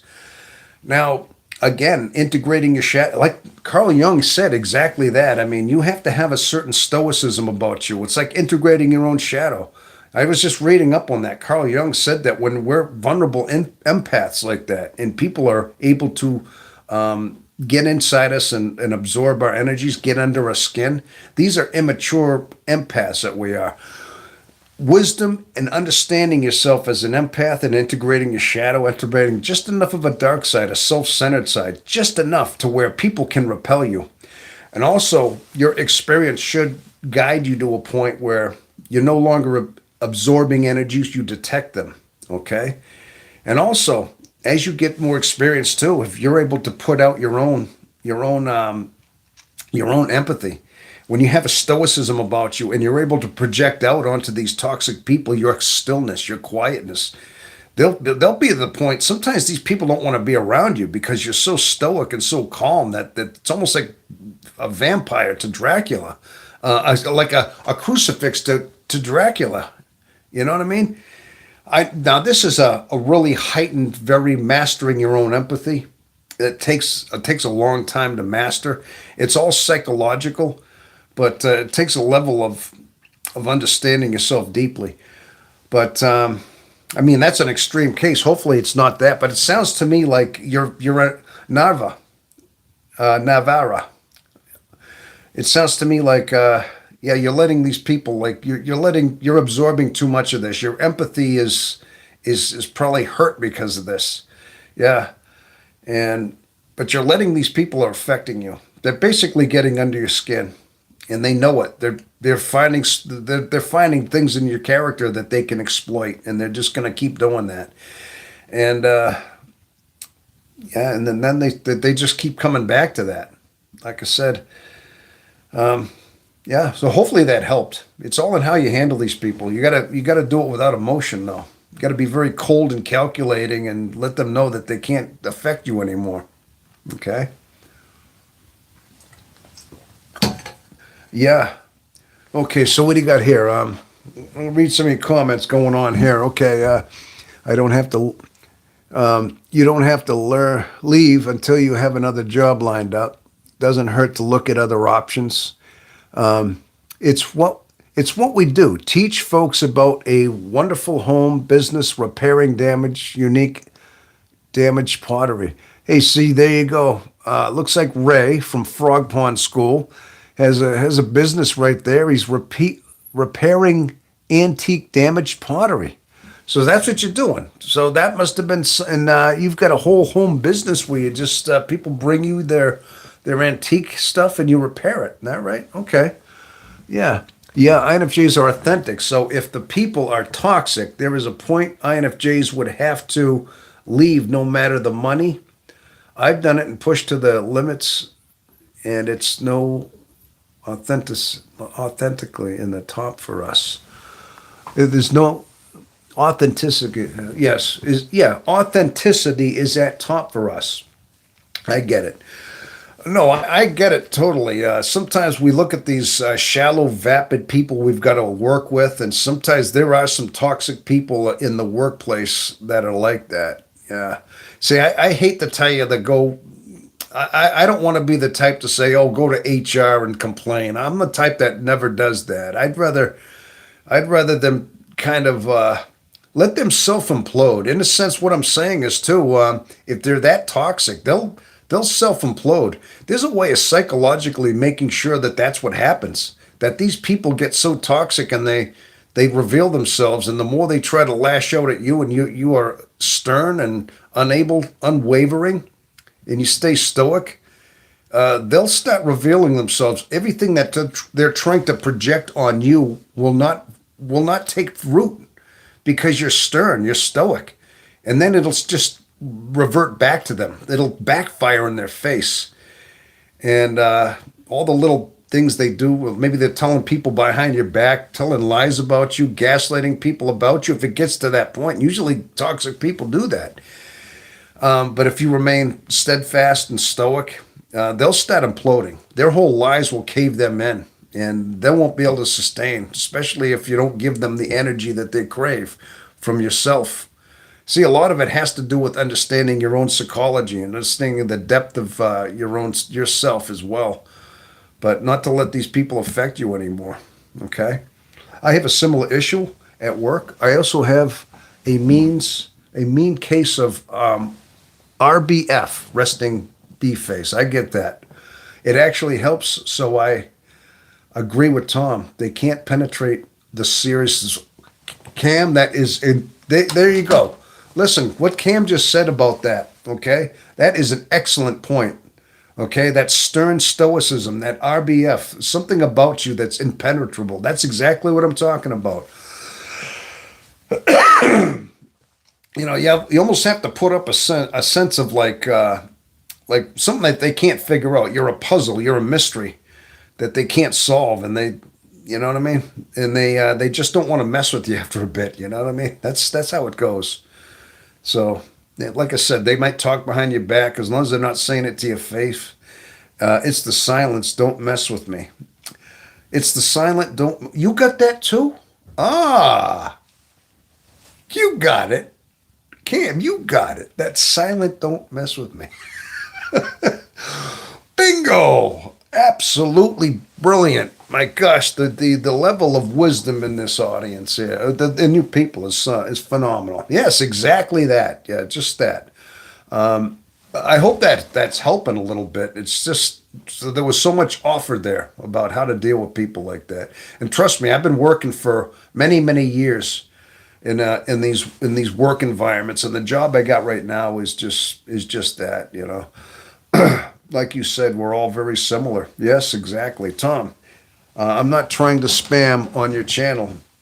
Okay, that's good to know. I wouldn't have brought up my subject about happiness, but my channel is on YouTube. Is okay. Antique pottery restoration. Okay. Well, okay, then if anybody would like to visit that, so you have a YouTube channel then, Antique Pottery Restoration. Well, there you go. If anybody, I wouldn't say you're spamming. I mean, but you can, I guess you're trying to use this platform a little bit to get some. Well, you heard that. There you go. If you'd like to check out Ray's channel, there you go. It's called Antique Pottery Restoration. Okay. And he can show you how to do that. How about that, huh?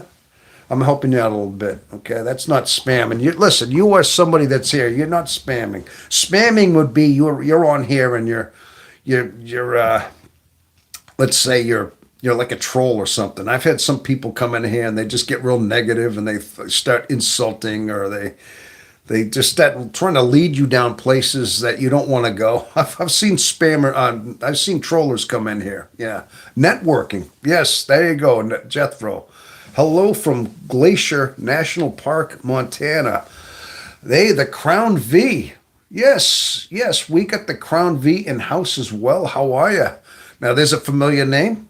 Seen you before. And how are you doing today? The Crown V. Glacier National Park, Montana. Boy, that sounds like a wonderful place. Montana. Montana is a beautiful. Well, actually, I've been to Montana once. Actually, I passed through Montana years and years ago. I only seen it from probably looking out looking out the freight train that I was passing through as I was going back to Boston, and I was taking a freight train. Yeah, I was a stowaway pulling the old hobo thing on a freight train going back. I think I've told you that story before. When I was a kid, I ran away from home, had a big old adventure, gone for months, and I started from Spokane, Washington, and I took a freight train from a freight train yard, ended up in St. Paul, Minneapolis, but I went through Montana. I had to have. I mean, I didn't actually know exactly what was Montana, but went through that whole area up there. But I mean, you know, I remember just going through the winding mountains on that freight train, looking at that thing, and yeah. Back when freight trains were a big thing, a mile long, I just was stowed away. I was stowed away in a boxcar, you know, between some lumber, just enough to squeeze in that boxcar. Oh my gosh, I love your stories, Tom. Well, anyway, so I can safely say I've passed through Montana. Yeah, I just passed through, but I tell you, it was beautiful. Got these memories when I was about 16 years old. It just, yeah, peering through my freight train window at that state. Beautiful mountains, though. Beautiful. I love your stories. And I'm full of a bunch of stories, aren't I? I have 3 channels on YouTube. Really? He's got 3 YouTube channels out there. So, Ray, Frog Pond School, you have 3 channels. Okay. And he's into antique pottery. Well, that's good to know. That's good to know. Yes. Okay. If anybody wants to check that out, you got that too, right? I have 14 watching. You know, people, I'm wondering, listen, I need to do something. I'm going to disconnect for just a second. I have to take I have to charge my phone, but I have to switch my microphone to the regular microphone. So give me 1 second. I've been on this for 3 hours, and I don't want my phone to die mid-transmission. So give me a minute, would you please? Give me just a minute. I'll keep talking to you. I'll just talk some sweet nothings into your ear. Hello, baby. I know it's been a long time. I know you're out there missing me, baby. Oh, I'm sorry. I'm only kidding, people. I can't do the Barry White, can I, huh? I suppose I can, but... Give the... All right, I think I got it back. Okay, are we live again? Are we back? Tom's next channel, ISMR. Okay, are we back? I'm trying to find myself here again. Um, I think I got the live feedback, people. Hopefully we're back. Okay, here we go. How we doing out there? Everything good? How's the sound check going? Let me do another sound check for a second here. Gonna make sure I head to. Okay, so at least I know I'm not gonna die. My phone will not die. That is. Looks like you got it back. I do apologize for the little bit of a glitch while attempting to. Let's see. Let's see. Do a sound check here. Just give me a second. Back, people. Hopefully we're back. Okay, here we go. Sound check. How we doing out there? Everything sounds good? Pretty good. All right. Okay. Sounds like we got the sound check back. Now the audio might change a little bit. I didn't have quite as of a crisp shotgun microphone that I've had here, but I do have the standard microphone that this phone is capable of, and that'll be enough. So, all right. But what were we talking about here? We were talking about, I can hear him on my end. Okay. Can't hear you though. Okay. I think you can now. Hopefully you can hear me again, right? Okay. Welcome back. Tom's next channel is ASMR. What does that mean? What is ASMR? If you don't mind me asking. Okay. Okay. Okay. It was just YT YouTube. Okay. Yeah, there was something there when I switched out my when I switched out my microphone and plugged in my charger, or something happened with the feed in the back, so I just had to reconnect. That's all. Okay, but Cam, what is ASMR? If you don't mind me asking, did that have something to do with my Barry White voice? Remember when I did that? Hi, baby. I know you're thinking about me. I know we do the old Barry. No, I'm kidding. See, maybe it was something to do with that. I'm not sure if that was it or not. Yeah. Can't do the Barry White impression for too much. Gotta give it that voice, you know what I'm saying, baby? Yeah. Yeah. But okay. Well, this is turning out to be an interesting live though here, huh? It's already saying I've been here for 3 hours. Anonymous sensory median response. Oh, okay. All right. Anonymous sensory median response. What exactly is that? That sounds almost like a mediary. You're talking about those mediums, those people that communicate with those spirits from beyond, those mediums. Is that what you mean? Like a mediary response? Anybody ever talk to a medium in that way? Yeah, you were talking about empathy people. I mean, is that stuff all for real? Where they communicate with like spirits from beyond? Uh, Unusual? No, usually it's relaxing. Oh, okay. All right. I get it. Okay. It's relaxing. Not a medium. Okay. Oh, relaxing. Okay. Anonymous sensory mediating. Okay. Something to do with like soothing you. Oh, I see. It's like soothing you with a voice. Got it. It was the Barry White impression. Gotcha. Right. The late Barry White, that is. Yeah. He had one of those super smooth voices, very seductive voice. Didn't he have that? Yeah.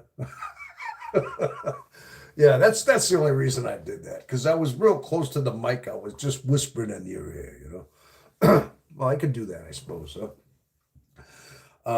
But anyway, yes, haha. Okay. Oh, see, I got to keep this lively here, We can't be serious all the time. We got to liven it up. We got to, we got to just have some fun around here too, which we do. We talk serious discussion. We get really serious in depth, but we got to keep it funny too. You know what I mean? We got to keep it humorous and keep it, entertaining here. Hey, what do we got here? We got here Pranava Bhav. Calming feelings some people get from soft sounds, gentle voices, slow motives, movements, or caring attention. Okay. It's not really about spirits or anything supernatural. Okay, I got that. All right, thank you.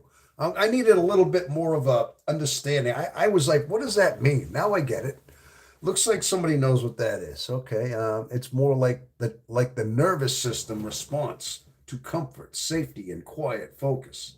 For some people, it feels like warm waves of peace or light tingling that helps them relax. Oh, okay, all right.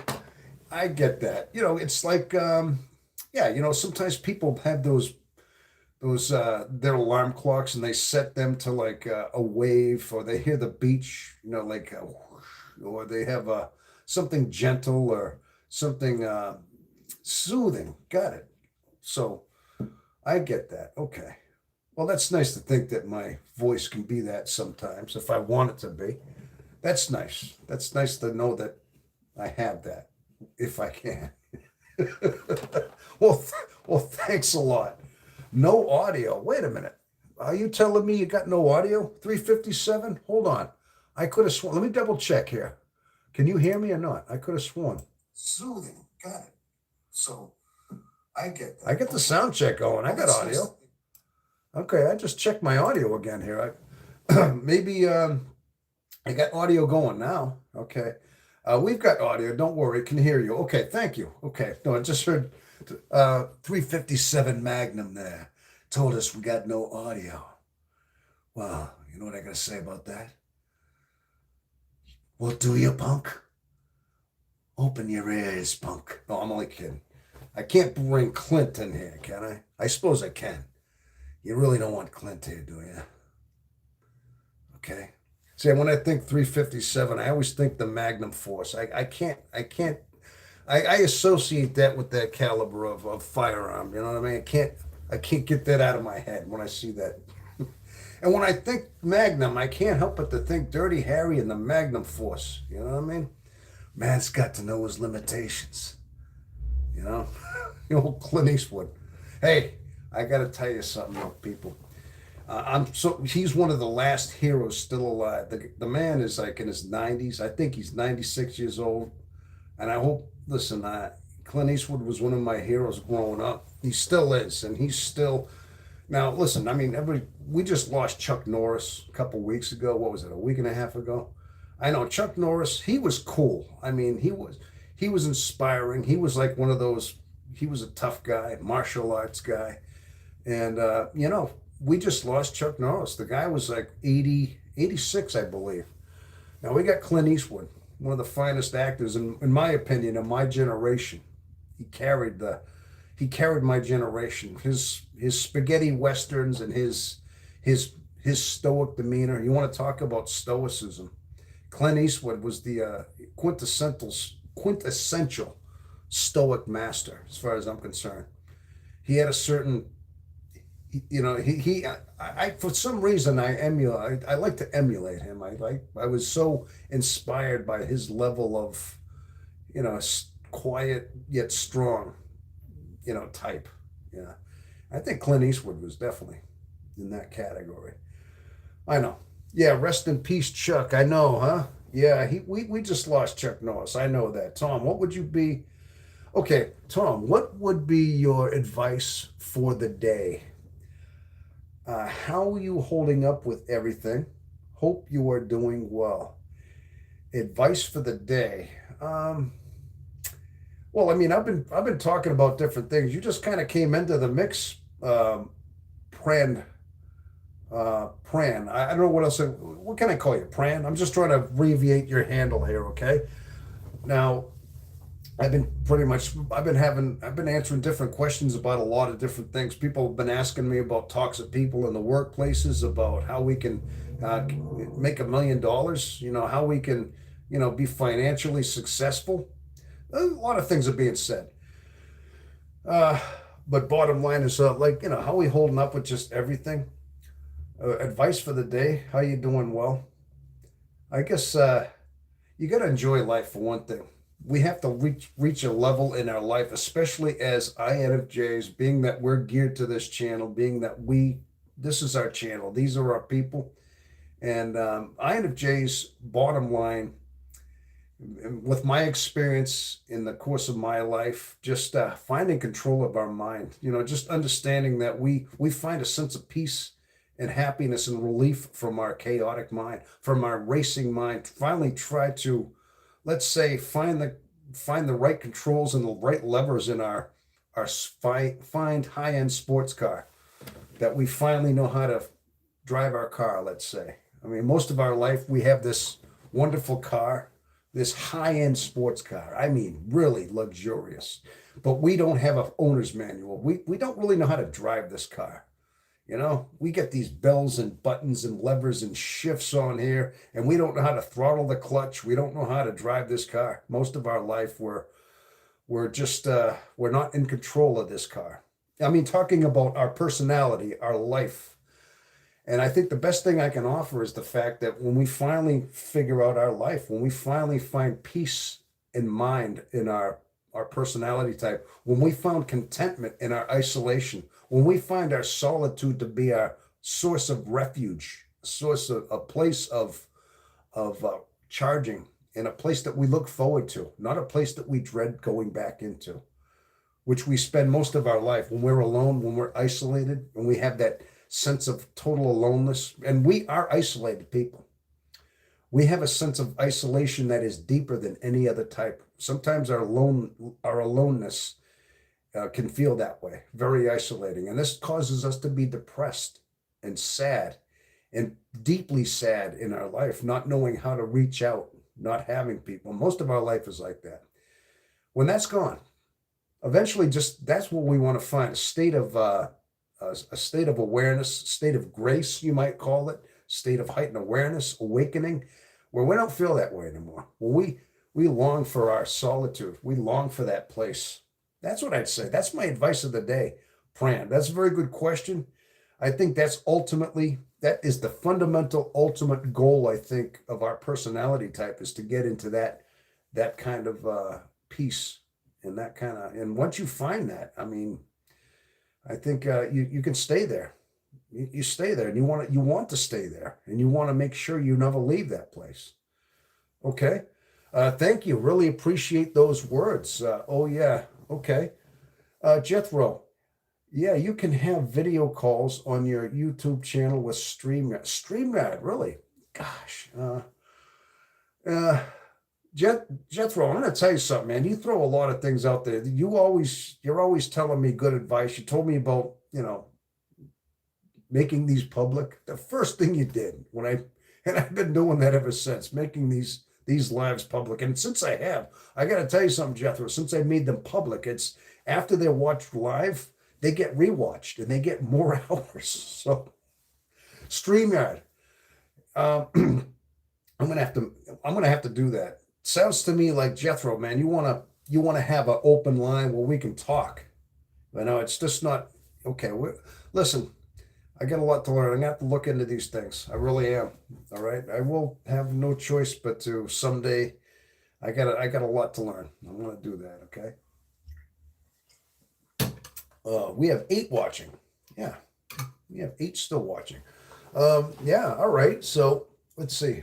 I had up to about 10 or 2. So we got. Okay, let's look at this here. But yeah, okay. So, but that's what I would say was. So StreamYard, I'm gonna have to do. Yeah, that's what I told you about the lives. Fellow INFJs helping one each other out. So StreamYard, if I download StreamYard, if I go live somehow, we'll be able to link into the phone. Like I can pull in a certain okay, I'm gonna look into that. I'm gonna have no choice. If that makes these lives more entertaining to know we can talk one-on-one in voice, I think that would make the channel all the better. These lives would be more. It would open up better, wouldn't they? I get that. All right. I'm gonna have to do that. I'm gonna do that. So again, there's a lot of stuff I got to know.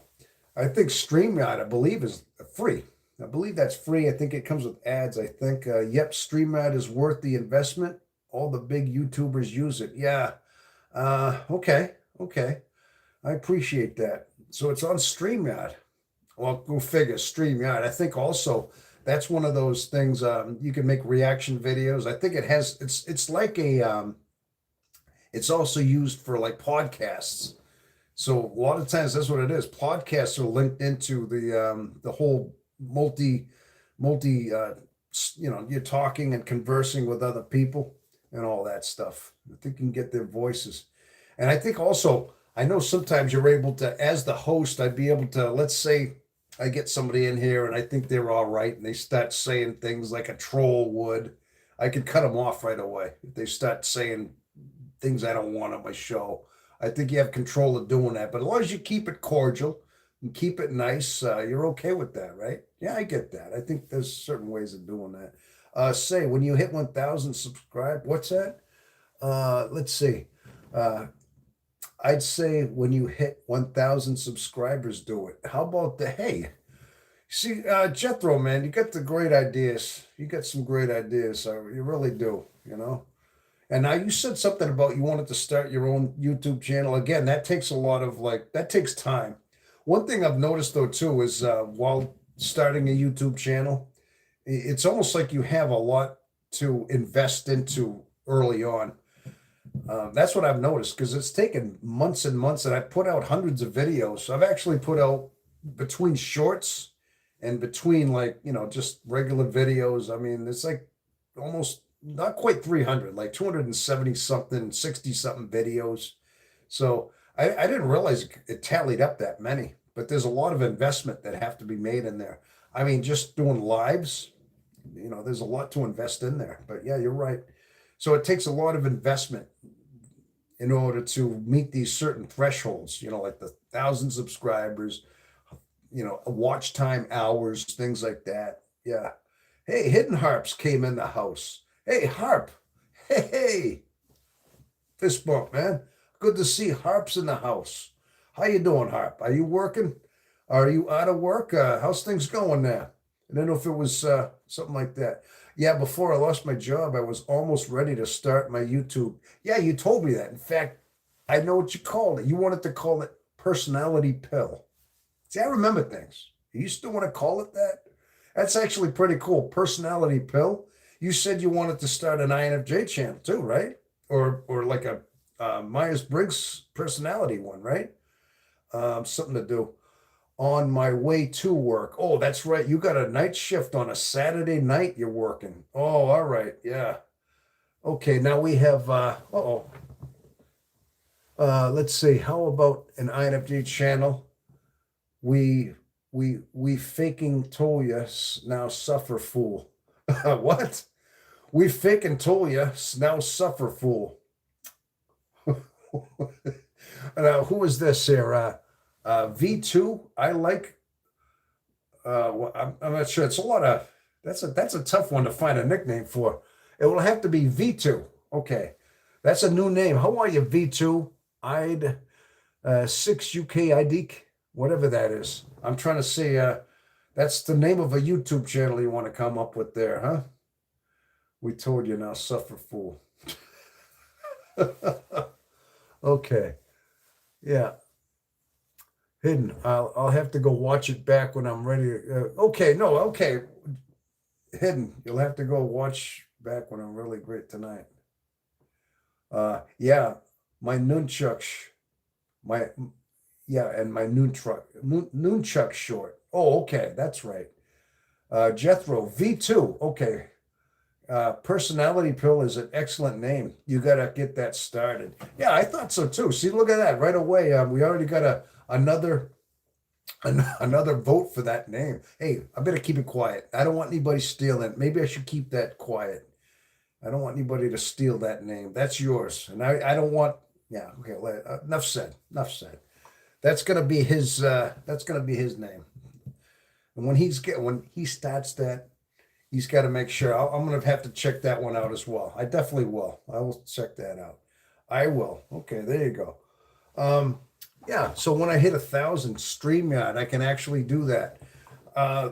See, you're putting ideas in my head how to make these lives better, these live chats better. Yeah.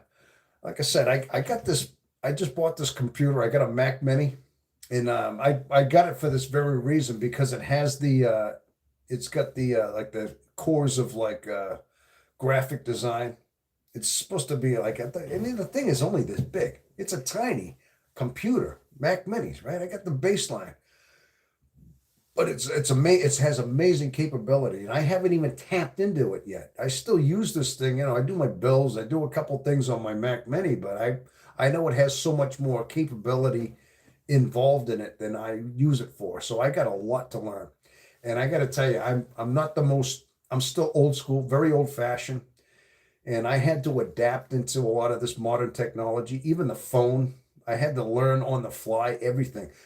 Talking about navigating, here's a prime example. I just talked about the INFJ personality being like a high end sports car without a manual. I feel like technology to me is like this high end. I have all this high end technology at my hands without a manual. I suppose I can have the manual. I could look at tutorials and go on guides, but it takes a lot of time. It takes a lot of time to start looking into that. So where do I invest my time? Yeah, I go live all the time and I talk to you. Yeah. All this time I could be doing learning on my computer and doing that. I spend time talking to you and making videos. I know my priorities are all messed up, right? I guess that's what it is. Yeah, I've got all messed up priorities. I should be spending all that time learning stuff, but instead I'm here talking to you and I'm doing the lives. I don't know. Some people say that's where your priorities are going to. I'd rather make the connections right now. Get out there, get my name known out there. I like to know, like I said, get to know all you out there. So that's all. Oh, finally done with that coffee. I've been nursing that thing for hours. You know that? How's that sound? Okay, so yeah. So we got some of the new people coming on in here. I see a lot of new names out there. I want to welcome all you new faces out there. Any new names? I've seen a couple of brand new ones. In fact, I've seen some of you, a lot of you I've seen before. I want to thank you for all sticking around out there, you know.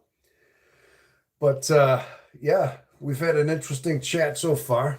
We've covered a lot of different categories, and I try to make sure that each live is unique in its own way too. I mean, sometimes I repeat myself and talk about the same things, but sometimes I like to think that I'm coming up with new material and new things and that and stuff to say. But yeah, that's all. So, all right.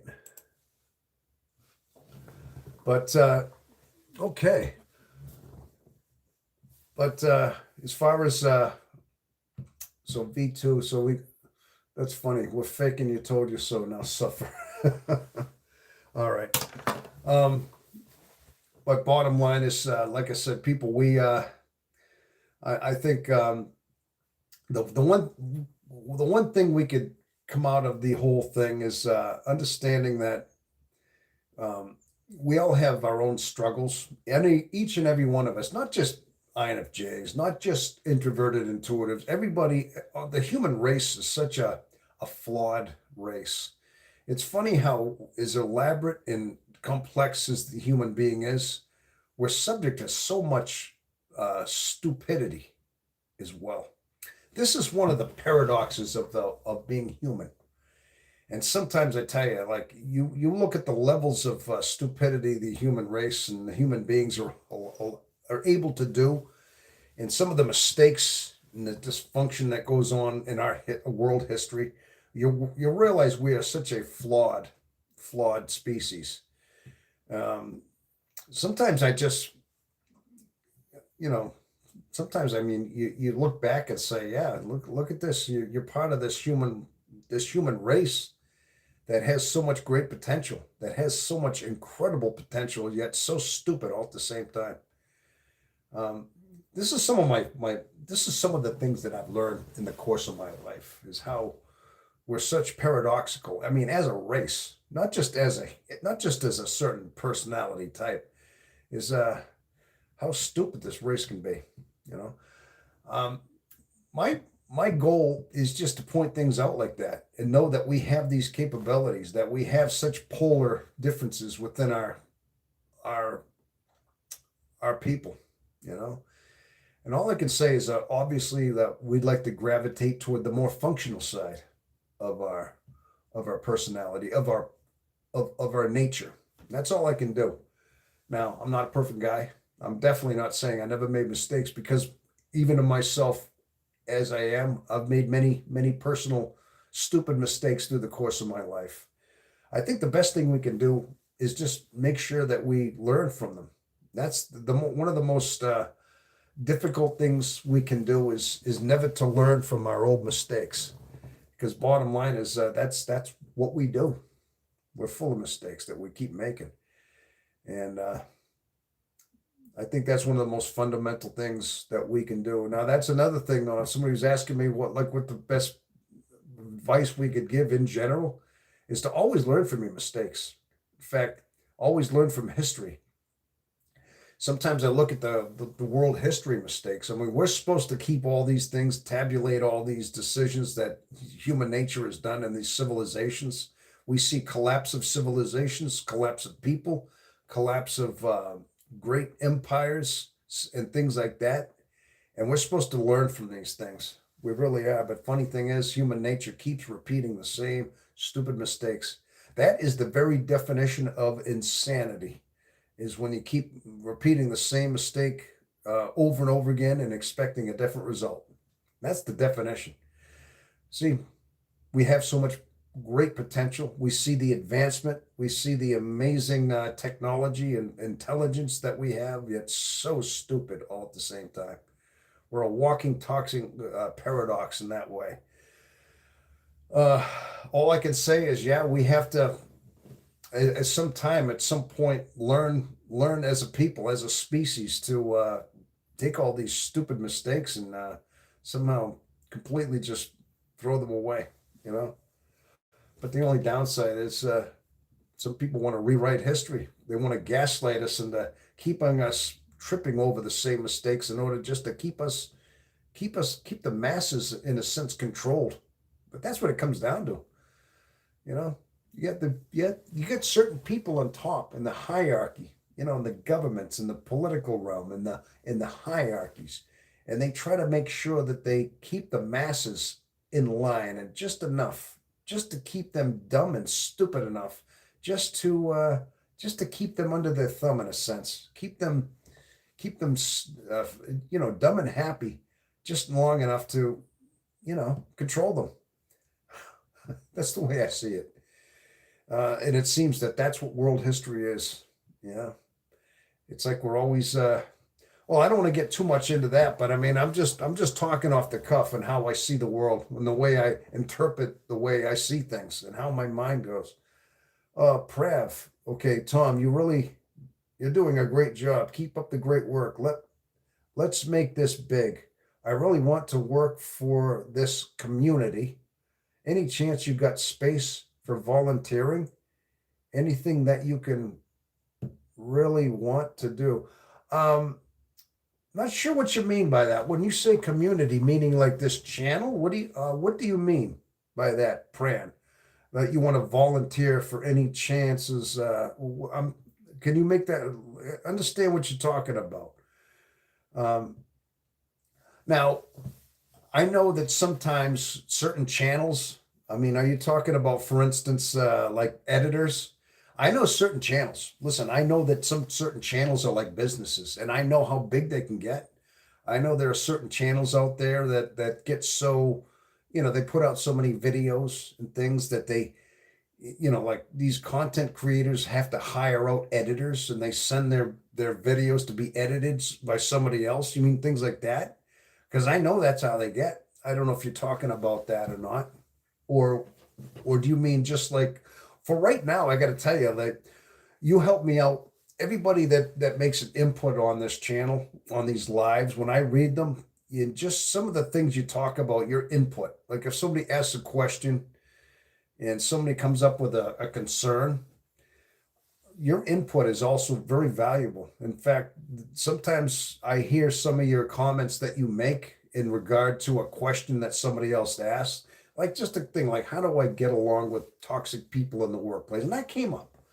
And then I hear your input. I hear others chime in, and you're sometimes I read them back and say, "There you go." What like you give me ideas. So many times you help me out, and there's many of you out there that just your input is heard by me, and you help me out in so many ways by just inspiring me or giving me different ideas, you know, and just things like that. And for right now, and that's all I can suggest. But any chance you got space for volunteering? I'm not sure what you mean by that. What do you mean by volunteering as far as like what kind of volunteers do you mean? Yes, this channel. Any ideas that you wanna to make a reel and waiting for something. I would really want to help you with anything actually. Don't really think I'm good with editing, but yeah. Um okay. Okay, not really editing. I'm just saying I do know that that's some channels do get that big. Um, well, what is it that you'd like to contribute, Prav? What is it? What is it do you think you could do that would? No, no, no. Talk to me. Like, just give me like a brief. Okay. Hey, Jason's in the house. Jason, Jason, my man. How's it doing in Wales, Jason? Jason is from the UK out of Wales, and it's awesome, man. It's true what you say, Tom. You should learn from our mistakes from the Roman Empire and the British Empire as well. Hey, that's right. The world would always seem to repeat itself. Humans are complex. Exactly. Yes. My dream is to inspire masses, and you are the person who is on the same path. Okay. All right. There you go. I think it's I think so. Your dream is to inspire the masses. Now, let me ask you this. I take it that you're on this channel because you probably are introverted, intuitive. I'm taking you that we have the same personality type, I would imagine, and that you also have a purpose like we all do. And um, when you say inspire the masses, I mean, yeah, there's been many. I think that that's something that is an INFJ trait, is that we have this innate need to change the world. We have this innate need to inspire positively. And a lot of times you look at some of the great INFJs like Martin Luther King and Gandhi, our Lord and Savior Jesus Christ. We're all INFJs, and it seems as though they're even willing to put their own life and their own limb on the line in order to make that happen. I get that.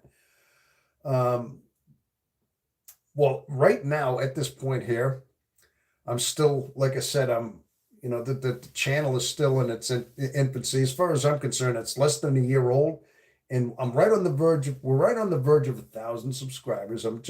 It's just a few, like about 12 away. So it's right on the verge of that.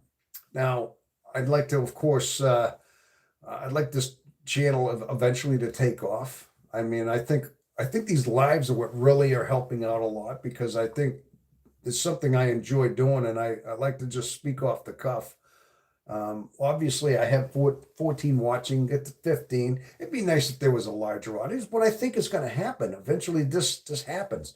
You got to set down these groundworks right now. But as far as volunteering and things, you just have to make your voice known, Pran. You have to, if you have a dream to inspire the masses, first of all, I think you have to just have a good, cogent, decent a way of just inspiring. I mean, are you good at talking? If you have something to offer, listen. As long as you have something to offer that is real within you, you have to connect, and you have to have a voice, a message, something that resonates with you, something that you truly believe in. And your experience, your knowledge, your wisdom, your character all need to just all unfold before it. And you just have to put that into good use. That's all. And be a good inspiration. It starts small first, you know. You just have to be a decent friend, a decent parent, a decent confidant within a small circle. And you just have to have a good influence, that you're able to lead people in a small scale before you can broadcast in a mass. I only do this because of the availability of technology. I'd be nothing without being able to come here on the technological advancements in this phone, being able to talk into a phone. That's all I'm doing. I'm just at my computer desk in my house talking through my phone on YouTube. Yeah, and I mean this is the platform that I was allowed. But I think bottom line is you just have to believe in what you know. And if you have a certain burning fire within your heart, within your spirit, that knows that you could offer, something wonderful to the world, something that would be life changing.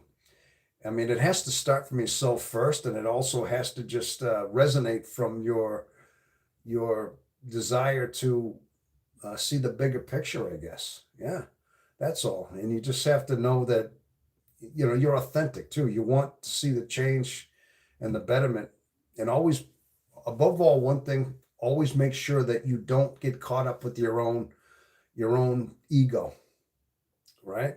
This is one of the biggest mistakes. You want to talk about how civilization crumbles? It's because of our own ego.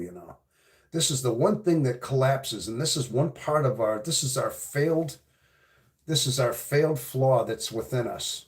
Rome started off by Remulus and Romulus, and they were like the original founders of Rome, and they founded Rome to be a benevolent, republic, based on voting, and based on like the masses, that the people were inspired by that. They would live as a community, as a protected sanctuary, let's say, and they were a democracy in a sense, okay. But over the course of years, human nature took over, corruption took over in the masses, just as we see massive governments become corrupt. Human beings become corrupt. Absolute power corrupts absolutely. A lot of it has to do with maintaining humbleness within yourself. This is the one flaw that we can't seem to understand, is that we have to remain humble. We can't get too big, and we can never see ourselves as anything bigger than what we want to be. In other words, sometimes this happens as a course of a rock star, for instance. I mean, I think I've even had a video on this. Is that people end up getting their egos get stroked. They get so like famous. These famous people crumble. You ever see these famous singers that turn to drugs and they die young and early? It's because they get so they transmogrify into these egotistical, never-ending gluts within their psyche, because that's what they do. They keep following that on a small scale, but governments do this on a mass scale. When you see the corruption in a mass scale happen, this is what taints these civilizations to crumble the way they do. And that's what it is. It's the ego always gets in the way. It always entangles and snares into the masses, into the people, the leaders, let's say. I think ultimately it's a matter of maintaining your level of humility in yourself. That's ultimately what we have to be careful of. I will be honest, I think I really can offer something, but I can't really put it into words. I am a good influence who can lead people. I am good with technology. I will think of something and get back. All right. Yeah, well, no, I mean, we gotta keep in touch then, Pran. You say something about I mean, to let me know what it is. You talk about volunteering and things like that. I gotta understand what you're talking about. I think right now, we just need to be ourselves and things like that. And my dream is to inspire the masses. Okay, yeah, INFJ. Okay, I've been on this channel for a while, watching all your content. Just want to offer a hand with anything I can help with in the community and join in. Like I said, I just being that it's this channel is developing, it's inspiring. I think being in the audience right now, obviously, just being part of it for right now. I think I don't know exactly what that is, as far as like I said, I understand some of these content creators. Like I said, channels become businesses. They become massive, and sometimes you see these ones like, I know, Mr. Beast. I know Mr. Beast is like, talk about the most exciting most exciting YouTube channel. Everybody calls this guy the Mr. Beast. He's got like 42 million, 40 something million subscribers. I don't watch him, but I know he has something to do with like his reality show. I mean, I only know that he's like the big guy in YouTube for some reason. Now, that's like that's like an enterprise on just a channel. And I know they can turn into these things. Like Mr. Beast is a prime example. But there's many, many of them, depending on the depending on the niche that they go down. There are many of them, and a lot of times you see many niches out there. I mean, I know that there's also like some personality.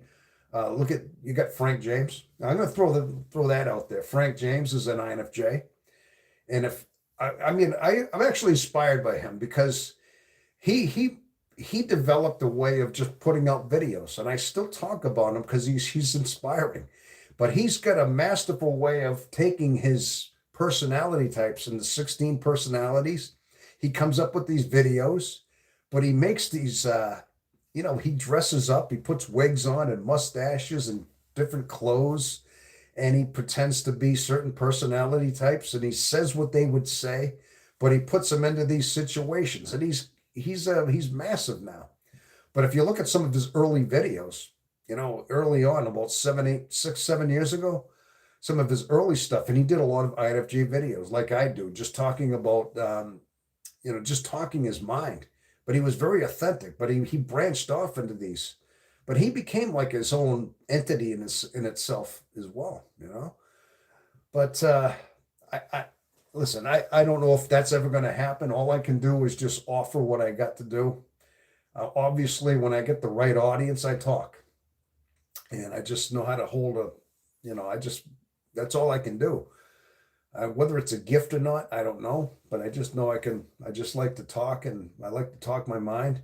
But my experiences and my wisdom, that's what I have to offer. This is my currency that I have. Is I lived a certain life.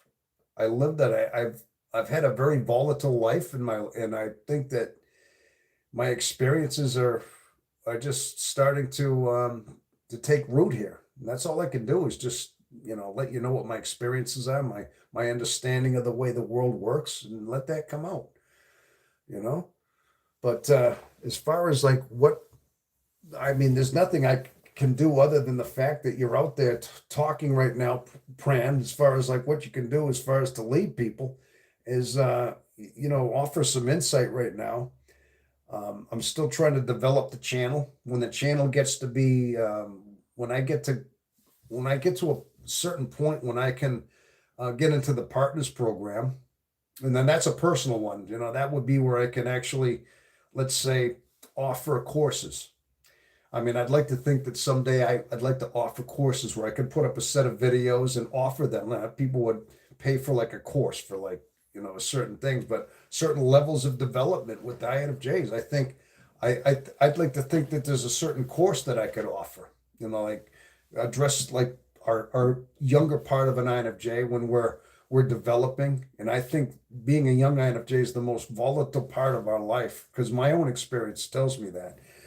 But as long as we can get past our youth and start developing and, understanding that we have to go through so many struggles in order to get to the point that we are, I think that there must be a certain way of reaching us by stages, by knowing that we have to develop incrementally. And it takes a lifetime to develop who we are. It really does. I can honestly say that it's not to the latter stages of our life when you reach your maturity, when you blossom. Let's say a flower turns out, what does it do? A flower, it starts from the stem. It doesn't even open until it develops, but then it takes a while for it to unfold, doesn't it? It takes a while, and then it starts with the aroma. Then it starts attracting honey and bees. You see, we're the same way. Our personality, our spirit is the same way, but it takes for us to blossom, for us to finally unfold into this tangible, attracting flower. Let's say it's all in our character. It's in our spirit. But what our currency is, that aroma that the flower has, that smell that attracts the bees, that pollinates, that eventually goes on to pollinate other flowers, let's say, that's all I can do is say is that's our wisdom. That's our speech. That's who we are as we unfold. And this takes a lifetime. So I guess basically what I'm saying is, Fran, I mean, hopefully, you got to find it within yourself to develop. I think I I don't know what to say other than like, how do you volunteer? Other than like be a very good influential counsel sometime. You know, throw some inspiration out there. When this channel gets to be bigger, let's say, if it does get to that point and it gets to be like more of an entity, I mean, if let's say I got to the point I start chugging out videos and I need them edited. I mean, I know certain people that hire editors and they send it. Like I said, I mean, there must be a way, but I mean, I'm not to that point yet. I'm not even close to that. I'm just still in the development stage. But it is doing just that. It is doing that. But we're on the cusp of like, I'm on the cusp of 1,000 subscribers. That's where we are. Very close to that. And it's taken 10 months. Again, that flower, how long's it taken that flower just to develop into like 1,000? You see what I mean? Jason, let's see. Is not an INFJ is what I meant to say. Sorry. Oh, wait. Leash. Assalamu kalam. Hi, Tom. Good to see you again. Okay. I'm sure that says something great. Whatever I'm reading there. Listen, I think that's Yiddish, or I think that's I believe you're from. Was it Israel? Maybe not Israel. You're from somewhere. I'm trying to remember. Lish. I've seen you before. I think, but I know you're from the Middle East somewhere. But whatever you're saying is hi. Good to see you. I want to say thank you, Lish. I think you're from. But what does that mean? What does that mean? Valikum Asilema Alish. Oh, I'm Arabic from Texas. Means peace be upon you. Okay. Excuse me, Lish. I get you mistaken. Arabic for Texas. Oh, you're in Texas. I remember that now. Do forgive me. I try to keep all my geography from everybody that I talk to in my head. There is somebody from Israel or from the Middle East, but I knew that was Arabic or something. Yes. It means peace be upon you. Well, thank you. And likewise. And that's English for you too. How's that, huh? Right back at you. Oh my gosh. Let me see. Okay. So we got here is not an energy is what to say here. Sorry, I always forget words when I write on here. I'm so dyslexic at times. LOL. Somebody's throwing their little hearts up there. Okay. Somebody threw up the little hearts. I see little hearts fly up there, Okay. Yeah, but yeah, as you can see, I obviously I like to talk here a bit, so I like to keep it real. Hey, we're up to 13 watching. I've seen it it's unfolding, it's going up, and I like this. Like I said, I'm seeing some of the regular names coming up as well. Okay, that really lightens up my day. That really makes things really helps me along. It inspires me, I guess you could say. How's that sound, huh? Well, anyway, yeah, I guess that's basically where I'm at right now. Is that But as far as what to do at this point here, as far as like I said, I still, there's nothing I can do as far as letting anybody in as far as development goes until they reach certain thresholds. Plus, there's so much I need to learn on my end. Right now, I have to focus on just creating good content. I can say that honestly, I listen to all your input. I like to know that I try to remember everybody that I have contact with here. Personally, I do. And I may slip up sometime and forget where you're from. I mean, I'm human, but I try to make sure I connect with everybody that leaves an impact. And yeah, that's all I can do. And if you have any kind of insight or any kind of like pointers or any advice, I'm all ears for that. If you think I'm doing something I could do better, I try to listen. I really do. That's all I can do. But as far as what I do here, it's just I just try to keep it as real as possible. That's all I can do. Okay. I'm Arabic from Texas. I would imagine though, Lish, I think you're originally from, was it, I think you told me you're from, was it Lebanon or something originally? It was something like that. You say it's Arabic. I think it was from one of the, I knew you were Middle Eastern somewhere. I knew that. I just couldn't remember if you're from Texas though. Yeah. But, all right. Yeah, you're from Texas now. I believe you told me before you're, I think you said you were Muslim, I thought. You told me you weren't, I mean, I'm Christian. I mean, I'm not like, that's my primary religion, you know. I'm a Catholic, but I know sometimes we have different religions. We're all INFJs. We might have different religions, spiritualities from anywhere around the world, but somehow we're still we put that aside sometimes, and we some of us are even agnostic or atheists even, but we still somehow see through that when it comes down to our personality type. You know, that should tell you how diverse we are. We have a same similar personality, a lot of the same functions. We think a lot, and we kind of compute in a similar way, but but in some ways we kind of recognize that and identify certain similarities with them, even though we're from different backgrounds. That's the fascinating thing about INFJs, is that we can be many different people, different races, creeds, nationalities, even speak different languages, but we have a one common thread, and that's our type that we seem to recognize in others. I've noticed that. This is one thing I've learned about INFJs. This is just in the short time I've had this channel. See, I'm still learning, and this is just the few months I've learned, especially with these lives, and how similar we are in that way. You know, yeah, we seek born now raised. Okay, born now raised. Okay, yeah, yeah. I think you told me before you were born. Yeah, okay. So Prabha, truth seekers, accepting people many truths. That's right. Yeah, that's right. Truth seekers accepting many truths. Exactly. Um, I mean, I noticed now sometimes I know even politically. Now I try to stay away from politics here, and I've tried. Some people have tried to pull me in to politics. And I've had some people ask me questions politically. I try to stay away from that only because it's not the channel for that. You know, there's so many different channels you can do that on. I try to keep my political views personal and private, but I know also we have different political affiliations. We could be many different parties, different people with different political beliefs. Um, so I'm sure we're all diverse in that way too, but we still have one common thread.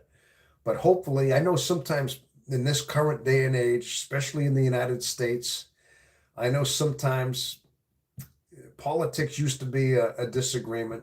People could still completely disagree politically, but still at least enjoy each other's company and talk. I know nowadays it's swayed that way. If you don't think a certain way, they disregard you. They basically want nothing to do with you, or they try to even censor you because you don't think the way they do. I know that's the way things are, but hopefully, hopefully we can look past that too and have a decent, level-headed conversation when it comes to that. But my my only standard when it comes to that is if you can rationally talk to me and debate things like that rationally without emotion, then we're good. But once you throw radical emotion in there with no sense, then you kind of lose it. You really do. It's got to be something that's rational as far as I'm concerned. Okay. Uh, oh, imagine that. I can't believe it. I've already been here 4 hours, people. I tell you, sometimes when I'm doing these, hours just melt past. They really do. They truly do. But I planned on doing at least a couple of these this weekend. I was going to plan on doing another live even tomorrow, maybe tomorrow night. Typically, I'd do Saturday night ones. I wanted to do an earlier one today, but I may even do one tomorrow night too. So, okay. But anybody else have any concerns or questions? Anything? Or how are we doing here? Anything? Anybody new to the channel out there? Are there anybody would like to say hello that maybe you stumbled across this broadcast? Anybody out there listening that has not said hello? And if you are brand new, come on in. Say hi, introduce yourself. Okay? You can, if you want, you can tell me your name and tell me where you're from, or just say hi, how are you, and just something.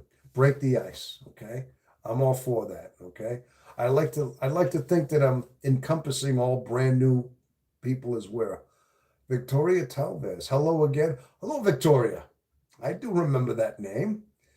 You've been on my lives before. In fact, I think you've left comments in some of my videos before. I know I've seen your name. You've been out there, and hello again. And how you doing? So, right. So so we're on a Saturday afternoon, and I know we could be from, like I said, I know we're pretty much from anywhere or everywhere, and yeah. So yeah, but if anybody has any other questions or concerns, you know, I'd be glad to talk to you about anything. But as far as it goes right now, yeah, I'm just glad to have you on board right now. This has been quite a chat. I'm scrolling up to some of the chats here. Unbelievable. In fact, it even goes up further than that. There's been quite a few chats going on so far. Um, yeah, but bottom line is that I think that's fundamentally what the channel's all about. Was what I talked about before. Is just um, I'm NE and older today. NE. You mean what is NE? What do you mean by that? And older today?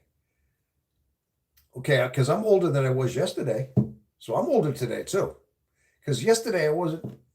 Oh, New England. Oh, you're from New. Oh, Victoria. I think you told. Aren't you from Vermont? Oh, you're from the next state. Because I'm from New Hampshire. So you're from New England as well. Okay. Uh, And have you touched an INFJ and survival instincts? Have you touched on INFJ and survival instincts? Oh, Rhode Island. Oh, you're from Rhode Island, Victoria. Okay. Yeah. And like I said, you must by listen, I know you hear this accent, and we're not too far off. Yeah. I grew up in the Boston area. I grew up in have you ever heard of the town called Lynn, Massachusetts?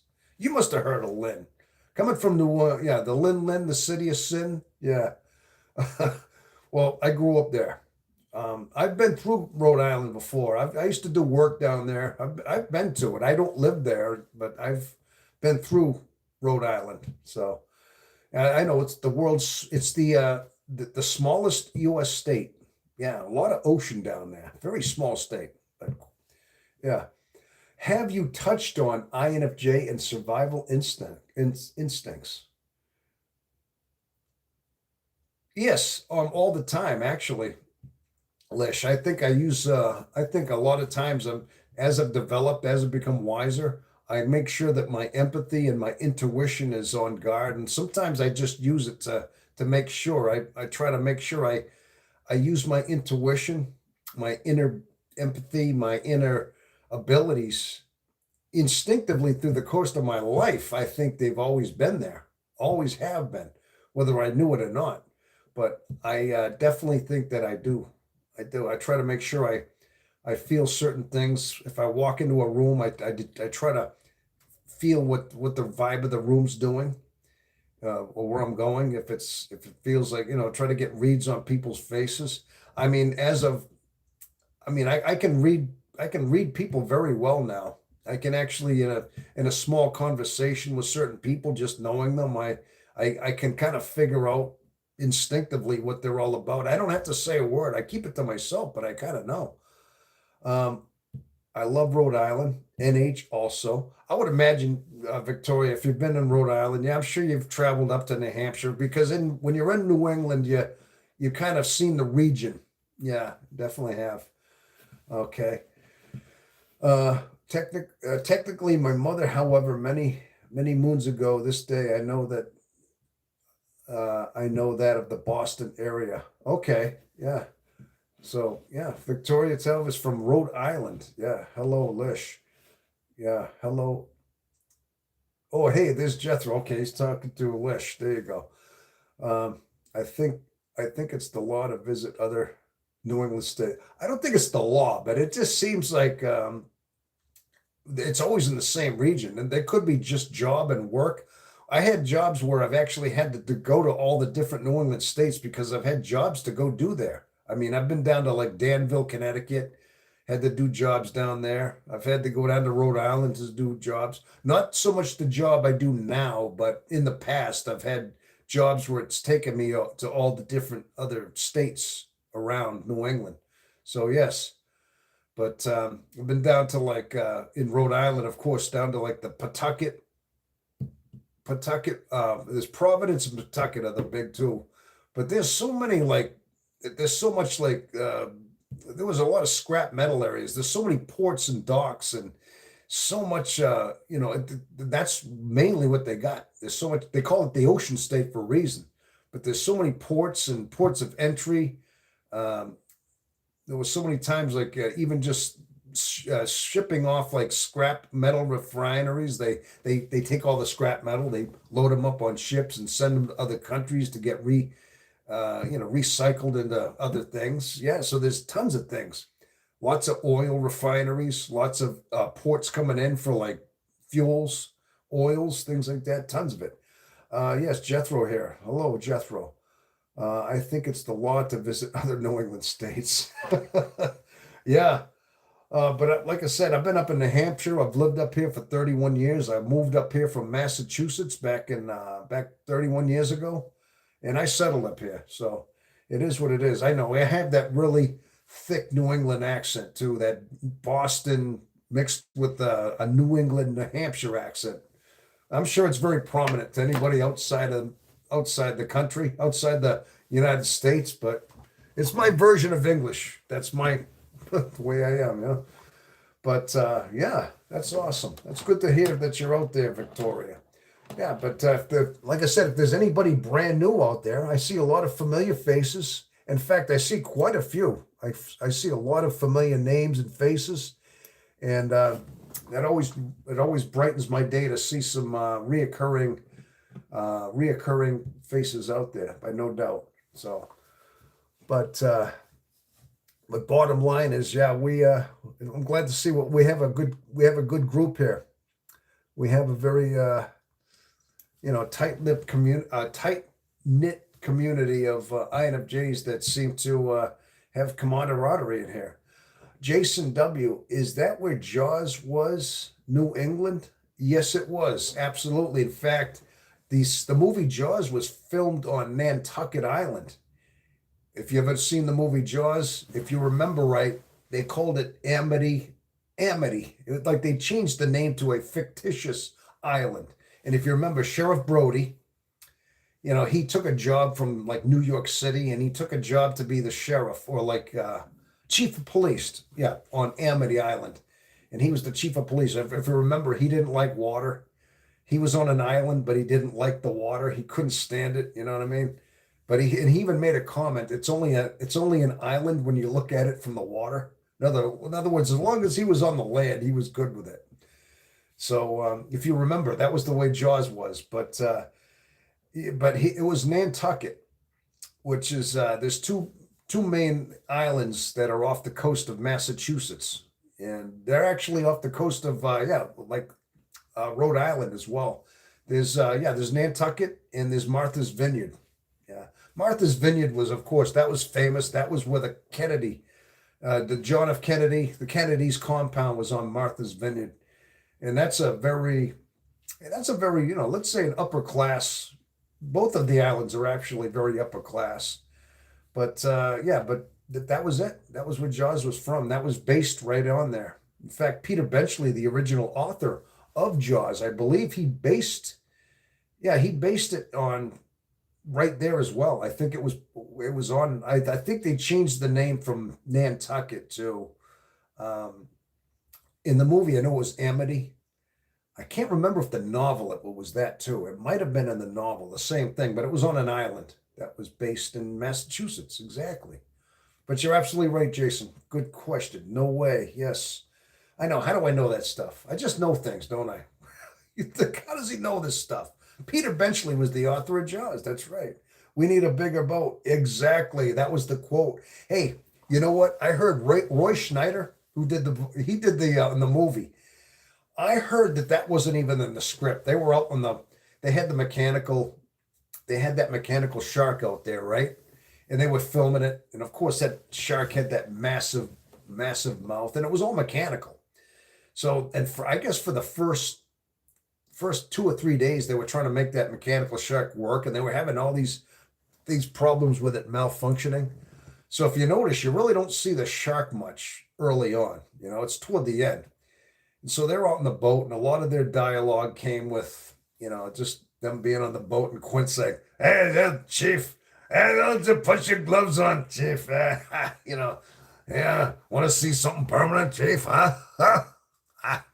I'll show you something permanent, Chief. Huh? Remember that?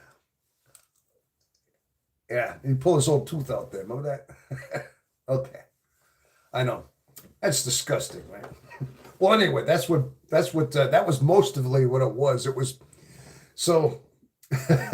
Sorry, did I say what you went to the island? Sorry, did I say you went to the island? I never did. No. We need a bigger boat's what you say. And put the tooth back in. You'd never know that was fake, would you? Huh? Chief, huh? You never know that. So most of it was just the actors doing that. But I guess the bigger boat came from when Brody saw that mechanical. They finally got the thing operational, and he was throwing the chum out on the boat, and he was saying, "Hey, shovel this stuff," and then remember the shark came out of the water just for a second, and that was the mechanical shark. And I think it even, from what I understand, he got to the point where he was startled. He saw it, and he stood back, and he was like, didn't say a word. He backed up a little bit, and he was all. And then he just turns to Quint and says, "I think we need a bigger boat." I heard that was very ad lib because he didn't realize how big the mechanical shark was. They wanted to throw that startle in there. I think Steven Spielberg actually, sometimes they actually want the real reaction from these actors. They don't want just a staged, rehearsed acting. They want to sometimes, surprise them into this. And I guess that was all by surprise when that came out because they'd never seen the shark before. And that was the first time. It rose out of the water and the mouth was right there, just feet away from Brody. And he says, "I think we need a bigger boat," because that boat was too big, right? And that was all just ad-libbed right in there. Just little facts I've heard about the movie, about how that came down, okay? Yeah, love it, LOL. Yeah. You know what? My favorite part of that movie was the Quint story. He had that Robert Shaw. Yeah, he was a famous actor. When he was talking about, when they were talking about stories about he got his tattoo removed. Remember that? Talking about the USS Indianapolis, how he was on the boat, and that, it's like two torpedoes slammed into hull. Yeah. They didn't even know we were they didn't know we were out for another week. And he goes under the story, and that's when the boat went down in 12 minutes, and there were 900 of us in the water, and then we were all looking for life rafts, and we were trying to cling to life rafts. And so the first day, now the sharks started cruising. Yeah, so we formed these tight knit. So he was basically saying they were just all held together like tight knit. And when the shark came by, they'd holler and they'd stammer and they'd scream and hit the water. And the shark, sometimes he'd go away, but sometimes he wouldn't go away. So that whole story was great. Just the way he told it, ways, and then he says, and know what the most scary part was waiting for my turn, Chief. He says, "So I'll never wear another life raft again, Chief," because he didn't want the horror of that. So he was refusing to wear that life vest. He just didn't want to be like the guy that got bitten in half in the water and he bobbed up like he was just bitten in half, but the life preserver was keeping him up there. Just the way he told that story was brilliant. That was like one of the best, and he was perfect for the role too. If you remember Quint, he kind of looked the role like he was that salty old seaman, that fisherman who basically was made a career, made his life out of hunting sharks. That was his life. So, uh, who's who here won't go in the ocean because of Jaws? Yeah, well, it definitely. Back then, there weren't too many. Horror movies now are like so prevalent. They're all over the place. We get shocked into like things. If you remember on that movie back in '75, one of the most horrific things they saw was when that face came out of the porthole. Remember the port? Remember the show? They went and found a capsized boat, and I think I think it was Brody and it was Hooper, who was Richard Dreyfuss. They get out to that boat and he went there with his scuba gear, right? He went diving, and then this face comes out of the porthole. All the eye was kind of hanging out, and it just came out, and you saw it for a split second, and that thing just right away that was horrifying just to see that face in there. We didn't see stuff like that. That kind of horror wasn't out too much. This was one of the first times that they were putting this shock of horror into like movies. It wasn't quite that refined yet. I think Jaws opened up a lot of horror movies to start getting that graphic, start shocking us. Now we're so desensitized to the horror of things like that. But early on, that was one of the first pioneer movies like that showed that kind of horror. Or like the leg. Remember the leg that was floating to the bottom of the ocean? It still had a sneaker on it, and it was like severed because somebody got eaten by the shark. Remember that? That was another thing. That kind of visual horror just was not common then. So my biggest fear: getting eaten alive and drowning at the same time. Yeah, yeah, that's kind of one and the same, isn't it? Yeah, being eaten by a shark and getting eaten alive. Exactly. Love Robert Shaw. He's a Brit. Yes, I knew that. I know he's got that accent. That's even in there. He sounds. I thought he was maybe Irish, but no, he's a Brit. He's British, but he's got that Irish. Even as Quint, he had that hint of an accent going, but he sounded Irish. And I'm thinking Robert Shaw. He looks Scottish or Irish, but I knew he was from the British Islands. Yeah, he is English. Okay, yeah, I know he was one of those old theater actors. That's right. That's right. But that was his defining role was Clint was Quint from that, and he played it perfectly. Really did. I even tried to memorize that whole story. I tried. I gave up. I wanted to memorize that just to sound like, Quint, do the impression of him, but I never could quite finish the whole thing. Don't be, it's a movie. Sharks like you. To leave them alone. What? Who says that? Oh, that, well, listen, the way I think of it, sharks, hey, um, they're like we could look at them and think they're a monster, and just the idea of putting that great white. I mean, they have that set of teeth, and they look like a monster in itself. They get that massive, and they're an eating machine, like Hooper said. They live to eat. They swim, they eat, and they just make little sharks. That's their only function in life is just to swim and eat.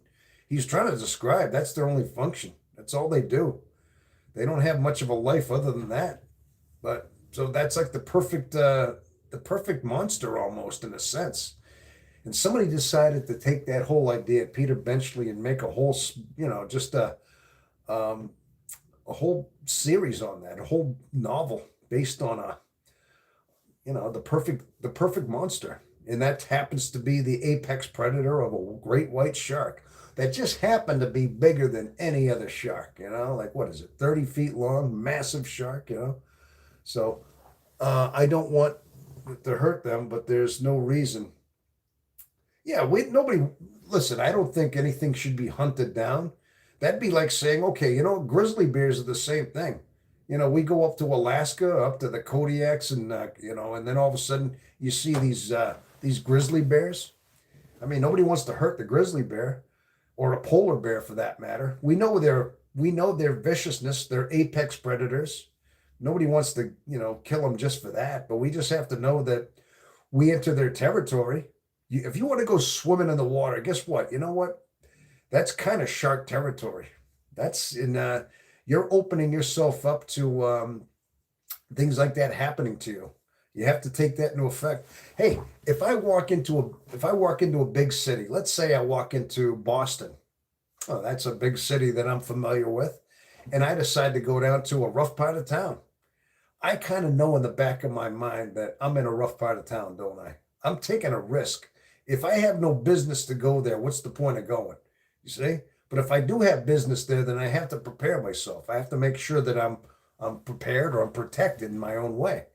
See? Same thing with the ocean. You go into the ocean, you know that is shark territory, that's barracuda territory, whatever it's going to be.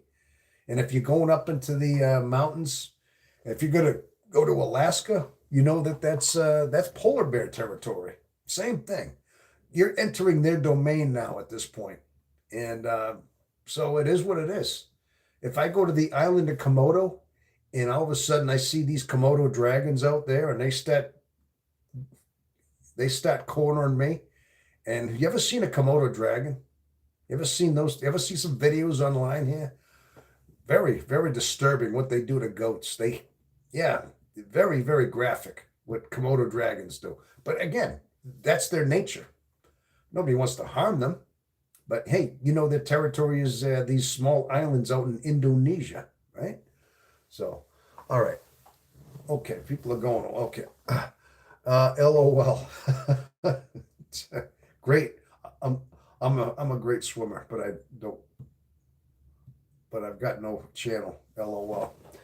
All right. So see what you did, Jason. You talked about Jaws. You threw that out there. See that? You opened up a giant rabbit hole, and I jumped right in there, didn't I? I jumped into that rabbit hole, hook, line, and sinker. We went right into whole Jaws and talking about sharks and everything else. See, that's how it happens, right? So, all right. Well, I tell you. Okay, so I got 8 watching now. I had a few more. Yeah, I think people kind of come in and do their thing, and so yeah, that's. But that was an interesting talk we had about there, though. I know that. How does that have to do with our channel here, our niche? I guess it's just whatever fascinates us. See, we don't have to just talk about personality types. I mean, we can, but sometimes we gotta just live it up a little bit and start talking about things that we're interested in. That was pretty much what it is. Okay. So what I'm going to do here is, what is it? I've actually been here for 4 hours. I'm actually on my 4th hour. I can't believe it, people. It's been 4 hours I've been here. I like to do these marathon lives. I lose so much track of time. I just do. But that's okay. That's okay. Bottom line is, I think I'm just trying to hopefully attract new people, new subscribers, new people that come in. If I do, I do. If not, then that's okay. But bottom line is, sometimes I just like to do these because, like I said, I'd like to connect either way. It's just good overall. But what I'm thinking is I'm going to go into a little bit of a wind down, only because I've been here for 4 hours and I'm getting to the point where, what time is it? Oh my gosh, it's almost dinner time. I can't believe it has gotten to be dinner time, people. Unbelievable. So, yeah, I got myself all shaved up just to come here online, threw on the coat, which I was good with, but yeah. Yeah, but if anybody has any last minute questions, and if anybody wants to ask anything about something we've discussed today, we can do that. And okay, LOL, got that. I'm just reading some of your comments, but otherwise, I'm going to just thank everybody for showing up today. Now, again, like I said, I didn't have any script. I didn't have any notes. I kind of know what I like to talk about. And a lot of times I just like to know that, wait, let me see what you got here. Victoria, nice out over here. Gonna go get some fresh air and wind down. Nature's calling before it's dark. Have a great night. Yeah, that's probably what I got to do too. I haven't gone out yet. Yeah, I got up this morning And I usually get up a little bit later, and I decided to go live, and I've been live ever since. But I needed to do this though. I feel like I had to get out and do a live. Listen, I've kind of neglected some of the videos. That's another thing I got to tell you is that um, in the last couple of weeks, so many things were going on with. I think I said this early on is that I had a lot of things like like home repair things, maintenance, yard work. A lot of things were going on in the last couple of weekends. I wasn't even putting out as much material. In fact, I didn't even put many videos out in the last couple of weeks, and I did notice that some of the watch time and some of the support was starting to suffer a little bit because of that. But so I thought I got to work on the channel. I really do. I have to make sure the channel. I want it to work, obviously, and but I needed to at least go with a live. I mean, I'm always looking for certain inspiration on videos as well. But so now here's something I want to ask you people while I'm here. Do you think that as INFJs, as introverted intuitives especially, now, do you think that we take our most dominant function for granted? Now, I want to just tell you what I mean by that. So many times we as use our introverted intuition, which is dominant, and it's an internal it's an internal function, as you know, where we can see things deeper. We can look at we can see a situation, we can read a room, we can see future outcomes, future paths that things are going to go down. But the reason I say, do we take our gift for granted, is because I think that in some way, um, we think early on, I think we think everybody thinks the way we do, that they have a certain level of introverted intuition. And sometimes I think early on, we might think we come to a future conclusion that comes true. And I've done this many times through my life. I've actually read a situation, I've concluded in my head what's going to happen, and it did, but I thought that's just what I do. I think sometimes we take for granted how complex it is because we think everybody's like that, and it's easy to do certain things. Same things the way, let's say, an athletic type would probably take for granted their ability. Let's say you got an extroverted sensing type, athletic type, who is really talented. You know what I mean? Maybe they're built tall, so they're talented and they're good at basketball, or they're good at, let's say, boxing, or they're good athletically. They take for granted that they just are gifted. They were built a certain height, a certain size, and they have a certain like ruggedness about them physically. They take for granted that not everybody's built like that. And on the other side, the fact that introverted intuitives have just that. We have our introverted intuition, which is our dominant guide. I think sometimes we take that for granted in so many ways. And it's up to us to realize that, you know what, uh, that's a very low percentage of people that actually see the depth that we have. I learned that people don't see what we do. And it is a rare gift that we have, is our introverted intuition. And not everybody's able to see outcomes, to watch it future outcomes like we do. Just like I said, we don't have certain physical gifts available to us. Maybe we do to a point, but some are have more of that gift than others. But I think sometimes we do. We take for granted our gift. Yeah. And but we always have to remember too that it is uh, it is something very valuable that we have that most people don't have, and there's a good percentage of people that we're in low percentage, and especially INFJs. We have a certain level of introverted intuition, and of course, the INFJ is a very much an empathic um, personality as well. So not only do we have the introverted intuition, I mean, our sensitivity, our empathy is heightened as well, even more so than some of the other introverted intuitives. Again, people never take what you have for granted. Always know that this is an incredible strength and it's an incredible gift that we possess. All right. and always know that yeah, it's not as common as we think it is. So always understand that it is a gift, never to be taken for granted, okay? And always use that gift. Try to fine tune it. Make sure we hone that in, have that to our disposal, and always make it work for you. Always know that you have that. And being aware that you have that gift of introverted intuition, of empathy, of a deeper understanding emotionally.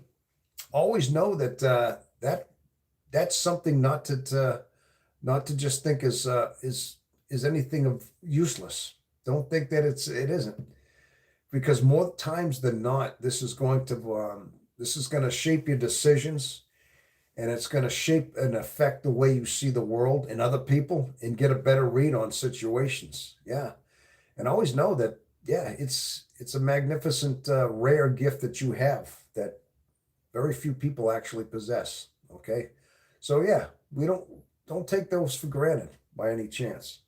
All right. Well, after saying that, people, I think that was a good winding down close. Is to just know that yeah, our gifts are uniquely ours, and yeah, just use them for the best, for the better good of you, yourself, and everybody around you. All right. Okay.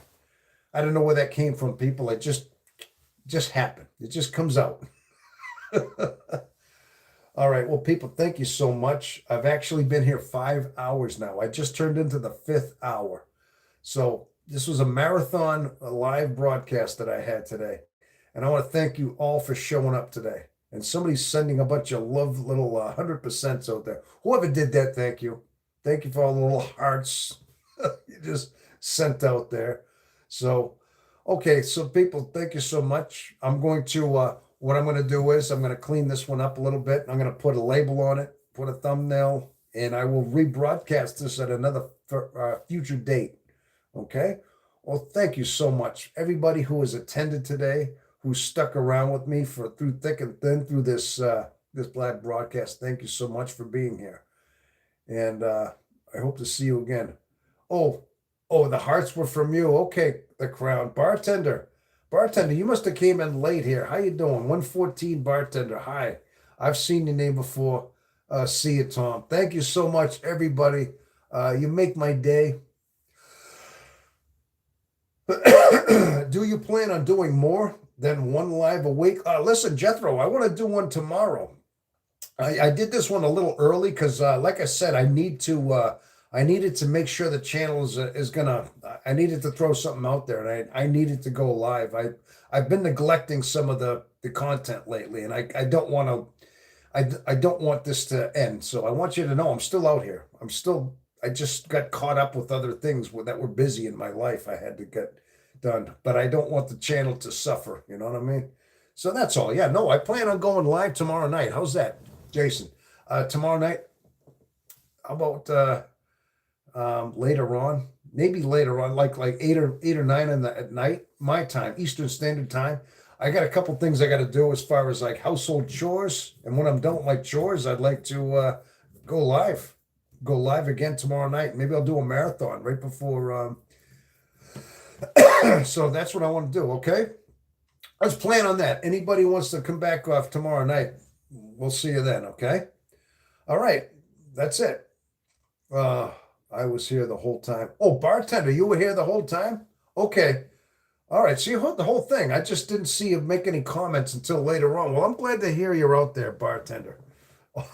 Thank you so much. Well, everybody, thank you. Thank you. You make my day. You really do. I love being, you get me, you inspire me to just come out here every day.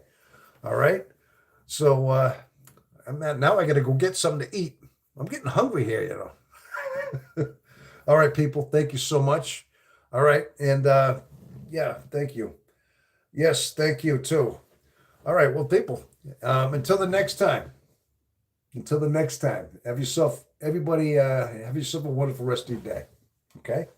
So, okay, Tom Omega is signing off until tomorrow. Okay? Thank you so much.